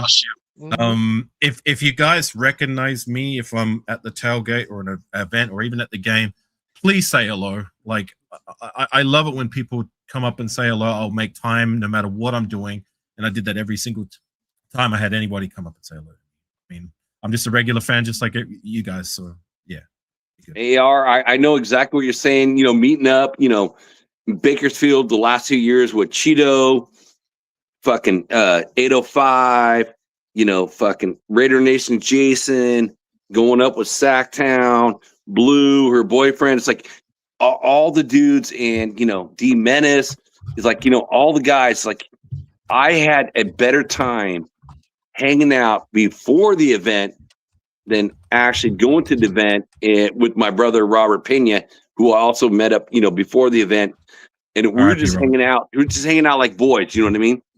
We're hanging out, boys, talking our stuff, like, you know, doing what we're doing right now, just bouncing our stuff off each other. What you think, what you don't think, you know, that's the best time. Yeah, it's really cool being able to do that in person. Yeah, it's a different experience, and I appreciate it now. Like when it first happened, when people were just coming up to me randomly in Arizona, I was kind of standoffish. So like meeting y'all was actually a little bit better than just like random fans just like randomly walking up on me. But I will say, yes, I will definitely be more open, and I do appreciate it. Even though it was awkward, and I wasn't ready for it, I was still appreciative at the end after the whole. You're not talking about when we met, JT. No. Before that, because I mean, I met you in person for the first time when we were kicking it at Roscoe's, and for me, like that's what was so cool is that. I mean, I've known a lot of you guys for the last 4 or 5 years on the YouTube scene, but I've never met anybody in real life. I met you one day, and it felt like it was just yesterday I was kicking it with you. There was no awkwardness. There was no like, you know, when you meet someone new, you're feeling each other at Paulers. Yeah, you know what I'm saying? Like you kind of we just you get left what I'm off trying where to we say. were last week. Yeah, it's like I ain't seen you for a while, and it was like we just picked up right where we left off. I met you for the first time, but I hadn't met you. It's like we just were kicking it just yesterday, and that's what I think was one of the coolest things about my time in the States is getting that feeling of like, you know, I'm in and amongst my brothers, even though I just met you for the first time. Yeah, it's like it's my first time meeting you, but it isn't my first time. No, it's like it's my first time meeting you, but I know you. Yeah, right. You know what I'm saying? It's like we're just kicking it just last week. Yeah, they're like people be like, "Yo, y'all family." It's like that's the first time meeting. They be like, "What?" It's like, yeah, technically it's the first time meeting, but I know him, you know. So, but yeah, we definitely do more. You know, I had people back home. They saw some of the pictures that I took, especially that one after the game with, you know, when we were in the car park. Yeah, and I had people from back home saying like, "Wow, you really blend in. Like it's like you're not even a tourist." You know what I mean? You don't look like an outsider. And I said, these guys are some of my best friends that I've known for years. You know what I'm saying? Like I have better friends in the States than I do at home because I just keep to myself at home, and nobody's passionate about Raider ball the way you guys are like me. So yeah, take that for what you will. But AR, I totally agree 100%. That's like me and Robert. And it's like, you know, and getting that live call with you and Robert and Richard Lyons, that was a really cool phone call for me. And I got to say, what is a cupper? I know what a tip is from an Australian because my uncle married from World War II. He married a gal from Australia. It's like the tip. I know that means garbage, but what is a cupper? Hang on. Take care, doppelganger. So a cuppa is like if someone is asking if you want a cup of coffee, they just over here they say, "Oh, you want a cuppa?" CUPPA. Cuppa. It can't. A Doppler, man. Like I get it, bro. But if you're gonna base watching a channel off of 10 minutes, off of like your first time meeting me, then you're not even really trying to look at the channel or even gain anything from it. If like I understand, sometimes you might have to try and listen to understand somebody on what they're saying and not just hearing what you think. You know, getting in your feelings about something. Like you may not understand and just you need to listen. I've listened to a lot of people and before I even made my judgment about people, and I've allowed certain things that like transpire before I even said anything. You know, so this isn't just a one thing, you know, one time thing that's happened while I'm saying stuff like this. And like a lot of us know, but you know what goes on, or heard some things, or just know. Like I'm not really into the beefs, like the beef era for Raider content. Like that was a couple years ago. Oh, dude, I'm so glad that shit's done. Yeah, I'm so glad. And that's it. I wasn't even a part of it like that, but I got drawn into it, and it like for me, it ruined relationships for me when I wasn't even a part of it. But I got drugged It into it. ruined relationships with me too. It's like, you know, I never wanted to be on either side of the whole beef. It's like, you know, and I'm just glad it's over with, and I don't even want to talk about it. So yeah, so I mean, move on. But if you listen, we are talking football, and you know, some of us may sound like fanatics because some of us are fanatics. We're all fanatics. We're all Raider fans, so we're fanatics. So that means fanatics is like, you know, you are a super fan. I mean, you want to be a fan of this team. So we're all fanatics. So every person that's out there watching the show, and every Raiders fan is like in bed asleep, doing whatever they're doing. We're all fanatics because we all love our Raiders. Yeah, but at the end of the day, bro, I say you don't just give someone one listen and that's it. If that's you, you're not doing yourself due diligence or even trying to understand or learn anything. So have a good day, bro. It is what it is. If you listen to me again, I appreciate you. If not, I don't give a fuck. But it is what it is, bro. Don't just think this channel is all about bashing people because it's not. It's just was my opinion, and that's one person's opinion. That wasn't Jack's opinion. Jack, you know, like I said, he was not approving of what I was saying, and he was, you know, a lot of us have different opinions. A lot of us run in different circles or talk to other people, and that's your God given, you know, You have the ability to talk to whoever you want to do or listen to whoever you want to. If I'm not one of them, cool. But there's other people in this channel or on this channel that talk and preach radio football that you should definitely listen to. If I'm not one of them, cool. But don't let what I say judge your decision making on not listening to a channel because of what I say. You know, if you don't want to listen to me, then don't listen to me. But definitely listen to Black. Definitely listen to Afakasi. You can listen to Jack and anybody else on this channel speak. Don't listen to that Afakazi guy. He doesn't know what he's talking about. I'm just a fanatic who doesn't know anything. I don't have my own channel. You know, AR knows this, Black knows this. JT, I don't know if you know this. I don't have my own channel, but I've been doing this. I've been doing this for so long, like literally more than probably anyone. That's why I get invited on shows, because I've been doing this for a long time, and I make connections. I try to make connections with How long have you been doing it for, Jack? Well, I said this, when I talked to Robert's son tonight, and I had to think about it, bro. I think I've been, talking to Robert for like 10 years. At least 10 for me. And so I mean, so you've been doing this YouTube, communicating with other Raider fans for 10 years. So 2017.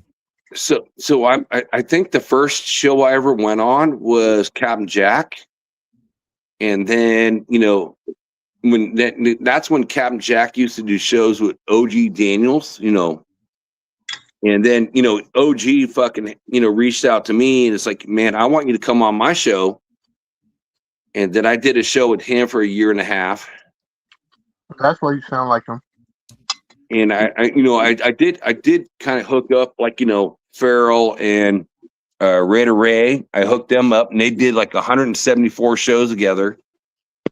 So it's like, that wasn't 10 years ago, Jack. That was more like 5 years ago. ago. Farrell was like 3 or 4 years ago with him. Farrell came onto I'm the not scene. talking like Farrell for that. I'm going. But even before that, like you're talking 10 years. Like 10 years ago would have been 2016, 2017. The only people that were doing Raider content back then was pretty much Mikey and Murph. That was it. Mikey, I remember Mikey, and then it was like what's his name? It was Mitchell Rance. Remember that? No, he wasn't doing it then. He came on then, the scene. Then it wasn't 10 years. Then like, I think I met Robert in at first time was like Mitchell Rance and Captain Jack, and then OG Daniels show when I used to do that show, whenever that was. Mitchell Rance pretty much was still like really, he was new 2018. If you go back and you look at his first videos, they were the off season 2018. Yeah, until about 2019 he started to gain a bit of traction in that. Yeah, and maybe it wasn't that long. I mean, like, shoot, this YouTube stuff was like all new. It's like I don't even know how I came across it. Honestly, like when I got a new phone at the time, it like popped up. I'm like, oh, YouTube, and it's like I put in Raiders, and it's like I started seeing like certain people. It's how I made all my connections. So it's cool. I think the first ones to be doing StreamYard like panels, bringing people on, was I think Graphic was one of them. R.I.P. Darian Spotlight. He was another one who was doing them. Oh, Spotlight. I do miss Spotlight. Yeah, I miss him too. R.I.P. Spotlight. Yeah. So I think those were the two that were the first to do like the bringing guests on via StreamYard, because everyone else was just doing their own like kind of content, and if they were having panels, it was just amongst their little circle. You know what I'm saying? Yeah, I wish Spotlight would have grown like way more, because he had good takes, and it's like he put the effort in.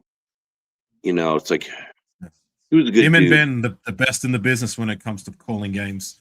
Ben is entertaining and very he can do it really well, but Darian Spotlight, he was no slouch either. Those are the only two that I with all due respect to everyone else, that really entertained me when listening to them, because I tried it myself, and it's not easy. It's tough. It's hard. I was one and done. I tried it one game, the playoff game, 2021, and then I was like, nah, that's not for me. I'd rather just give my takes after the game. AR, you're right. That's what I said. Fluffy. I said Mikey Raider.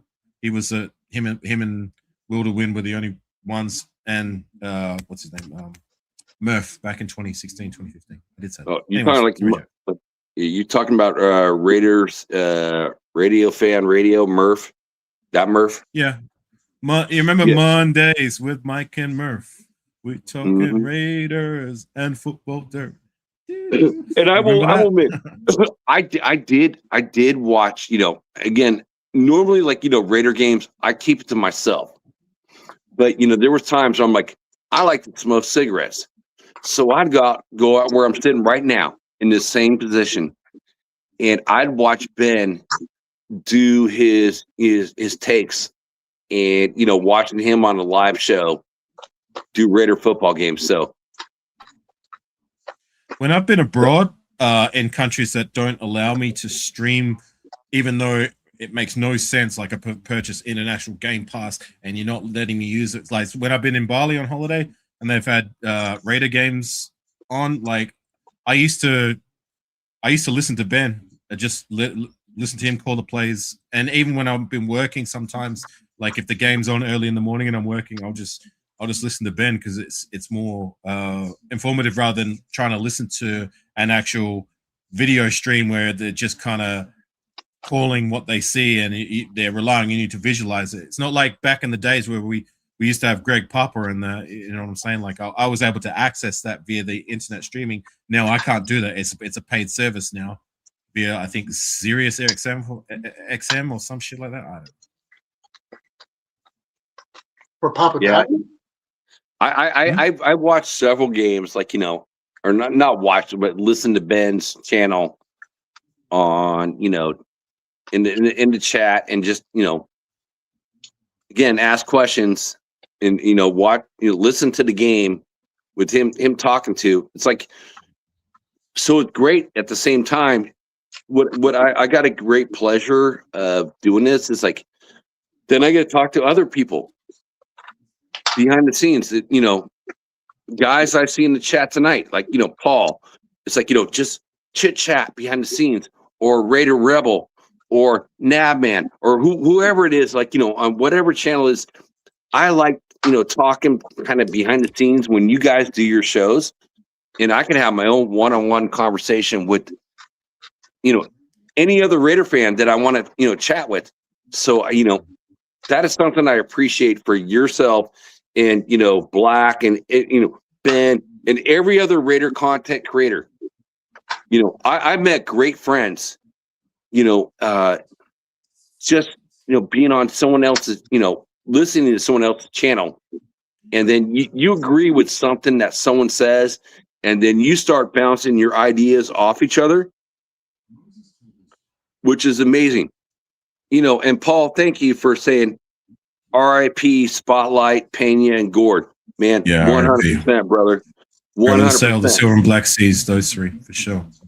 But just to your point, Jack, sorry to cut in on you. One of my favorite shows, and you're probably going to remember this, JT, because it got like we were both passionate about our opinions and views. Do you remember that show we did on whose was it? Twan's live? I think it was like a year ago when me and you. I think that one of the last times we shared a panel, that was pretty fun. Even though we had contrasting ideas about the team and specific players, and that, like I had a lot of fun with that, and I think JT did too. I mean, absolutely, that was fun for me. Sharing the difference of opinion and the reason why, and you can back it up with facts. And we both did that, so it was like, well, I can see where you were coming at and why you were coming at it, and it made sense. But I just felt the team can execute, and you felt the team could, and but that's just the best part of it, is when people who can speak the game, support their position with facts, and still at the end of the day, even though it looked heated, it wasn't heated. No, JT, me and you, we're homies. The only thing that I do not like or appreciate is say you give your opinion and you try to give facts and all that to back up said opinion, and you're not trying to come across as a know-it-all, and someone's going to dismiss you as not knowing football or whatever it may be. I mean, like, I it's no secret I'm an Australian. I don't have coaching credentials. I don't know X's and O's. I can only go by what my eyes see and just try and connect the dots per se. Like I'm not the all-knowing, but sometimes some of the things I say can contrast to somebody who say has had coaching credentials, who has played the game, and sometimes I get it right and they get it wrong. Sometimes they get it wrong, I get it right. You get what I'm saying? Like, we all have an opinion at the end of the day. You know, I used to do it, but you can say it. I used to do that with certain people. I was that person who would do it with certain people. But I wouldn't do it with you because I understood you're on the opposite side of the pond. But you would. Wait.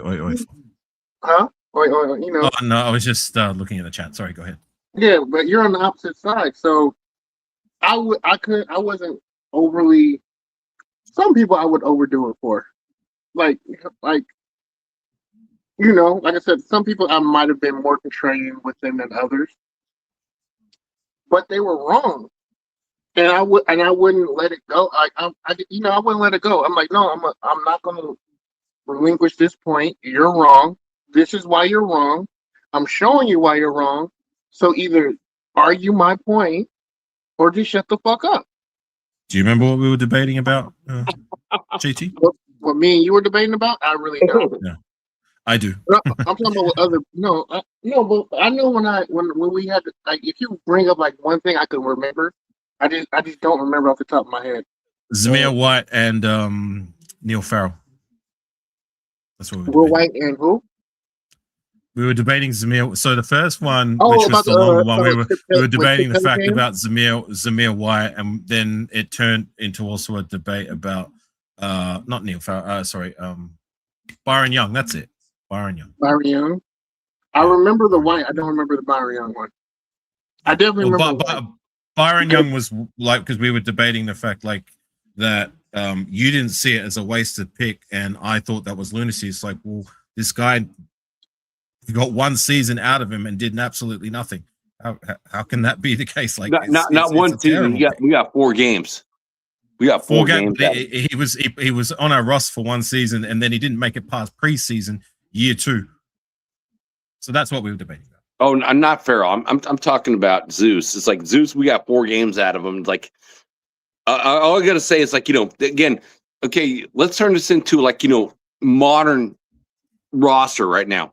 So I disagree with a lot of people on Washington, the running back that we got, out of Arkansas, who my boy Rebel, like, you guys talk how you met. That's how I met Rebel, was like doing a draft.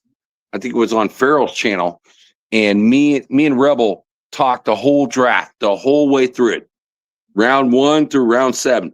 And we became friends. And I even got him to hop on the Wild Wild West show once when Nabman couldn't do it because he's moving.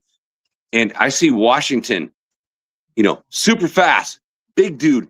Everyone's like saying, "Oh, he's the next, what's his name? The fucking next Raiders running back." So it's like he's like 6'2", 215, runs a 4.33 40. But I'm like, man, he's kind of the same player as Zeus.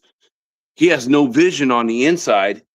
He can run on the outside. That's what Zeus was good at. That's why he got those 100-yard games in the beginning until they shut that shit down. Zeus was running between the tackles where there was holes. No, he wasn't an outside runner either. Oh, he was a totally outside runner, and I'll disagree with on that. He was totally outside, not inside. But even if he was an outside runner, Zeus had no vision, and and again, that's kind of my drawback on Washington. Oh, okay. I remember the player's name. He's a cross between what everyone's saying is like McFadden. What I just said before. I knew you were going to say Darren McFadden. I'm like, he's no Darren McFadden. And he's like, he's a cross between McFadden and Zeus, but McFadden was better. It's like, were Were you saying that, or was he Please saying don't that? compare him to Zeus. Please don't compare any new running backs. No, I'm saying he's a tweener. He's a tweener. That's what I'm getting. It's like he's a tweener because I see certain aspects in the game. He's not an amazing blocker. He's not a blocker. He's not an amazing pass catcher. He's not an amazing vision on running on the inside. He's great. He's super fast running outside, which is great for the wide zone scheme that we're going to run. So it's like I'm the one person that's going to knock him back a mark. But I like the chances that we have with him, and having a great coach like Kubiak and our great offensive line coach, and like getting shit right. But I'm not as high and mighty on him. Getting him in the 4th round this year is like a lot of people are. So, well, Jack, we're drafting him to be the spellback. Like, scratch me up now because that's just my opinion. Well, I'm not gonna scratch you up about it, but what I will say is this, though. I mean, like being a 4th round running back, you're not gonna do a lot of things. So, but the thing about him is when you that zone run scheme, like the cutback lane is usually not all the way in the middle like that. So that's why he probably don't even have to do that too often. And I don't think we're gonna ask him to do that either. So if Zamir White was an outside runner, well, we definitely used him wrong because we always used to have him running up the gut. That's why he was running into his own, and that's why he kept running into his own lineman. Like I guess so. So we used him wrong. So that's probably why we didn't get what we needed to out of him. But like you said, Kubiak is just sucked. He just outright sucked. But I'm saying if he's an outside runner, we didn't never run him that way. So I don't know. But I just know that Kubiak is going to use Washington to his strength. And I think he'll be good. I mean, like, I don't know how good. And when people say that, he's McFadden, I think they're saying his running style. I don't think they're saying his career going to be like McFadden. His running style is like McFadden's. I kind of feel like the body shape of McFadden, 6'2", around 215, and running in that 4.33, 4.30, range. That's where I think like the McFadden, conversation comes in. It's not his rushing ability. It's just a visual problem. One cut and go. Because McFadden is a one cut and go guy, and so is Washington. That's the style. Same college, same position, same kind of build. But when you watch the way those two run, they don't look anything alike. Like when you watch Washington run, he kind of leans forward and has a different style of running to McFadden, who was more upright. And I don't know, just from me personally, had a bit more wiggle. But like to your point, Black, like Washington, we're not drafting him to do all this and all that. We're drafting him to be a competent spellback to our feature back, which should be, and rightly so, Ashton Genty.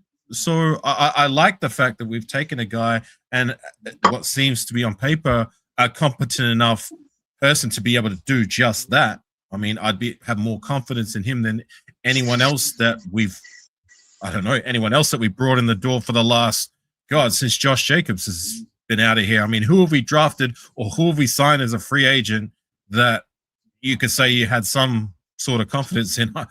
I didn't like any of them. None of them. Nobody. Garbage. Trash. You're right, AR. To add on to the topping on the cake, man, we got Hemby. Undrafted free agent. Yeah. JT. Who? What mean who? Come on, JT. Hemby. Man, all my mock drafts that I've ever done, I've taken Hemby in the 6th round. We got him at the UDFA. Man, he was a starting running back at Indiana until he got hurt. And then Black took over. And they said, like the coaching staff, when he came back, he's like, okay, we're on a run. We're not going to interrupt this stuff. The kid had over 1,000 yards. He runs a 4.5, 4.40. He can block. So, I mean, if you had to put a 3rd down running back and you're not going to put Genty in there, you're not putting Washington in there. You're putting Hemby in there. It depends on the situation. If it's third and short, then and it's a passing down, I probably would. I'm not going to. If you're going to play into the obvious, then you're going to lose when you ain't got the talent to back it up. We can't play. I'm gonna be honest with you. The Raiders can't play big boy football. Like, hey, we're running down your throat. You know what's coming. Stop it. Man up. We can't do that yet. So you got to play the X's and O's game and be tricky and hide behind formations and players. You got to be tricky. That's how you get the big plays. That's how you get the touchdowns. So JT, I got to ask you this. So when have you ever had a better running back room than Genty, Washington, and Hemby? When do you feel like there was a better running back room than this? Hang on, time out, Jack. Sorry, you're including him. Yeah, right. And you're including Hemby. I mean, the dude's a UDFA. Let's not give him the sincere McCormick treatment on crowning these guys that are undrafted free agents when they go on and don't do squat. They're not what I mean? Let this guy make the this guy's got to make the roster first. That's his first battle, and then he's got to do something after that. You know what I mean? Who was a better running back room? What team? What team? I think again. I feel Hemby is very valuable, in my opinion. Again, as a Raiders fan, all my mock drafts, I took Hemby. I really love the kid. Again, he was a starting running back in Indiana until he got hurt. Oh wait, okay. So stop right there. Show me where his value is if I can replace him with a player who was his backup. So, would you rather have him or Lobby? I'd rather have Lobby. And the reason why I have Lobby, he gives me more. He's a more dangerous player. Why? I can run him out on the slot. I can run him you out on the Hemby. Huh? You can do that. You can do that. You can do it to Hemby too. Can I?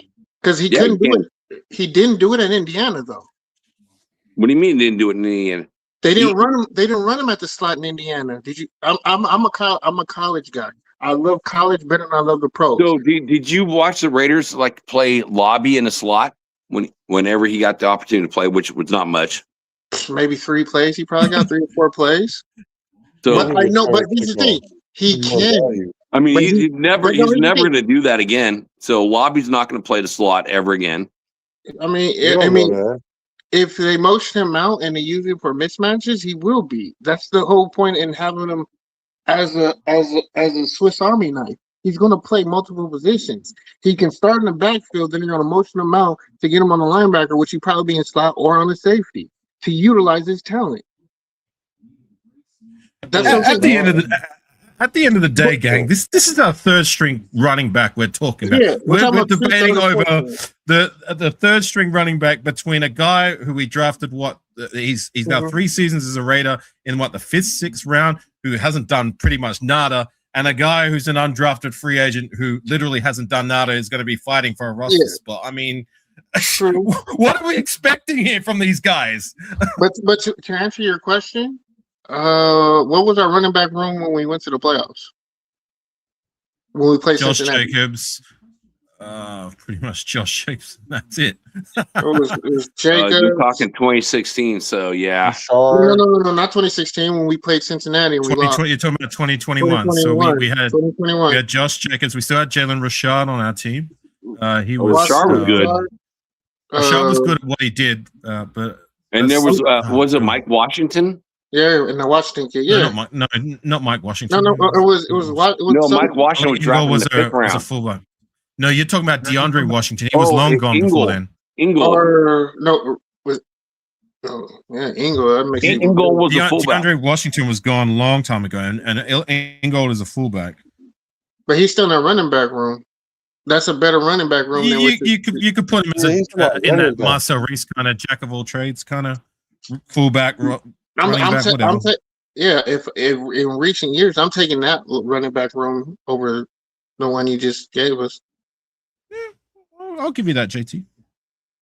Like I know those guys can get it done. So let's talk about last year. So yeah, Genty on both squads is Zeus and Lobby, or Yeah, but I'm not putting Or that. this year, it's like you got Genty, Washington, and Hemby.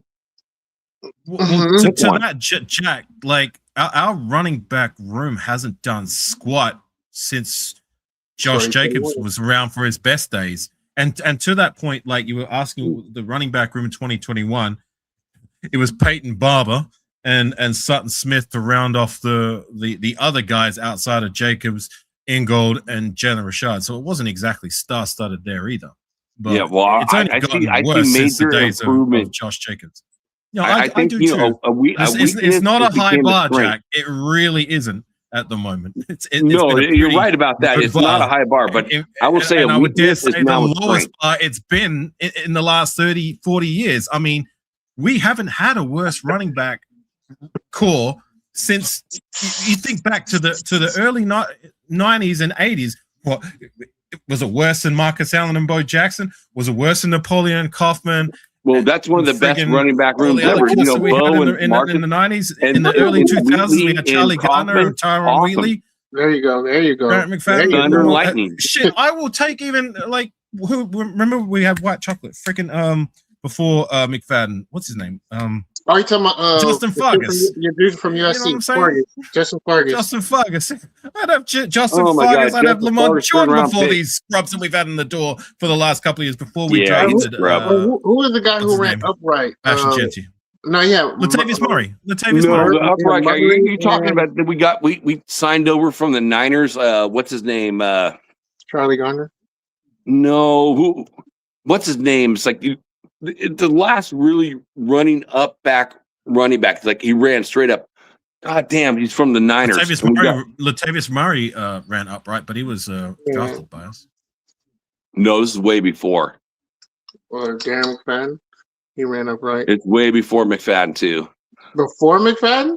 Yeah, you're not talking about Harvey Williams. You're not talking about Harvey Williams, are you? No, well, I think it might even be before that than Harvey Williams. Before that Niners. Roger Craig. That's it. It's Roger Craig. That guy was super upright. Roger Craig. Well, Jason just dropped Nick Bell. That year we were in between.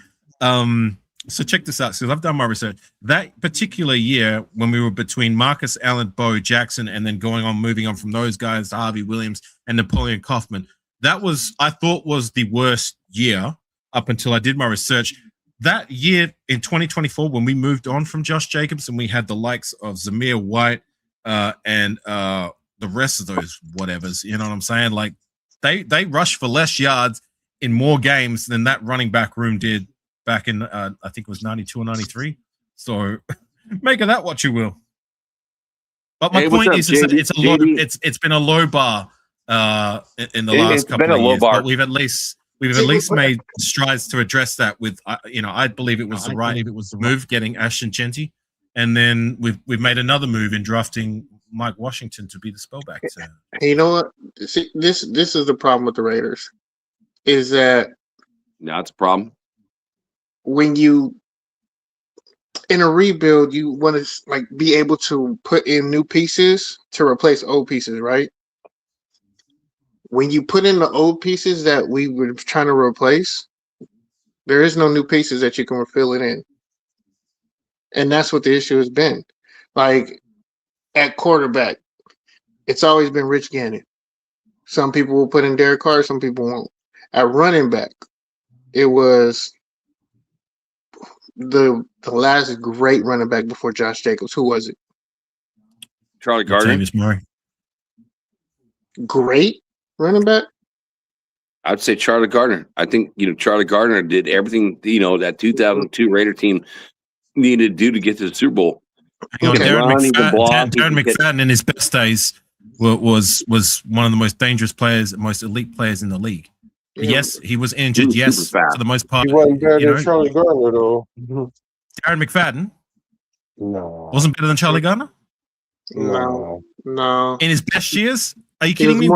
Show me a statistical category that will tell me that Charlie Gardner in his Raider years was better than Darren McFadden in Darren McFadden's prime. Because I guarantee you there isn't one. Well, I'm not about again. I'm not about the stats, because we look at Genty last year, who almost got 1,000 yards, but was hit, 40% of the time behind the line of scrimmage and then like yards after the first contact. So I'm just not about pure stats. I'm just looking at, eye contact, your heart contact, and the player that you see. Yeah, but stats matter. You just got to know how to read them. He didn't say they don't matter, but that's what I was about to say. You can look at the stats, but the stats don't tell the whole story. Entire picture, right? Because what happened is I feel you. You watch the games. You got the eye test. I've watched both of them. Player to player, McFadden is probably the better player, maybe, right? But with Charlie Gardner, that defenses schemed for Charlie Gardner. They didn't scheme really for McFadden like that. Are you kidding? Sorry, I respect you, but I gotta strongly disagree with that. Yeah, McFadden's best years with us, he was the only thing we had on offense, pretty much. So teams were most definitely scheming against him.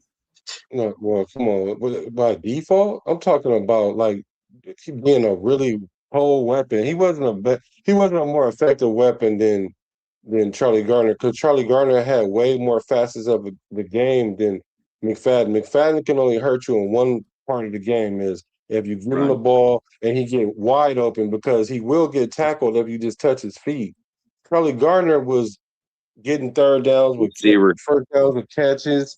He would run the ball real hard, and then what's not fair either is that him and Wheatley had this thing going. They had this synergy going together with how they was calling plays together. So they were being utilized more effectively than just handing off the ball to McFadden and then hope he make a big play, which he did enough for the time. I'm not saying he's not a good player. I'm just saying he wasn't the way he affected the game. It wasn't the same. There it is. Charlie, if I can get in there after Black, hang on, Black, you finish, please. I need to get in after you. Go on. If you got any more? No, that's why I was going to jump in, but you can go ahead and respond.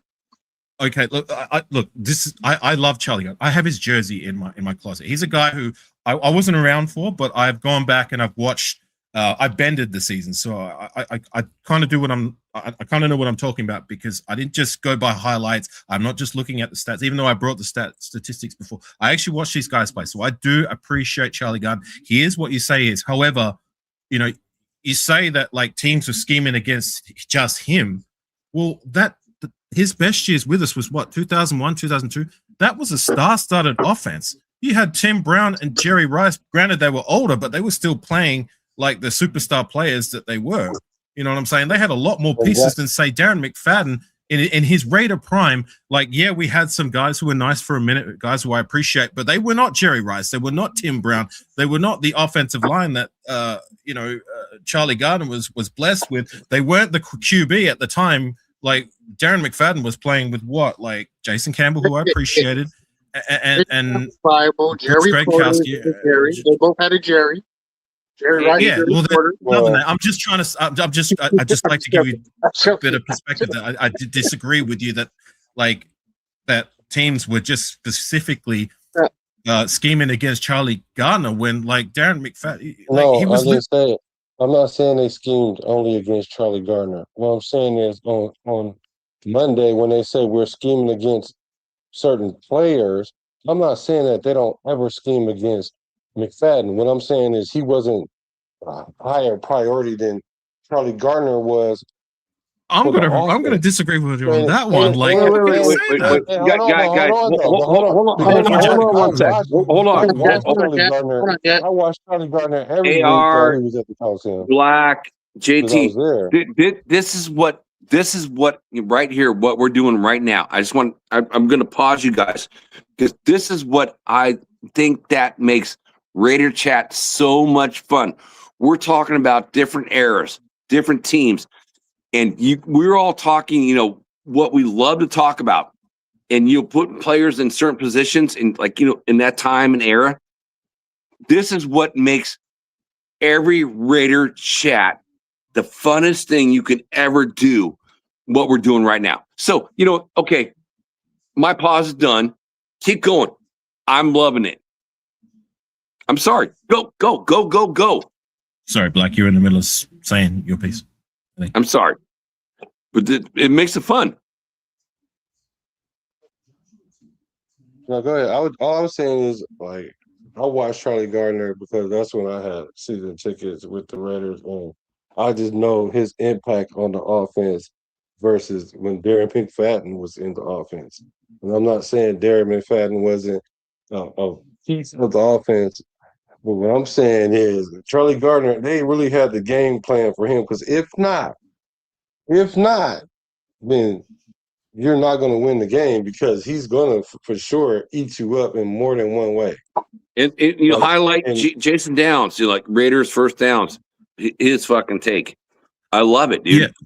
Look, I don't want to sound like I don't appreciate Charlie Gardner, because he's a guy. Like I said, I've learned to appreciate. I have his jersey in my closet, and he is everything that you say. He's a guy who came over to us as a free agent.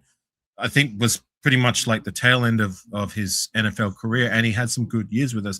I just disagree with the fact that like they had to scheme more for Gardner, being that McFadden, when he was around during his best years, I'm talking about 2010 and 2011, when the guy is one of maybe 2 or 3 running backs that over a sustainable amount of period as our feature back averaged more than 5 yards per carry. Not even Josh Jacobs did that in his elite years with us. The year that he broke the record for the most yards as a Raider, you know what I'm saying? So like when McFadden was here,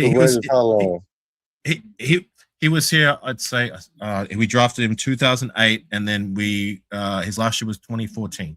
So okay, so about 7-8 years. Right. I'd like to highlight Black when I'm referring to comparing him to Charlie Gardner. I'm just talking about his best years. I'm not talking about the years after that when we know what we got with Darren McFadden. But like those years where he was at his Raider best, that guy was not just one of the most dangerous players, or the most dangerous player on our roster. He was one of the most dangerous players in the league. So like. So to he say was that the teams were scheming less for him than Gardner, I'm sorry, I highly disagree with that. So McFadden, so you're gonna take 2 years out of his career with the Raiders and say, okay, we're gonna compare his 2 years to what Charlie Gardner, 2-3 years or whatever. So yeah, I'm just comparing their best years. I'm looking at how they play with the team, period. But okay, you want to take his 2 best years, then you got that. Right. That's all I'm talking about. Is his best years when pretty much he was our only real like dangerous threat. Like we did have other threats, but not to the caliber of McFadden. Like he wasn't just our threat, but he was a threat in terms of running backs in the league. You could put him there. Up there with the likes at the time with Chris Johnson, with the likes of Adrian Peterson. You know what I'm saying? Like he was that good during his Raider prime. So now I'm going to throw you guys a curveball here, since we're talking running backs in only 2 years, right? So let's compare like the elite of the elite, Marcus Allen and Bo Jackson. Bo got hurt. Again, we're talking 2 years. If we're talking this for 2 years, like who's the best Raiders running back in history then? What's that? Sorry, what are you asking? Oh, my question is, like, we're only talk 2 years, right? You mentioned 2 years for McFadden, right? You know, over at Charlie Gardner. So let's take it up to the next notch. So the best 2 running backs ever in Raiders history is like only 2 players. It's Marcus Allen and Bo Jackson. Then who would it be? If you're saying a 2-year span, then it's going to be Bo Jackson. No, it's got to be it's unmatched. But if you want to talk about productive and winning, then it's Marcus Allen. And I fucking hate Marcus Allen. You already know. No, Marcus Allen only averaged 4 yards a carry. McFadden averaged like 5 yards a carry. So based on talking about McFadden, McFadden doesn't compare to Bo. No, but it has to be sustainability as well. on how long you did it, and that's what Well, takes we to just McFadden said out the 2 game. years. No, we just said 2 years. Oh, okay. So you're talking about 2 years. Okay, you're talking about. So you're talking about a 2-year stretch, like the best so years Marcus of Allen any. never had Okay, 5 all right. yards of carry. He never had 5 yards McFadden never of carry. played a 16 game season. Yes. Like what? 2010. 2010. Yeah. I only think like maybe once. So like that was probably his best season, wasn't it? 2010. 2011 would have statistically been his best year. That was when he was averaging over 5 yards per carry, but then he got hurt. Yeah, that was his biggest thing. His biggest thing was just he couldn't stay on the field because he just anytime he got hit a certain way, he just was hurt. So like for me, I agree with Afakasi that team schemed more against McFadden because McFadden was the only home run hitter that we had on that team, really. But the effectiveness in Charlie Garner being the win con for that team is why Charlie Garner was a better back. Because even though you schemed to try and stop Charlie Garner, even when we had an older Jerry Rice who was still productive, an older Tim Brown, it was all about Charlie Garner establishing the offense. So teams were scheming for him, and they still couldn't stop him, even with they were scheming. And then that's what opened up the play action pass for Rich Gannon to be immaculate and do everything he did with our wide receivers and tight ends. But I would forget say Rice and Tim Brown both had 1,000-yard seasons. Yeah, I mean our offense was just fucking amazing. Like we were the top of the crown at that time with offense. People were trying to emulate. 2002 was the best offense the Raiders ever had. So, Jack, so if I can clarify, what you're trying to ask is not in terms of overall productivity. You're talking about, like, say their best. Who would be your next best after Marcus Allen in terms of their best days as a Raider? Is that what you're asking? Well, I didn't say the next best. I said the two best. The two best is like, we're talking like, you guys talked about 2 years. For a 2-year period, I would say that Bo Jackson probably had a better 2-year stint than Marcus Allen. Man, when I watched those guys play, I wanted the ball in Bo Jackson's hand. It's like Marcus Allen was becoming, again, I don't know. Again, we all don't know what happened with Al Davis and Marcus Allen, but he became the fullback for Bo. And I love what Bo did, man. That dude's so big, so strong. And I feel like, I talk about, players, I've had this on conversations on different shows. Oh, what players you can bring back that are Hall of Famers that actually could play right now? I'd say Bo and Marcus are like one of them. But my favorite player in Jim Otto couldn't do that anymore. He couldn't do it. So, but we're talking running backs. I'm thinking, Bo was so unbelievable that I think Bo's probably the greatest, ever. And so again, we're talking 2 years. I'll give you some names. I already brought up McFadden, but I'll give you 2 others. Well, Josh Jacobs. I mean, he literally holds the record for the most yards of any Raider running back. So you have to put him in that conversation. And the other name I'm going to throw out there that doesn't get the flowers I feel like he should in his best days as a Raider is Napoleon Coffin. He's another guy. I would actually, you might get upset with this. I would actually rate him more than I would Charlie Garner and Tyron Wheatley. AR, what's cool? So no, that can't even be a real thing. There's no way Napoleon Coffin. Black, let me say something to AR. So I sold Napoleon Kaufman a bed when I was working in San Leandro. I sold him a bed when I was working at a mattress store when I was a young kid. I sold him a bed. No, hang on a second. You sold him a mattress when you were a kid. Yeah, when I was like a young man. I was like in my early 20s. I sold Nap a bed. Oh, I was going to say, aren't you older than Napoleon Kaufman? No, well, no. No. I'm old. Okay. I'm 50. I'm 55 going on 56. No, I'm young. Kaufman would be in his late 40s, early 50s, if I'm not mistaken. Well, then you're wrong. I don't know. All right, well, I'm gonna. Oh, he's 53. Yeah, he's younger than you, dude.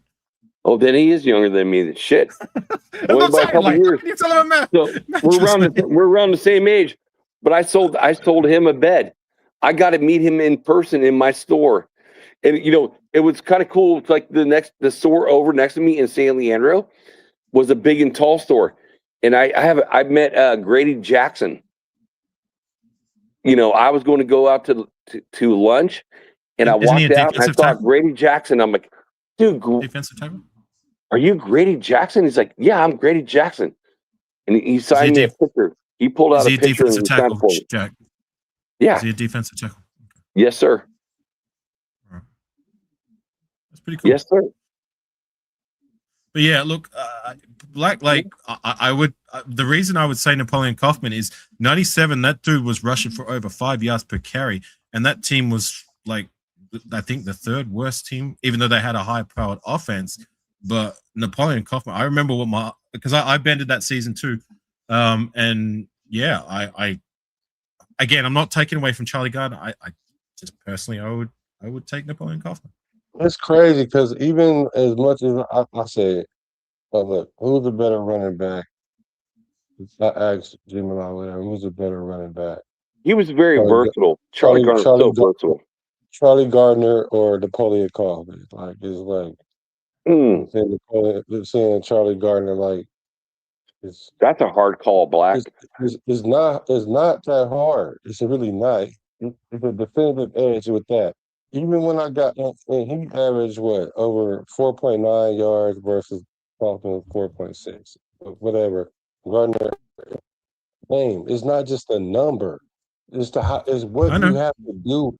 It's what you have to do to stop the player. If all you have to do is worry about the player running between the tackles or getting to the outside, that's different than when you got to do that with a running back and him in the receiving game. There's a big difference in that. So Kaufman could do that too. Kaufman could do that too. Agreed on both you guys. I love both these players. These are some of my favorite players, running backs in Raiders history. Yeah, but that's why I threw out his name. That's why I threw out his name. They wasn't using Kaufman as a receiver like that. That's not to say he didn't receive the ball out the backfield. I mean, he was lights out when he was getting the ball thrown to him. Like yeah, I don't know. I know that I literally watched how the league had to prepare for Charlie Gardner. Like, I literally watched them had to do the same for Napoleon Kaufman, same thing for your boy McFadden. And I know the way the game is affected is way more difficult to stop Gardner than it is those two guys. Now, you wanna say a 2-year period? Okay, I'll give you that. But if we're gonna say a 2-year period of time, he better than Marcus Allen over a 2-year period of time then. Because Marcus Allen ain't never averaged no 5 yards a carry. So how are we gonna quantify that? Okay, well, Black, I will say this. So the thing about Marcus Allen is kind of like a Josh Jacobs thing. He will always make the first guy miss. And you get near the goal line, and if you were watching the highlights, no other player's ever done this the way he's been able to leap over these fucking 6'5", men and just fucking get into the end zone. And Marcus Allen is that dude. He is that dude. I love him. I love him too. And I'm not saying that he's not that dude, but if we're saying that if McFadden had 5.4 yards a carry, and it was the best 2 years it was him, and one of those years he was 5.4 yards a carry, and that's what we're basing it on. And then when I say, okay, well, Marcus Allen never had 5 yards a carry. Yeah, so I agree. How do you quantify that? That's what I'm saying. Because we all know that Marcus Allen is the better running back. So the only way you can quantify that is by how he affected the game. If if we're talking Raider career period, there is no take the best 2 years or whatever. If we're talking period, then of course you have to go with Marcus Allen, because the thing that Marcus Allen did it over the likes of Darren McFadden, over the likes of Charlie Garner, and the likes of Napoleon Kaufman, is he did it for not just like a 2 year stretch. He did that for a long time. Like, yes, granted, the numbers aren't there, like the 5 point whatever, that elite number, but it's still, he's in elite number category with the 5.5 or whatever yards it was that he was able to do over a sustainable stretch, which is what he did more than any Raider running back. I mean, you're going to have to go further back to find a carry. Yeah, I know that, but I know, but to my point, what I'm trying to say is that, like, he never, granted, you're right, like, he never averaged over 5 yards per carry. The only Raider running backs that I know that did it over a sustainable amount of time, I'm talking about at least a year and a half stretch, it's McFadden, Kaufman, and Josh, not even Josh Jacobs did it. McFadden, Kaufman, and Bo Jackson, the great Bo Jackson, which is why people remember him to be the greatest, like they do. Wheatley didn't. No, Wheatley's like been there for a long time. Right, but he didn't average that elite of the elite number. No. All I'm trying to say is why average. Marcus Allen gets considered the greatest is because he averaged, what was it, like 5.5 yards for so many years. Like, how long was he a Raider for? Over a decade, right? Oh, Marcus Allen? Yeah, he was a Raider for over a decade, right? Yeah, but you said he averaged what? No, I didn't hear what you said. You said he averaged something or whatever you said right before that. He did it over a sustainable amount of time, averaging at least 4.2, 4.3, 4.5, whatever the number may be. That will have him considered to be the greatest Raider running back that we've had ever. That's what sets him apart from those other guys. Yeah, because the way he affected the game, though. It wasn't because of the stats so much. Right. And he was able to do it for such a long time, more than those other guys. Yeah, I could go with that too. No, I'm not even saying it's not even arguable, because I could be very wrong. I mean, I just, that's why I was like, well, let me ask this AI which one they would think. And I asked it for both of them. They both said Charlie Gardner for both of them. But I could see your argument. Really, I do see it. Well, I see the argument for Charlie Gardner because he's probably the best. I think Charlie Gardner is probably the best receiving running back all around that the Raiders have ever had. Best receiving running back. What, like JD said earlier in the chat, he had 850 yards rushing and 850 yards receiving. I mean, 850 yards from a running back, that's like Marshall Faulk type stuff. You know what I mean? You got a plan for that, right? But it'd be like, but as a receiving running back, that's amazing. You know what I mean? Again, like I said, please do not take this that I'm disrespecting Charlie Gardner, because I do appreciate Charlie Gardner. I do love me Charlie Gardner. Absolutely not. I know you like him, but I'm just saying, it's like, to have a running back that gets 850 yards, that's like a McCaffrey or something like that right now. Like, in today's age, it's like, I think that's pretty flippin' amazing. And I love the fact that you guys are all entertaining me on this conversation on running backs.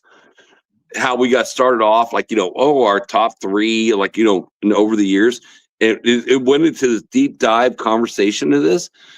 This is absolutely what I love, because we're going into history, we're fucking pulling players, and it's like, this is good conversation. Right. Look, like I said, I'm not trying to discredit. No. I do love Charlie Gardner. I just, when we were asking the question before, I personally feel McFadden was better. And just to the point of McFadden, like, yes, Charlie Gardner, he was great in the passing game. Like, McFadden was great too. I mean, dude, like, had, I think, 500 yards and 5 touchdowns receiving back in 2011. That's to go alongside, what was it, like 1,200 yards rushing? And how many touchdowns? I mean, yeah. So I'm gonna say this: if I had to choose, it's like this, and this is why I'm gonna choose. Napoleon, everything you said about Napoleon Kaufman is accurate. Was he the best player on that offense? Yes. Was he the focal point? Yes. And he was a great returner too. He was a great returner too. Yeah, and he was dual threat. I couldn't stand him because I'm a Bruin, and he did that at UW as well. The reason why Charlie Honor gets the nod is because Napoleon Kaufman was pretty much the offense. Charlie Garner did that with all the other weapons around him and still produced like that in a very similar category. But he had also Tim Brown was getting the ball a lot. Jerry Rice was getting the ball a lot. The tight ends were getting, Ricky Dudley and all of them were getting the ball. Wasn't Doug Jolly back then? There was a lot. I think Doug Jolly was just a little bit after. Yeah. So I'm saying like that whole era, Charlie Garner still produced at the same clip as Napoleon Kaufman, even with all that on the team. Now it just shows how dynamic that offense was. But with the dynamic of the offense being like that, it didn't go without Charlie Garner.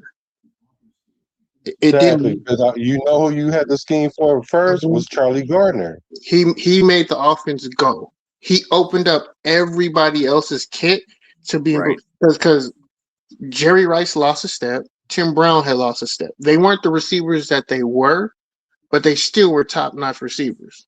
But they got enhanced because the team said, "Okay, we can leave our corners on the island with Tim Brown or Jerry Rice at times. We can't do that with Charlie." So he was that's why he gets the nod and why he was a better back is because he had so much more to deal with, not just with the defense, but also in producing when he got the chance to get the ball. But wouldn't that work the other way around, being that like if you don't have as much talent around you, then that gives the defense pretty much less to really focus on, like when they were keying in on I mean, yeah, granted he had Tim Brown, a younger Tim Brown when he was around for his best days, and that was pretty much it. I mean, like James Jett was the other wide receiver you had. That was the year I think they drafted Ricky Dudley, who didn't really work out for us at all. Yeah, second round pick. And Jeff George, a guy who I learned to appreciate, was at quarterback. I mean, there was, far less on that Raider offense, even though offensively that particular season Napoleon Kaufman had his best year. Weren't that bad. It was more so the defense. But no, I don't know. I guess it could work both ways, right? Like, yeah, it's a double-edged sword. But why? It's a double-edged sword because you can make the argument for both ways. This is why Napoleon Kaufman, he was the only person that can do anything, right? And Tim Brown. Let's not discredit Tim Brown. Yeah, but he didn't have nobody to throw him the ball. Tim Brown. He didn't have nobody to throw him the ball. I just want to throw. Well, again, I just want to fact check real quickly. I'm saying the quarterback was shit. Jeff George was not shit. Jeff George was shit. No, he was not. He was not. He was not. JT, I watched that season from start to finish. He threw more touchdowns and less interceptions than Rich Gannon's MVP year. Yeah. When he was throwing, the team didn't win, not due to him not being able to throw the ball or get the ball to the receivers. The defense was terrible that year. So I'm going to disagree with Jeff George was not good. Tim Brown will even attest to it. When Tim Brown's asked who was the best Raider quarterback you played with in terms of pure arm talent, his answer was unequivocally Jeff George, and he only had him for a year. Hey, what? Yeah, Jeff George has crazy arm talent. He has one of the biggest arms in the league. But I get what you're saying. But for me personally, he was a shit quarterback. Wait, no, I want to rewind. Like, that's a huge statement, AR. It's like you're saying Jeff George was better for Tim Brown. My boy. That's my boy. And it's like he's saying that Jeff George was better than Rich Gannon. Yes, Tim he is. Tim And Brown I think Brown honestly, I said it think from a Rich pure. Gannon is the best quarterback in Raiders history. No, he's saying for production wise, was he a better quarterback than Rich Gannon on the team? No. Absolutely not. I'm not saying that. I'm not He's saying that at all. statistically, He's saying that Jeff George wasn't chopped liver though. Yeah, that's what I'm trying to say, Black. I'm just making a point that JT, you were saying that we were talking about 97, the year I was making a point about Napoleon Coffin, and we went on a tangent about the QB play because you said the QB play was trash, and I was trying to make a point that no, it wasn't. Like, Jeff George is a name that doesn't get the appreciation, and if you go back and you watch the tape, because I watched that season from start to finish last year off season, he was no scrub. He's a guy I had to learn to appreciate because I was like, well, do my eyes deceive me? I mean, I know they're not winning, but it's not through lack of what he was doing. Because from what I was seeing, like, he was actually doing great, and the statistics back that up. Like I said, I'm not saying he's better than Rich Gannon, but he threw for more touchdowns and less interceptions than Rich Gannon's MVP season. So that's why I'm just making a case. He's not better, but he's good. He might be. I don't know if he's better, but he right there because they sure kept calling him off the couch to come quarterback for somebody's team, and he was kind of Yeah, I personally really knew how to throw the ball. Yeah, he just overthrew too many balls for me. He was inaccurate a lot. Not as a Raider. Not as a Raider. For me, he was. I saw the games I went to and I watched. Yeah, he wasn't the reason why we lost, but he could have definitely won a lot more games. Than, if he just had the proper attitude and just knew how to command and lead a team. He wasn't a good leader. He wasn't. Now I got to look up. I remember watching Jeff George. And I remember watching Rich Gannon, and now I'm gonna have to Google this shit when this show's over. This is the first thing I'm gonna do. This is the first thing I'm gonna do is I got to look up because you know what, I saw totally two different players than what you guys are talking about. For me, guys.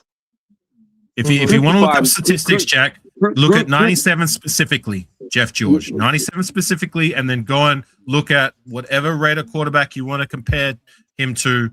2002 Rich Gannon. So 97 Jeff George to 2002 Rich Gannon. It's like, Go ahead. I'll do it right now. I'll share the statistic with you. That's when they had what, James. Wait, let me finish. Let me finish. JT, stop, please. Let me just finish. I've seen everyone from the Snake to every single quarterback that's ever played this game. And, my favorite quarterback, if I'm like picking a dynasty team, I can pick one. For me, it's Rich Gannon. We talked about running backs. So you already heard my opinion on that. So now I'm so curious. 2002 Rich Gannon versus the 97. You want the stats, Jack? Yeah, dude, you want the tell stats me right now? because you're gonna break my heart, right man. now because I was the one who brought this up as a point in the first place. And again, chat and Jack and everyone else, I am not saying I think I'm not saying Jeff George is a better quarterback than Rich Gannon. I will take Rich Gannon in a heartbeat. All I'm saying is my point was the whole time is that he wasn't a scrub. But anyways, this is Rich Gannon. So trick you, chat. So 2002, Jeff George, 1997.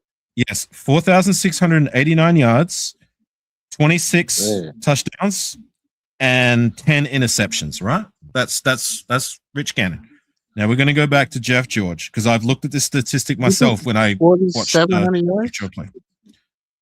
4,600 and something yards. Now this is Jeff George. All right, so Jeff George, so Rich Gannon had more yards because Jeff George has 3,917, but Jeff George has 29 touchdowns and 9 interceptions. There you go. So here's a side note. Here's a side note real quick while you digest that. Hold on. So AR, it's funny. So I asked what was the top? Say it again. Say it again, please. Say what again? Both stats. So let's start off with yards. Hold on. I'm gonna go back to it because I want to hear it too. But this is gonna be quick. So I looked at the top 10 running backs, right? And so of course Marcus Allen was number 1. So Josh Jacobs was 4 and Bo Jackson was 5. But McFadden was number 9 and Kaufman was number 8, which is interesting to me. And Charlie Garden wasn't on the list because he wasn't a Raider long enough. So he wasn't on the list. He's not. He wasn't Raider for longer than like what 4 years. Let's come back to this. Let's come back to this. No, I'm about to be done with it because I'm not to be done with this topic right here. But he didn't play long enough for the Raiders, so I can see why you would say that McFadden is probably a better running back than him overall because of what he brought to the Raiders. Because he's like a number 7 all-time rusher for the Raiders. So I can see what your point. That's all I was going to concede. Now, as far as the stats with the George and Glennon, I want to hear that as well. I want to hear him again. So let's go step by step. Do you want me to? Okay, I'll read out yards. Rich Gannon's first. Okay, completion percentage, touchdown, interceptions. But just the important ones, not the other ones that don't really matter. Okay, so you want to know yards. So this is Rich Gannon. Okay, 2002, 4,689 yards. 26 touchdowns and 10 interceptions with a completion percentage of 67.6. Right? You got that? You got all that, Jack? Yeah, that's fucking great. Look, I love yards, 26 touchdowns, 10 interceptions. Yeah. All right. So let me go back to Jeff George. So you said 40, 90. So 97 Jeff George. He had 3,917 yards. So Rich Gannon had more yards. By 700 yards. The completion percentage, 55.7. So the completion percentage was a little bit again 12% higher for Rich Gannon. This is the numbers I want to hear. This is the numbers that I shared before that I said why I made a point that he's not a scrub. He threw for 29 touchdowns, which is more than Rich Gannon threw in his MVP season. And 9 interceptions, which is less interceptions. So 3 more touchdowns, 1 less interception. Yeah, 1 less interception, but 700 yards less and 12% completion percentage. It's not a comparison. I'd rather have the less yards with the more touchdowns than the more yards and the less touchdowns. No, I figure if you're getting there, you're going to get your running game into the mix too. So my point was and is the whole time was that Jeff George was not a scrub as a Raider, like JT you tried to allude to. That's what I was trying to say. Is that to my point? Jeff George had more touchdowns and less interceptions than Rich Gannon's MVP season. Am I saying he was better than Rich Gannon's MVP season? No, because Rich Gannon won the literal award. All I'm saying is that the numbers speak for themselves, and my eyes back up what I saw because I watched that season during the course of the offseason. So that's all my point was the whole time, is that he was not a scrub. I felt like Jeff George had like less to work with than again, like a lot of the Raider teams have been working with less.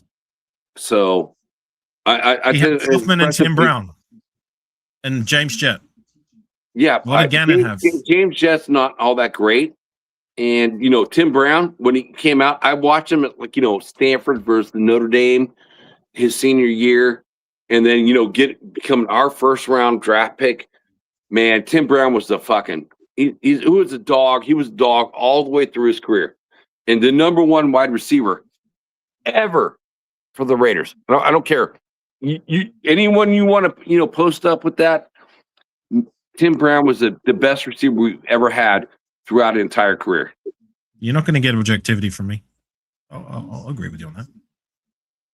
I think everyone will.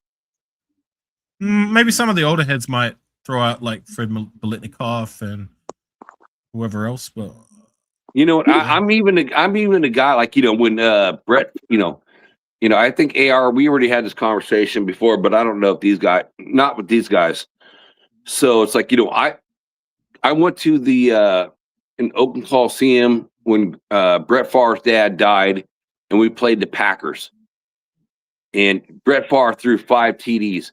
and I go up to the bar because I'm like going, dude, we're getting our asses smoked. We're getting smoked. My favorite moment in Raiders history for a game that we lost, we got killed. And I'm sitting at the corner of the bar, and a gentleman turns over to me and is like, hello, my name is Cliff Branch. What's your name? And I'm like, I'm Jack Kenna. And I'm like, holy shit, you're fucking Cliff Branch? You know, it's not like this YouTube stuff back in the day. I had nothing to say to the dude. He's like, I want to buy you a beer. And Cliff Branch bought me a beer. And Cliff Branch is a Hall of Fame wide receiver for the Raiders. And they're like, I did not know what to ask him. It's like I was so starstruck. I'm like, starstruck. I didn't even know what to say or what to do. I'm like a 21, 22-year-old kid, and I'm like, oh my god, this is fucking Cliff Branch. It's fucking Cliff Branch. The guy that's a wide receiver. It changed the NFL game forever at being that speedy wideout guy. Can I just share a little side note since you're talking about Cliff Branch? He was inducted in the Hall of Fame a couple of years back, right? Yeah, like after he died, you know, it's like fucking the same shit. Fucking like, you know, our quarterback and like everyone else on the Raider teams, like you have to die to fucking get in the Hall of Fame. Right. R.I.P. to Cliff Branch. Once a Raider, always a Raider. A great Raider. But what I wanted to say was when he was inducted to the Hall of Fame, in order to celebrate that, the Raiders at halftime for one of the games early in that season, I think it was either 2021 or 2022, they had somebody reenact, Cliff Branch taking that 100-yard touchdown and running to the other side of the field. And they had a former Raider play the part of old buddy Cliff Branch. Does anybody know which former Raider that was? Dude, I never saw that. Send to me. I saw it on Instagram. It was Jacoby Ford. Oh, Pretty dude, cool, right? Jacoby Ford was fast. So, AR, do me a favor, bro. Send that to me on IG because you know we're connected. I don't have the clip, but like I know what happened because it was a while ago and somebody shared it on Instagram or whatever. There was a fan clip of them reenacting the play, but then because I followed Jacoby Ford and he was sharing on his personal story because he doesn't share much. He usually keeps himself, but he shared on his personal story. Somebody was taking photos behind him in the tunnel with the Cliff Branch jersey. I was like, how fitting getting Jacoby Ford to reenact Cliff Branch. Because I mean, Jacoby Ford he's still young enough and still speedy enough to kind of reenact, but he's no longer in the league. So I thought that was pretty cool and pretty interesting. That is really cool. I mean, that is really cool. It's like, you know, like, you know, when I was a kid and I was like, you know, growing up, I saw like the Willie McCovey. I thought Willie McCovey is better than Willie Mays. Not knowing the Willie Mays story. Willie Mays, the baseball player, is like, you know, probably the second best baseball player or maybe the first best baseball player ever. And then Isn't he from the movie? Willie Mays? No, that's all. It's all San Francisco Giants baseball stuff. But then going into watching the Raiders and seeing Cliff Branch versus Blitnikoff, and you know, growing up as a kid, I'm like, man, Cliff Branch is so much better than, you know, Blitnikoff. And, you know, Blitnikoff became the first Hall of Fame wide receiver for the Raiders. And I'm like, this kid's way better than fucking Blitnikoff. I'm like, you know, I'm not understanding it. You know, and you're young. And that's why I'm going to say, you know, JT, it's like, never fault a young person on their knowledge. And I'm looking at, you know, shit, 2 Hall of Famers. And I'm like going, this Hall of Famer who wasn't a Hall of Famer is better than a Hall of Famer, you know, on the team. It's like, I'm like, you just see what your eyes see, right? And your gut tells you what you see. So that's what I love about this conversation tonight. And that's why I stayed up, is because we're talking about fun things that we all like. We all like certain players. We like what they do. And we all compare, like, okay, you didn't have this, you have this. You know, it's like, this is what makes conversation fun. Can I ask you a question, Jack? Yes, sir. It seems like a no-brainer who would be your Mount Rushmore in terms of wide receivers as a Raider. Tim Brown, Cliff Branch, Fred Biletnikoff. And maybe if you guys want to chime in on it too, because you guys have been around. Like, yes, I do know a bit about Raider history, but I've had to go back and watch. But who would be that So fourth guy? is it five players? No, it's 4.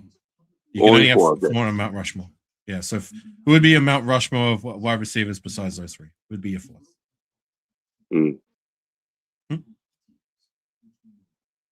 All right, you got to give me a moment because you said 4, and I don't pretty even unequivocal. Those 3, but who would be your 4th? So Tim Brown definitely number 1, and are we going to count like players that come over like for a year or two? Or are we talking like only what they did as Raiders?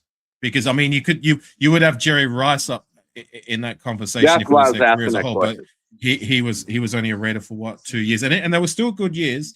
But I'm talking about Raiders wide receivers. What they did with the Raiders specifically. Who would be your 4th?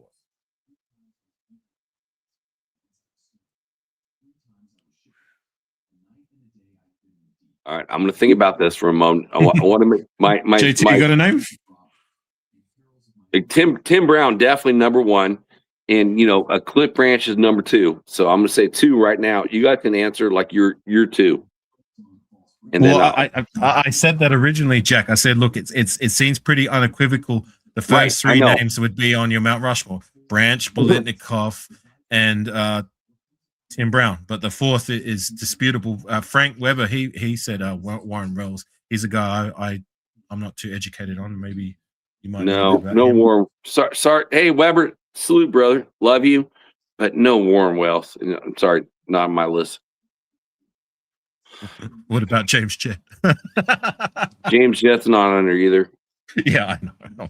I was just fucking with you. You got any names, JT, you would throw in that conversation?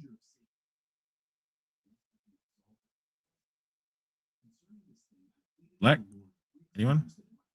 All right, I got one. I got another one. The top Raider wide receivers. Okay, so my question was, sorry, Jack, if I can. I asked Jack, who would be your Mount Rushmore of Raider wide receivers for their time specifically as Raiders? So I said the first 3 names are unequivocal and undisputed with Tim Brown, Cliff Branch, and Fred Biletnikoff. But who would be that 4th on your Mount Rushmore of wide receivers? James Lofton. Who? Sorry? James Lofton. Oh, James Lofton. Okay. Swerve and Mervin. Willie Galt. Let me think. I mean, I'll throw out some names just during my time. Lofton, if I'm correct, I think he's got a gold jacket too. Does he? I could be wrong, but when they got him from the Packers,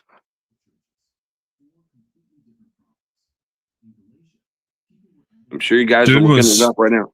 Dude was only a Raider for 2 years, man. Well, how many years do we need to have play on the team? So you're telling me those 2 years he was with the Raiders, you would take over every other wide receiver we've had on the door? Not named Tim Brown, I can't pick Jerry Rice, right? You're not letting me pick Jerry Rice, so. Well, you can pick him, but you're talking specifically for what he did as a Raider. He had a lot of yards as a Raider. Would those 2 seasons he had as a Raider be better than every other wide receiver we've had since our inception, not named those 3 guys? Would you say yes? Well, he had like 1,200 yards in the season one of those years. So, I mean, I don't know how many times I don't know who, Amari Cooper, maybe. I don't know. I don't want Amari Cooper. Porter. I'm like, all these guys. I don't want Porter either. No, I'm just saying those guys haven't had 1,200 yard seasons. I don't know who could be better than him. James Jett, Art Powell, Warren Wells. Raider Chris, you said Art Powell. That's a good name too. Old school. Cliff Branch. Well, of course, Cliff Branch. Yeah, that's why I said the three: Tim Brown, Cliff Branch, and well then I'd say just add Jerry Rice to that. That's an easy pick. Then I would say James Lofton after that are probably the top wide receivers we ever had.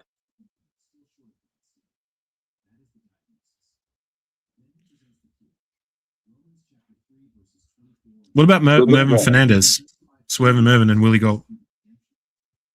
I think Willie Galt was like a toy player. Like, after we got him from the Bears, when they won their Super Bowl, he was like super fast, but he had no hands.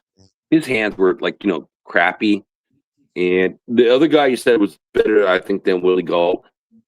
But Willie Galt was fun. He was a fun toy to have because he was just so fast. He was like, I don't know if you guys knew this, but he ran in like the Olympics and stuff like that. It's like, he was just so fast. That's why we went and got him, because he was in the Olympics. Right. He was fast. Bobby Chandler. Oh my God. I haven't heard that name in a long time. Weber.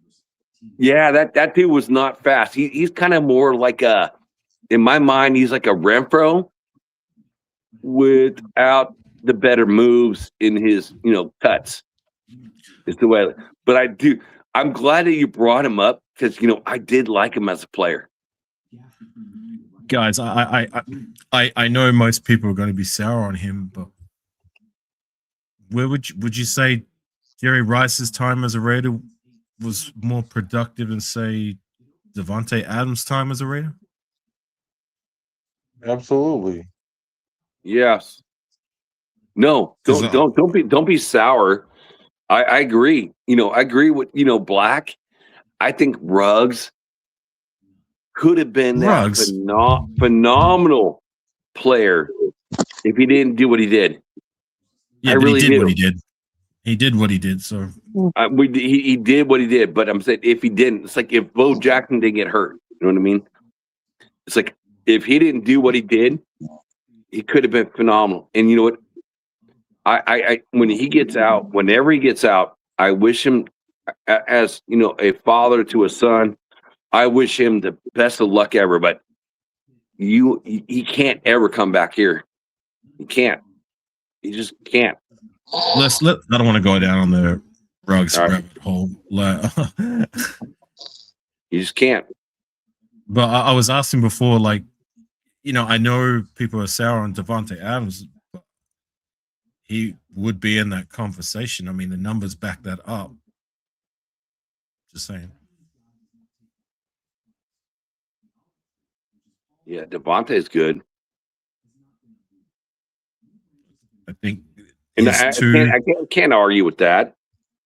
It's just like, at the same time, I will argue like, what's the guy we got from Pittsburgh who came over in a hot air balloon and never played for a game for us? Oh, Antonio Brown, but he did nothing as a Raider.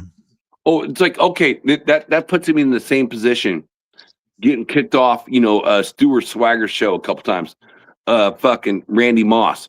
So I will never consider Randy Moss ever. Randy Moss was okay as a Raider, but his numbers don't compare to, say, Jerry Rice and Devontae Adams' time as Raiders. Yeah, but they're not even close. But Randy Moss is like one of the best wide receivers that's ever played the game. I know that, Jack. I know that. But I'm talking what they. I'm not. I don't care what they did, because if you're talking about as careers as a whole, then you've got to put Jerry Rice in there, because Jerry Rice is the literal greatest wide receiver of all time. And we got Jerry Rice out of there. Randy Moss is out of there, dude. You can almost make a case for Randy. And don't get me wrong, I do not like him as much as anyone, but you can almost make a case that Randy Moss was greater than, say, Fred Litnikoff and Cliff Branch. Oh, absolutely. If you take their careers, he's absolutely better, but I'm not going to put him in there. That's why I'm saying Raider career specifically, not what they do anywhere else. Then I'm going to stick with my number 4. It's like your last pick is Lofton. Okay. I mean, I'm not looking up stats. I'm just going off my gut. What about you, JT or QB? Black? Who would be your 4th? I probably would go with the three that we mentioned, and the fourth one would be Jerry Rice. We can't take Jerry. I'm talking about the years that he was with the Raiders. The years he was with the Raiders, he was still great. Yeah, I think yeah. It just wasn't all time great, like you know, if you consider like the rest of his career. Yeah. What about you, JT? Do you have a name? JT over there in Raiderland sleep.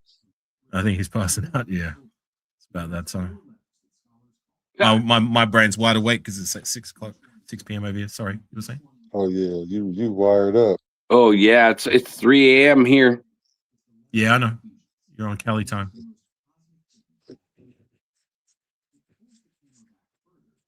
I know. I just thought it was interesting because it seems to me like the first three names is, like I said, undisputed and easy, whereas the last name we're having to kind of scratch and claw names to fill that full spot. We didn't really have that many great wide receivers look like. I mean, during my time as a fan, I guess, like, statistically, Devontae Adams and what he was able to do in those one-on-one situations, yes, I know it didn't end too great. And that's a shame. With him. You know, it's a shame. That's a shame he was able to come in here and do all that fast. He could have been the greatest wide receiver we had if he played 5 years with us. Yeah, he would have. To your point, Jerry Rice would be the next name. Well, Tim Brown's definitely number one. You're really having to scratch the surface for like guys who you would consider elite wide receivers since Jerry Rice and Tim Brown. I mean, like there's been guys that have been good, like your Hunter Renfro's and that, but you wouldn't really put them in that Mount Rushmore category, would you? No. Let me ask you guys this. That brings up a great question. You know, I've seen some videos, again, watching Raider YouTube stuff. What do you think about the Raiders? You know, like, again, we know what our record is going to be. We're going to probably get the top wide receiver next year, potentially, or trade, you know, like a first and a third and go after Jefferson from Minnesota, who right now, in my mind, he's the best wide receiver in the entire league.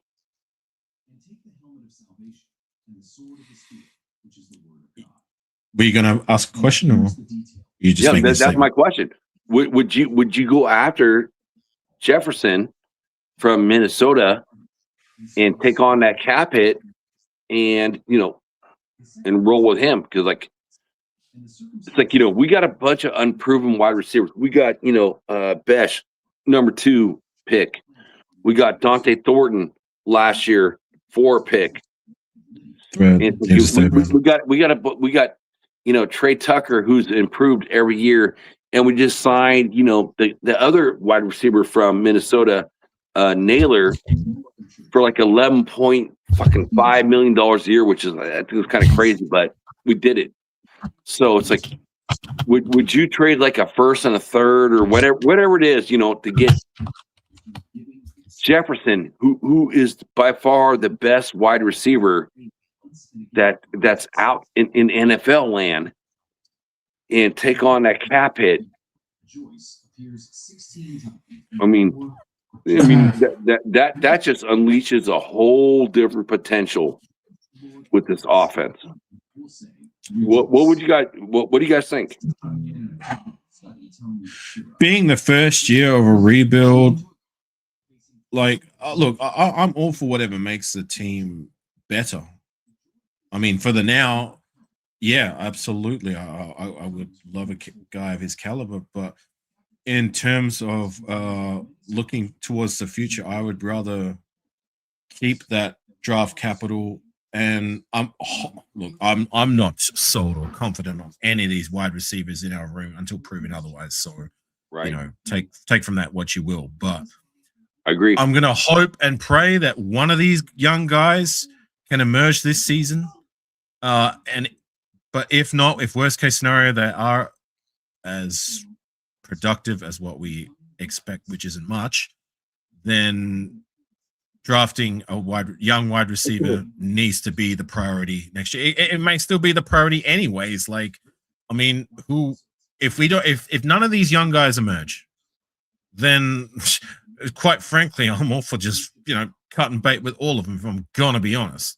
Like, Jack Besh and Dante Thornton, they got to show me more. Trey Tucker, this is the last year of his rookie contract. I don't see a way he can stick around unless he proves to be everything that I don't believe he is. Jalen Naylor, I think he's gone. Can he be what we're paying him to be? I don't know. To me, he's a bit of an unknown quantity, but there's a lot of more variables on the no side, if that makes sense, than the yes side. But I believe no matter how or why, unless Jack Besh or Dante Thornton emerge, then wide receiver needs to be a high priority regardless, even if we do make a trade for Jefferson.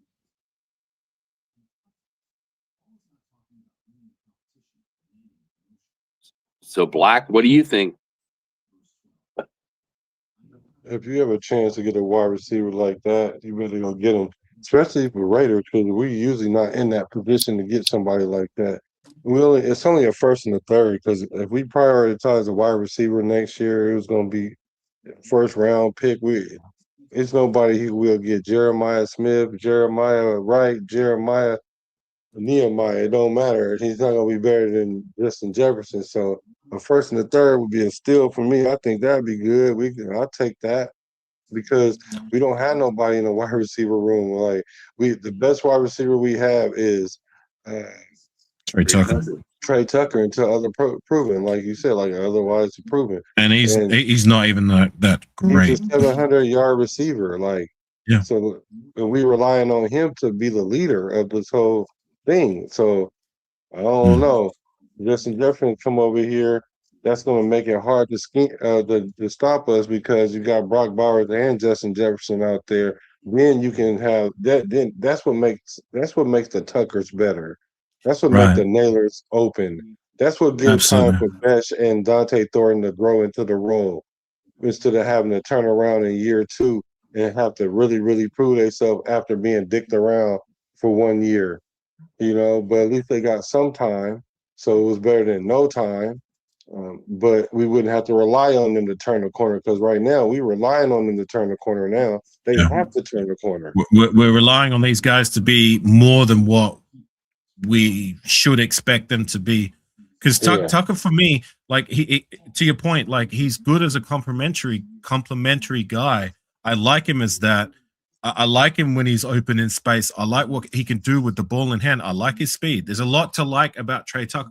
What I don't like is having him as the guy, because I don't know what you guys see, but when I see, I was highlighting Davante Adams before, and the one thing I appreciate about him is that when it was a 50-50 ball, he would come down with it maybe 7 times out of 10, which is great. You know what I mean? Like when it's a true contest. When you got Trey Tucker in a contest, he loses every single time. If he's open, he'll catch it, he'll make plays. But if he's not, if you throw a true 50-50 ball with him, did you guys see what I saw? He lost not just like some of the time, all the time. And that's you make a great point. It's like, with Devontae, he's a great wide receiver. He made, what's his name? It's just one thing that I appreciated about Devontae. I'm not trying to compare the two, even though no, I know. I'm just saying that's what I appreciate about Devontae. But with Trey Tucker, it's just glaringly a weakness with the guy. And to your point, his size. But whatever way you cook it or you cut it, his size, his lack of jumping, or whatever it is, he just can't win the 50-50 balls. He never does, ever. Well, he made Jacoby Myers look amazing. That I think that's why Spytech, it's like it went after, Jack Besh. Man, he drops no balls. Like both guys, they don't drop any balls. But I would say Devontae, helped Jacoby go from that, $12 million player a year, $11 million player, like what we signed him for per year, to like a $20 million player per year, like with the Jags.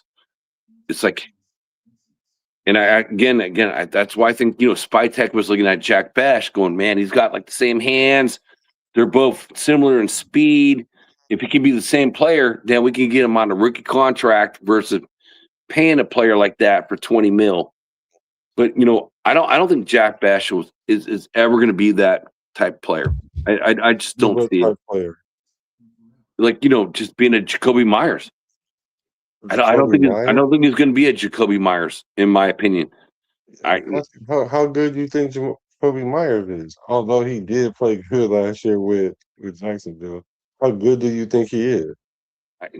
I think Jacoby Myers. It's like I feel like we saw some of the best work he's ever going to have when you have Devontae, like when AR was saying, on the other side. And again, they're fucking putting two people on him, and then he's getting open up the middle, the slot, whatever you're doing. I think that's his best work he's ever going to have. I don't think he's ever going to get any better than that. So again, I personally thank you, Jacksonville. Again, it sucks that we have to lose him because I really like him as a person, a player, his mentality as a football player and working. And I'm sad we lost him, but I don't think it's ever going to get any better than having Devontae on the other side. I think but the thing about it is, we were saying he wasn't even a true number one. When he was here, he's never a number one. He's number two. No, so that's what I'm saying. He wouldn't have been doing us no good right now either. He just would have been a half step upgrade from Trey Tucker.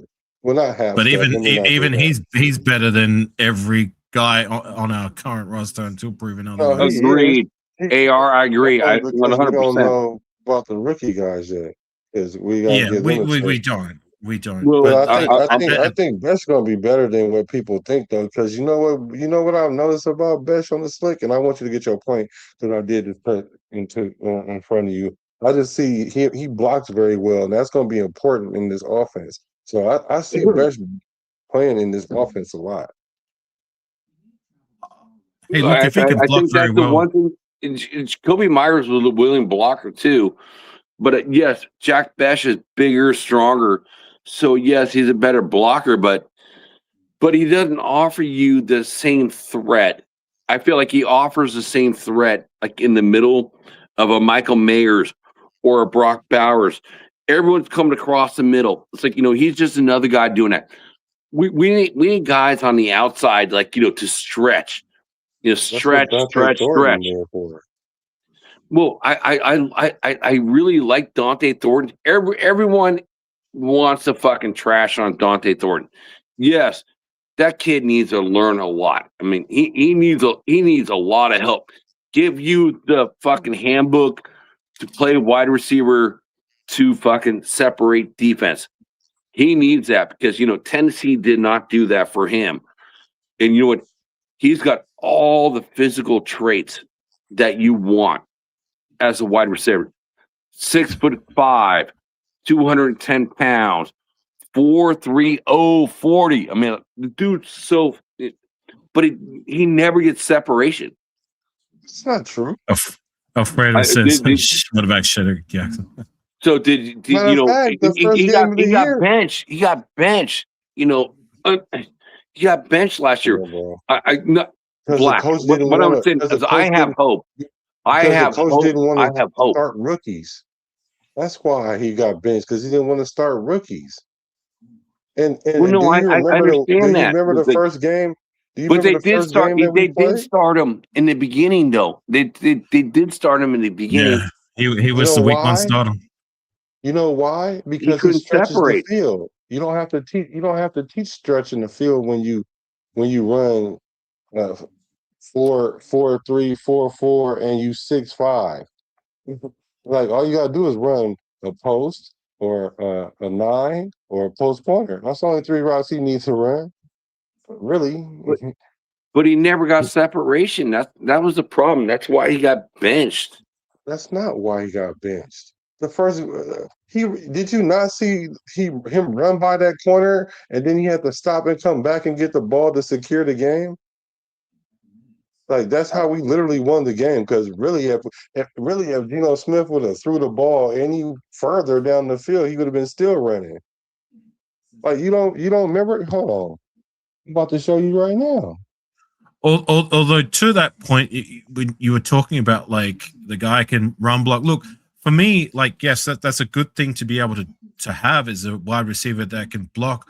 But to me, that's complementary, not primary. I want a wide receiver who can catch and can receive, and is going to put up like numbers that are competent or good enough to be that. What's that?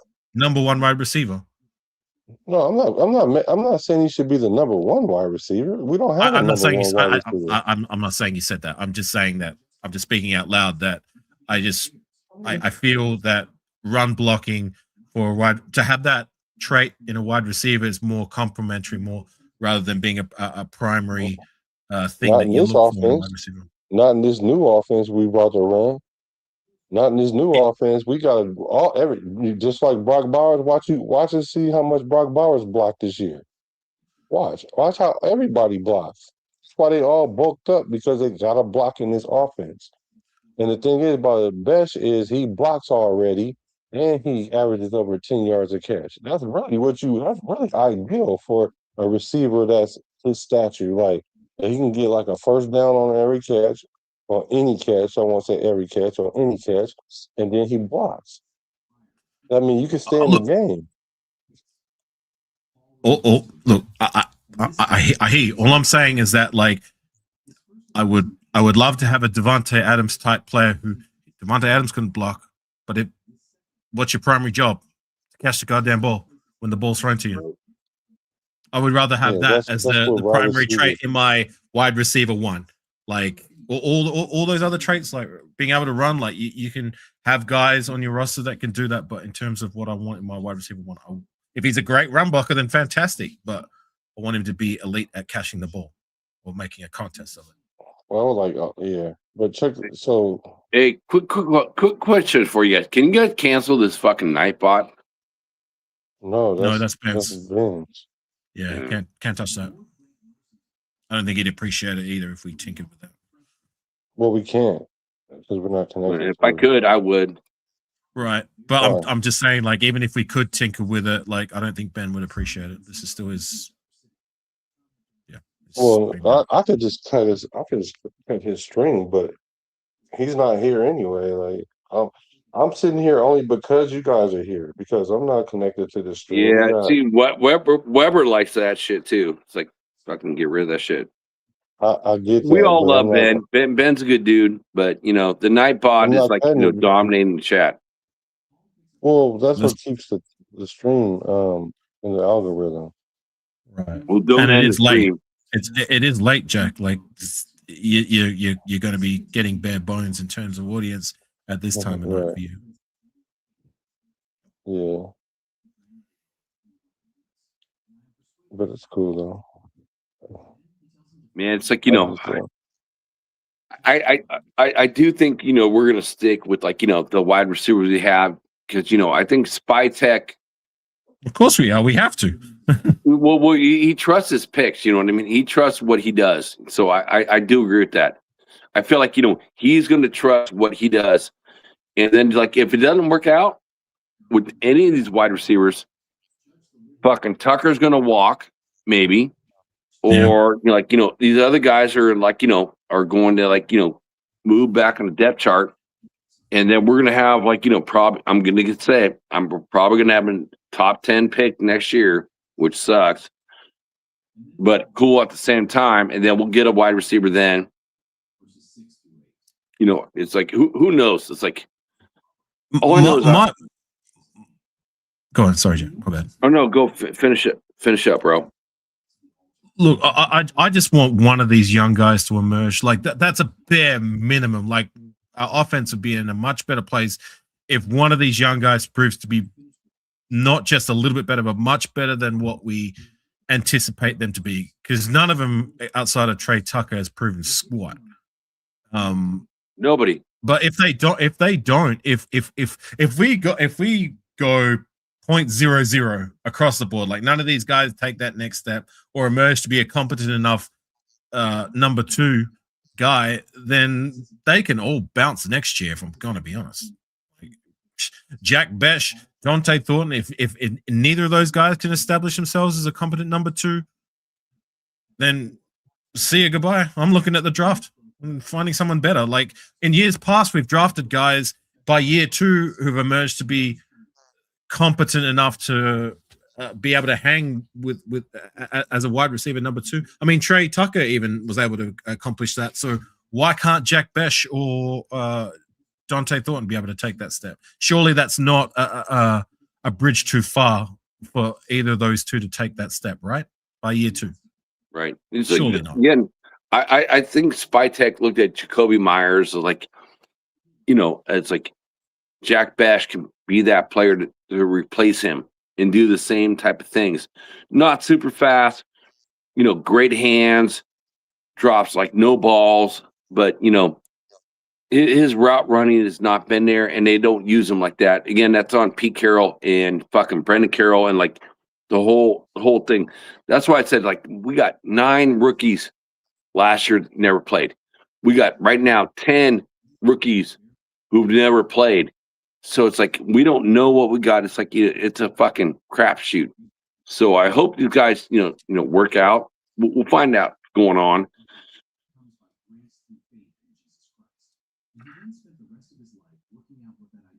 It's like it is straight up a crapshoot. I hope they prove to be more. Like I hate being less sold on these guys than what I should be. I don't like it.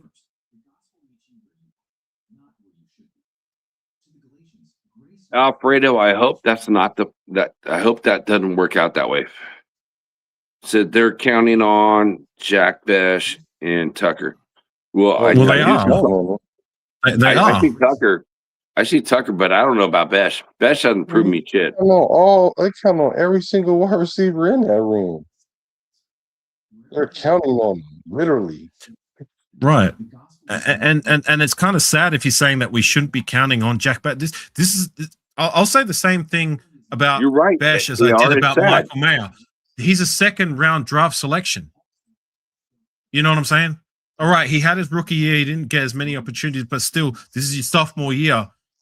You should be able to make strides on being at least a competent number 2. I mean, that's a bridge too far to expect this guy to be a number 1. I'm not expecting that, but surely that's not outside the realm of being unreasonable for him to emerge as a number 2 guy, right?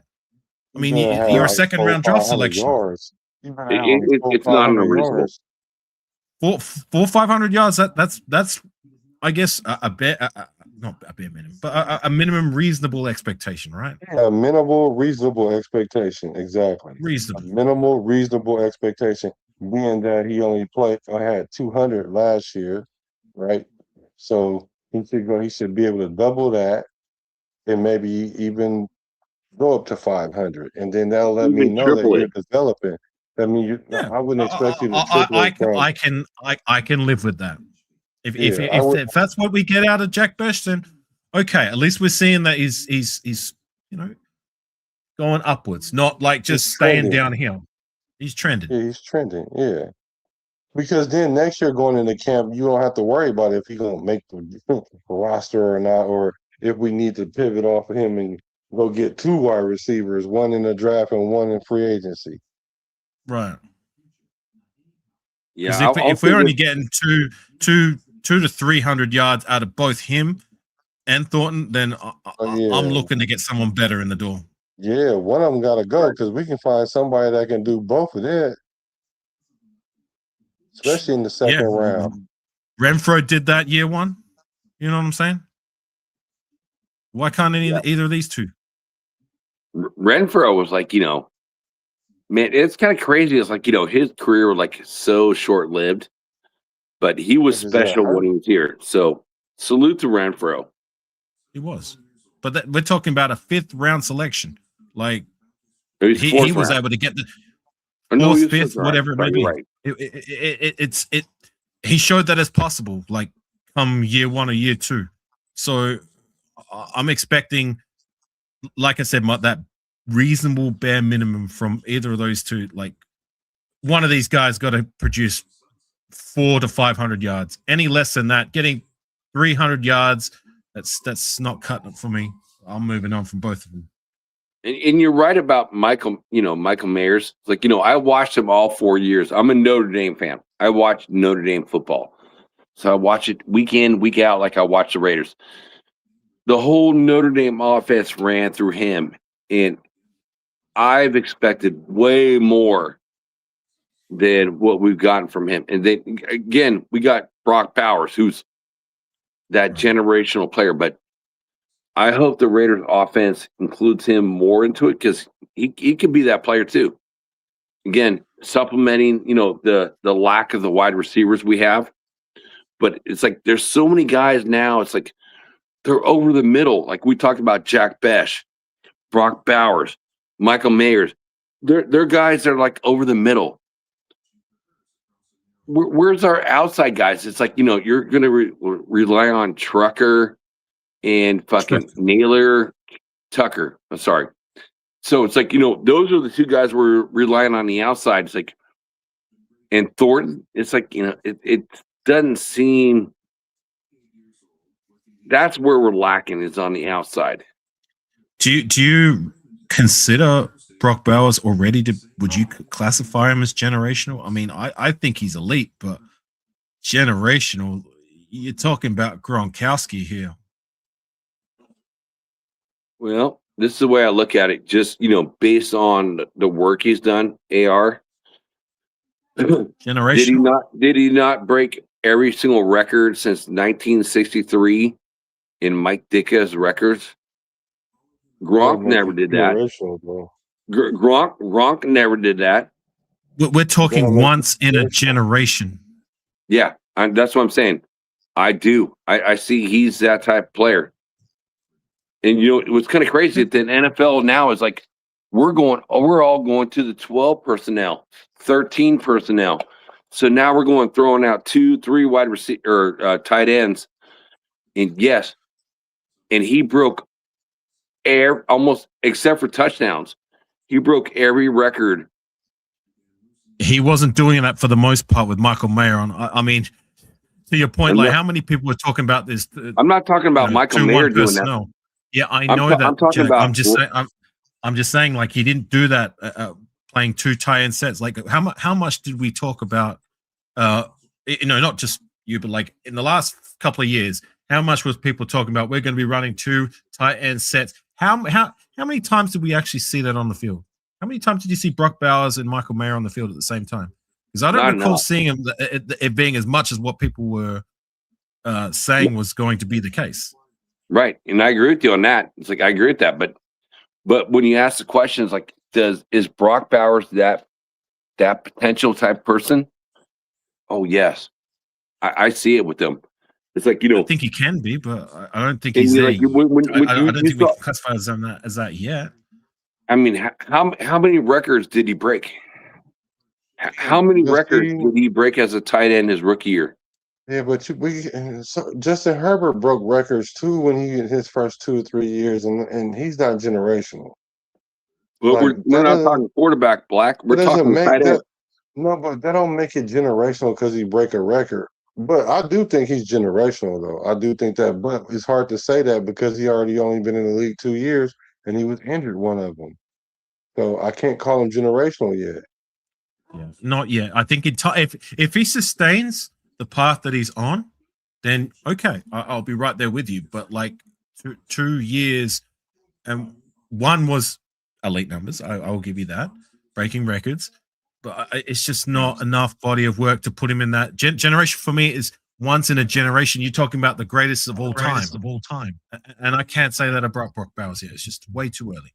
Well, only because if he had a season like he did last year, similar this year, then I'll be like, yeah, he about to be generational because he's obviously good. Like he does things that we haven't seen before, like Gronk was doing essentially.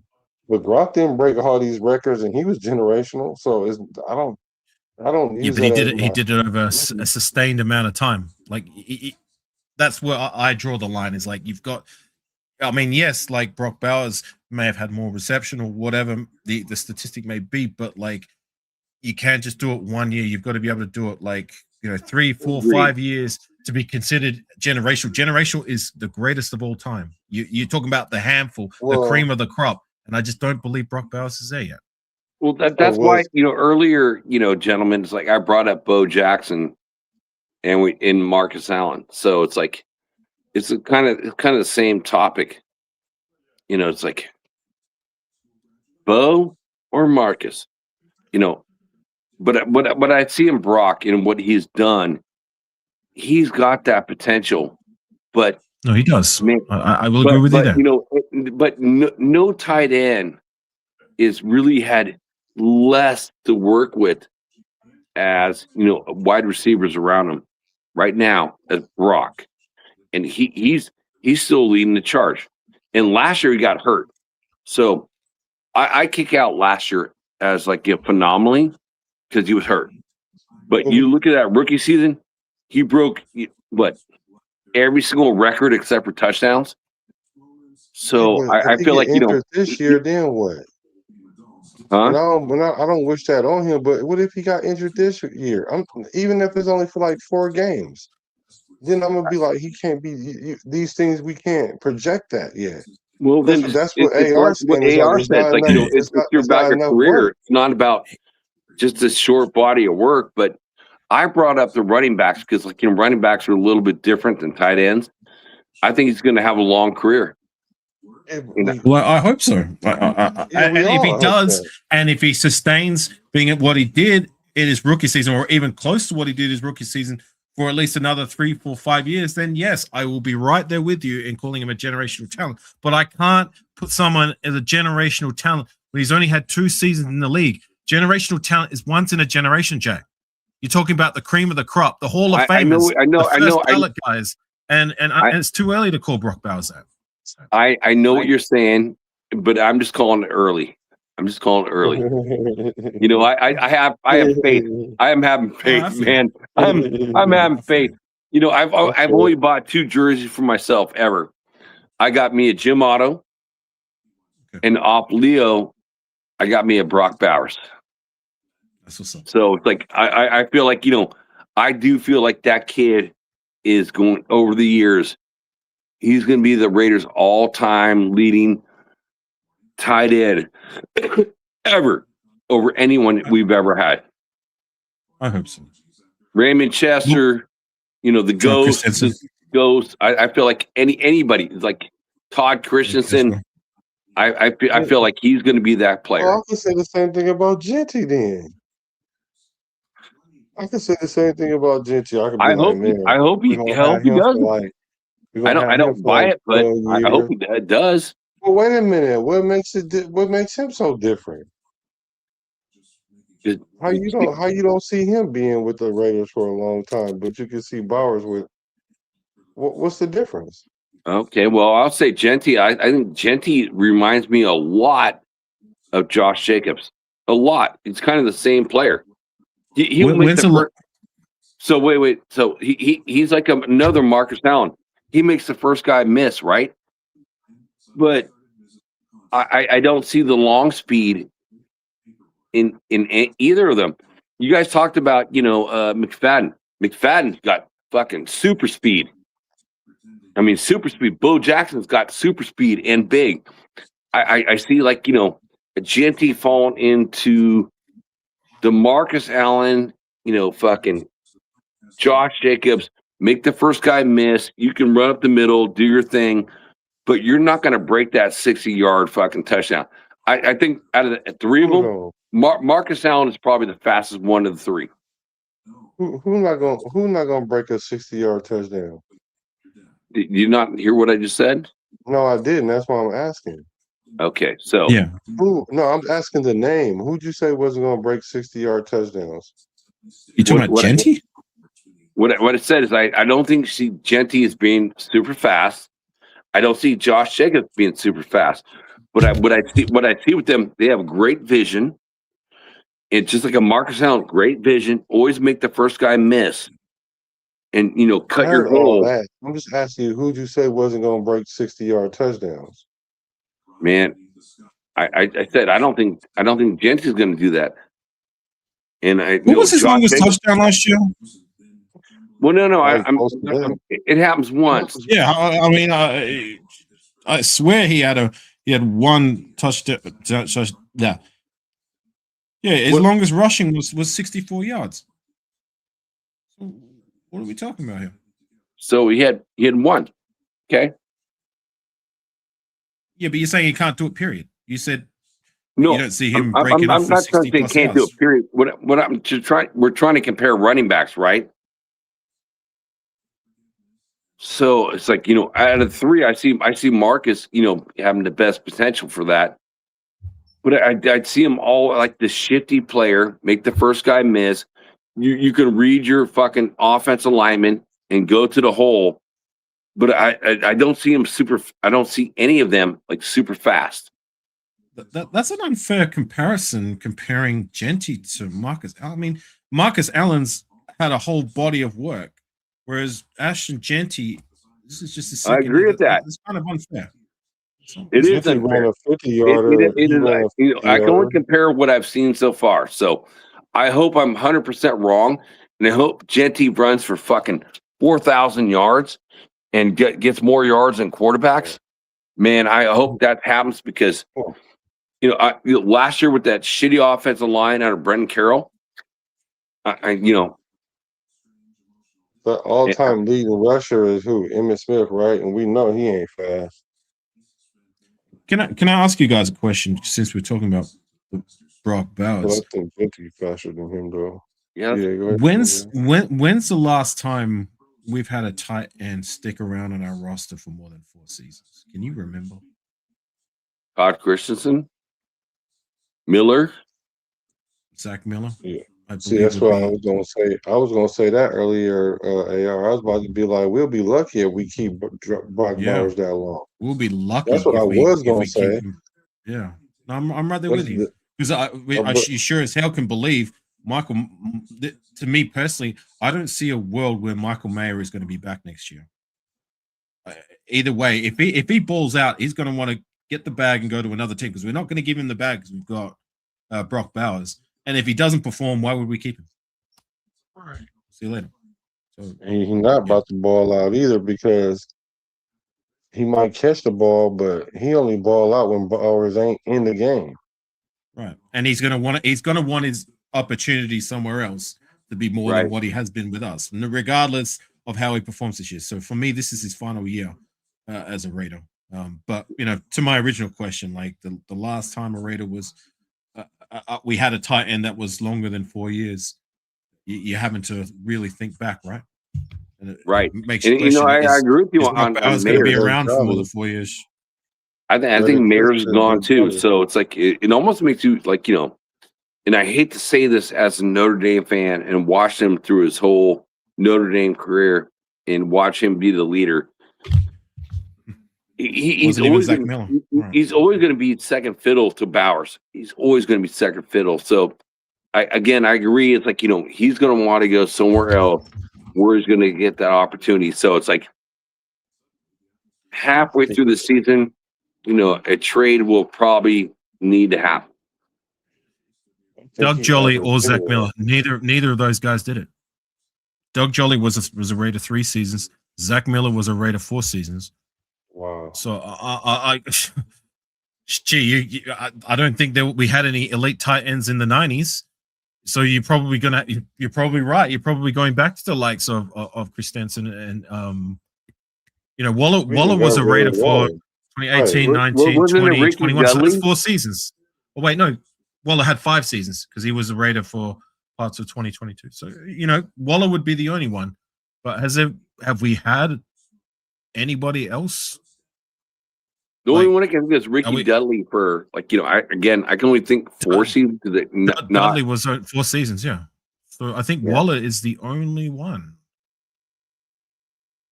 Damn.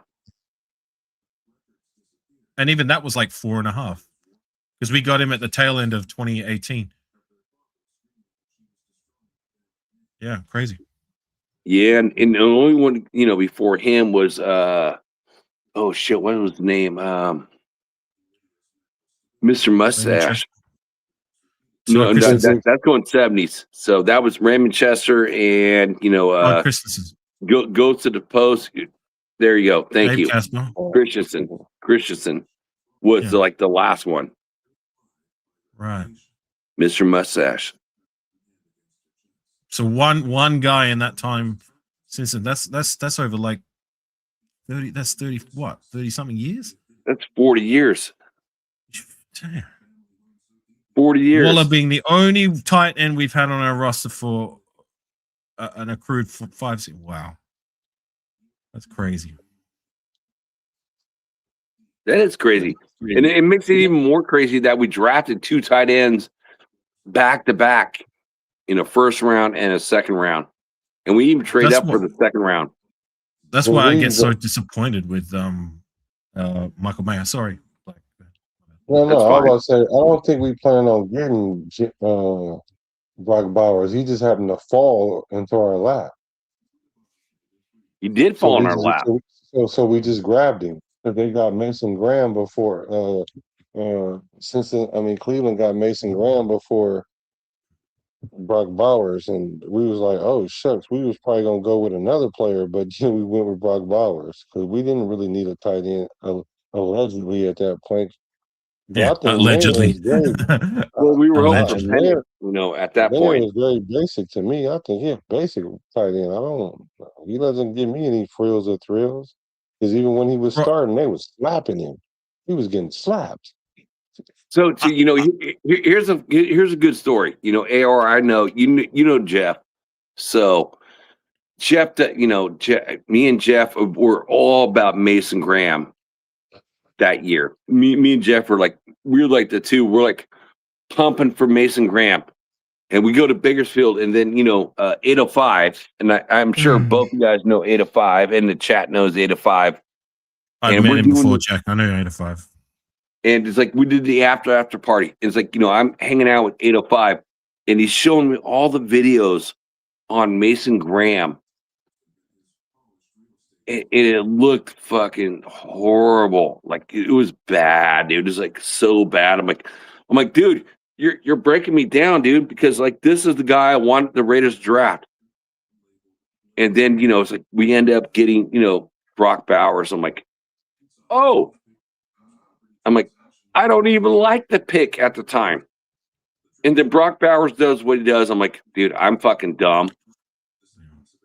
Well, a lot of us were ill-informed on give me a minute. Sorry, I got to get going soon. But a lot of us were ill-informed on Brock Bowers because most of us casuals who don't do only really do extensive research, if you could call it that, on prospects, didn't really do extensive research on the tight end position, being that in theory we didn't expect to go that route because we invested a high draft pick in Michael Mayer the year before. So when we picked him, a lot of us, including myself, were surprised because we didn't really know much about him. There was only a handful, and shout out to Raider Ben because he was one of them. Shout out to Westside, he was another. I don't know what your stance was at the time of the pick, Black, but the people who were in right. So you were as ill-informed as what I was. Just I was uninformed because I didn't. So you were on the other side of the coin. But my point being is that like there were a lot of us that were ill-informed, but were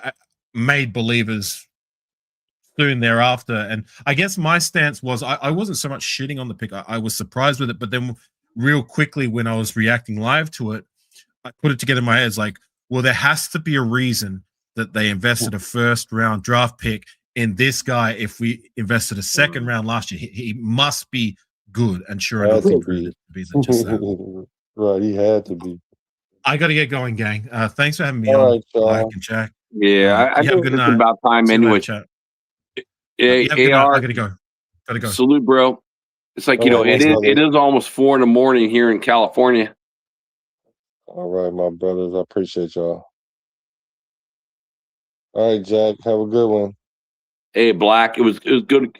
Thank you for having me on. I appreciate it. It's good to hang out with you live. Yeah. And I hope to see you again, bro. And Nathan, salute.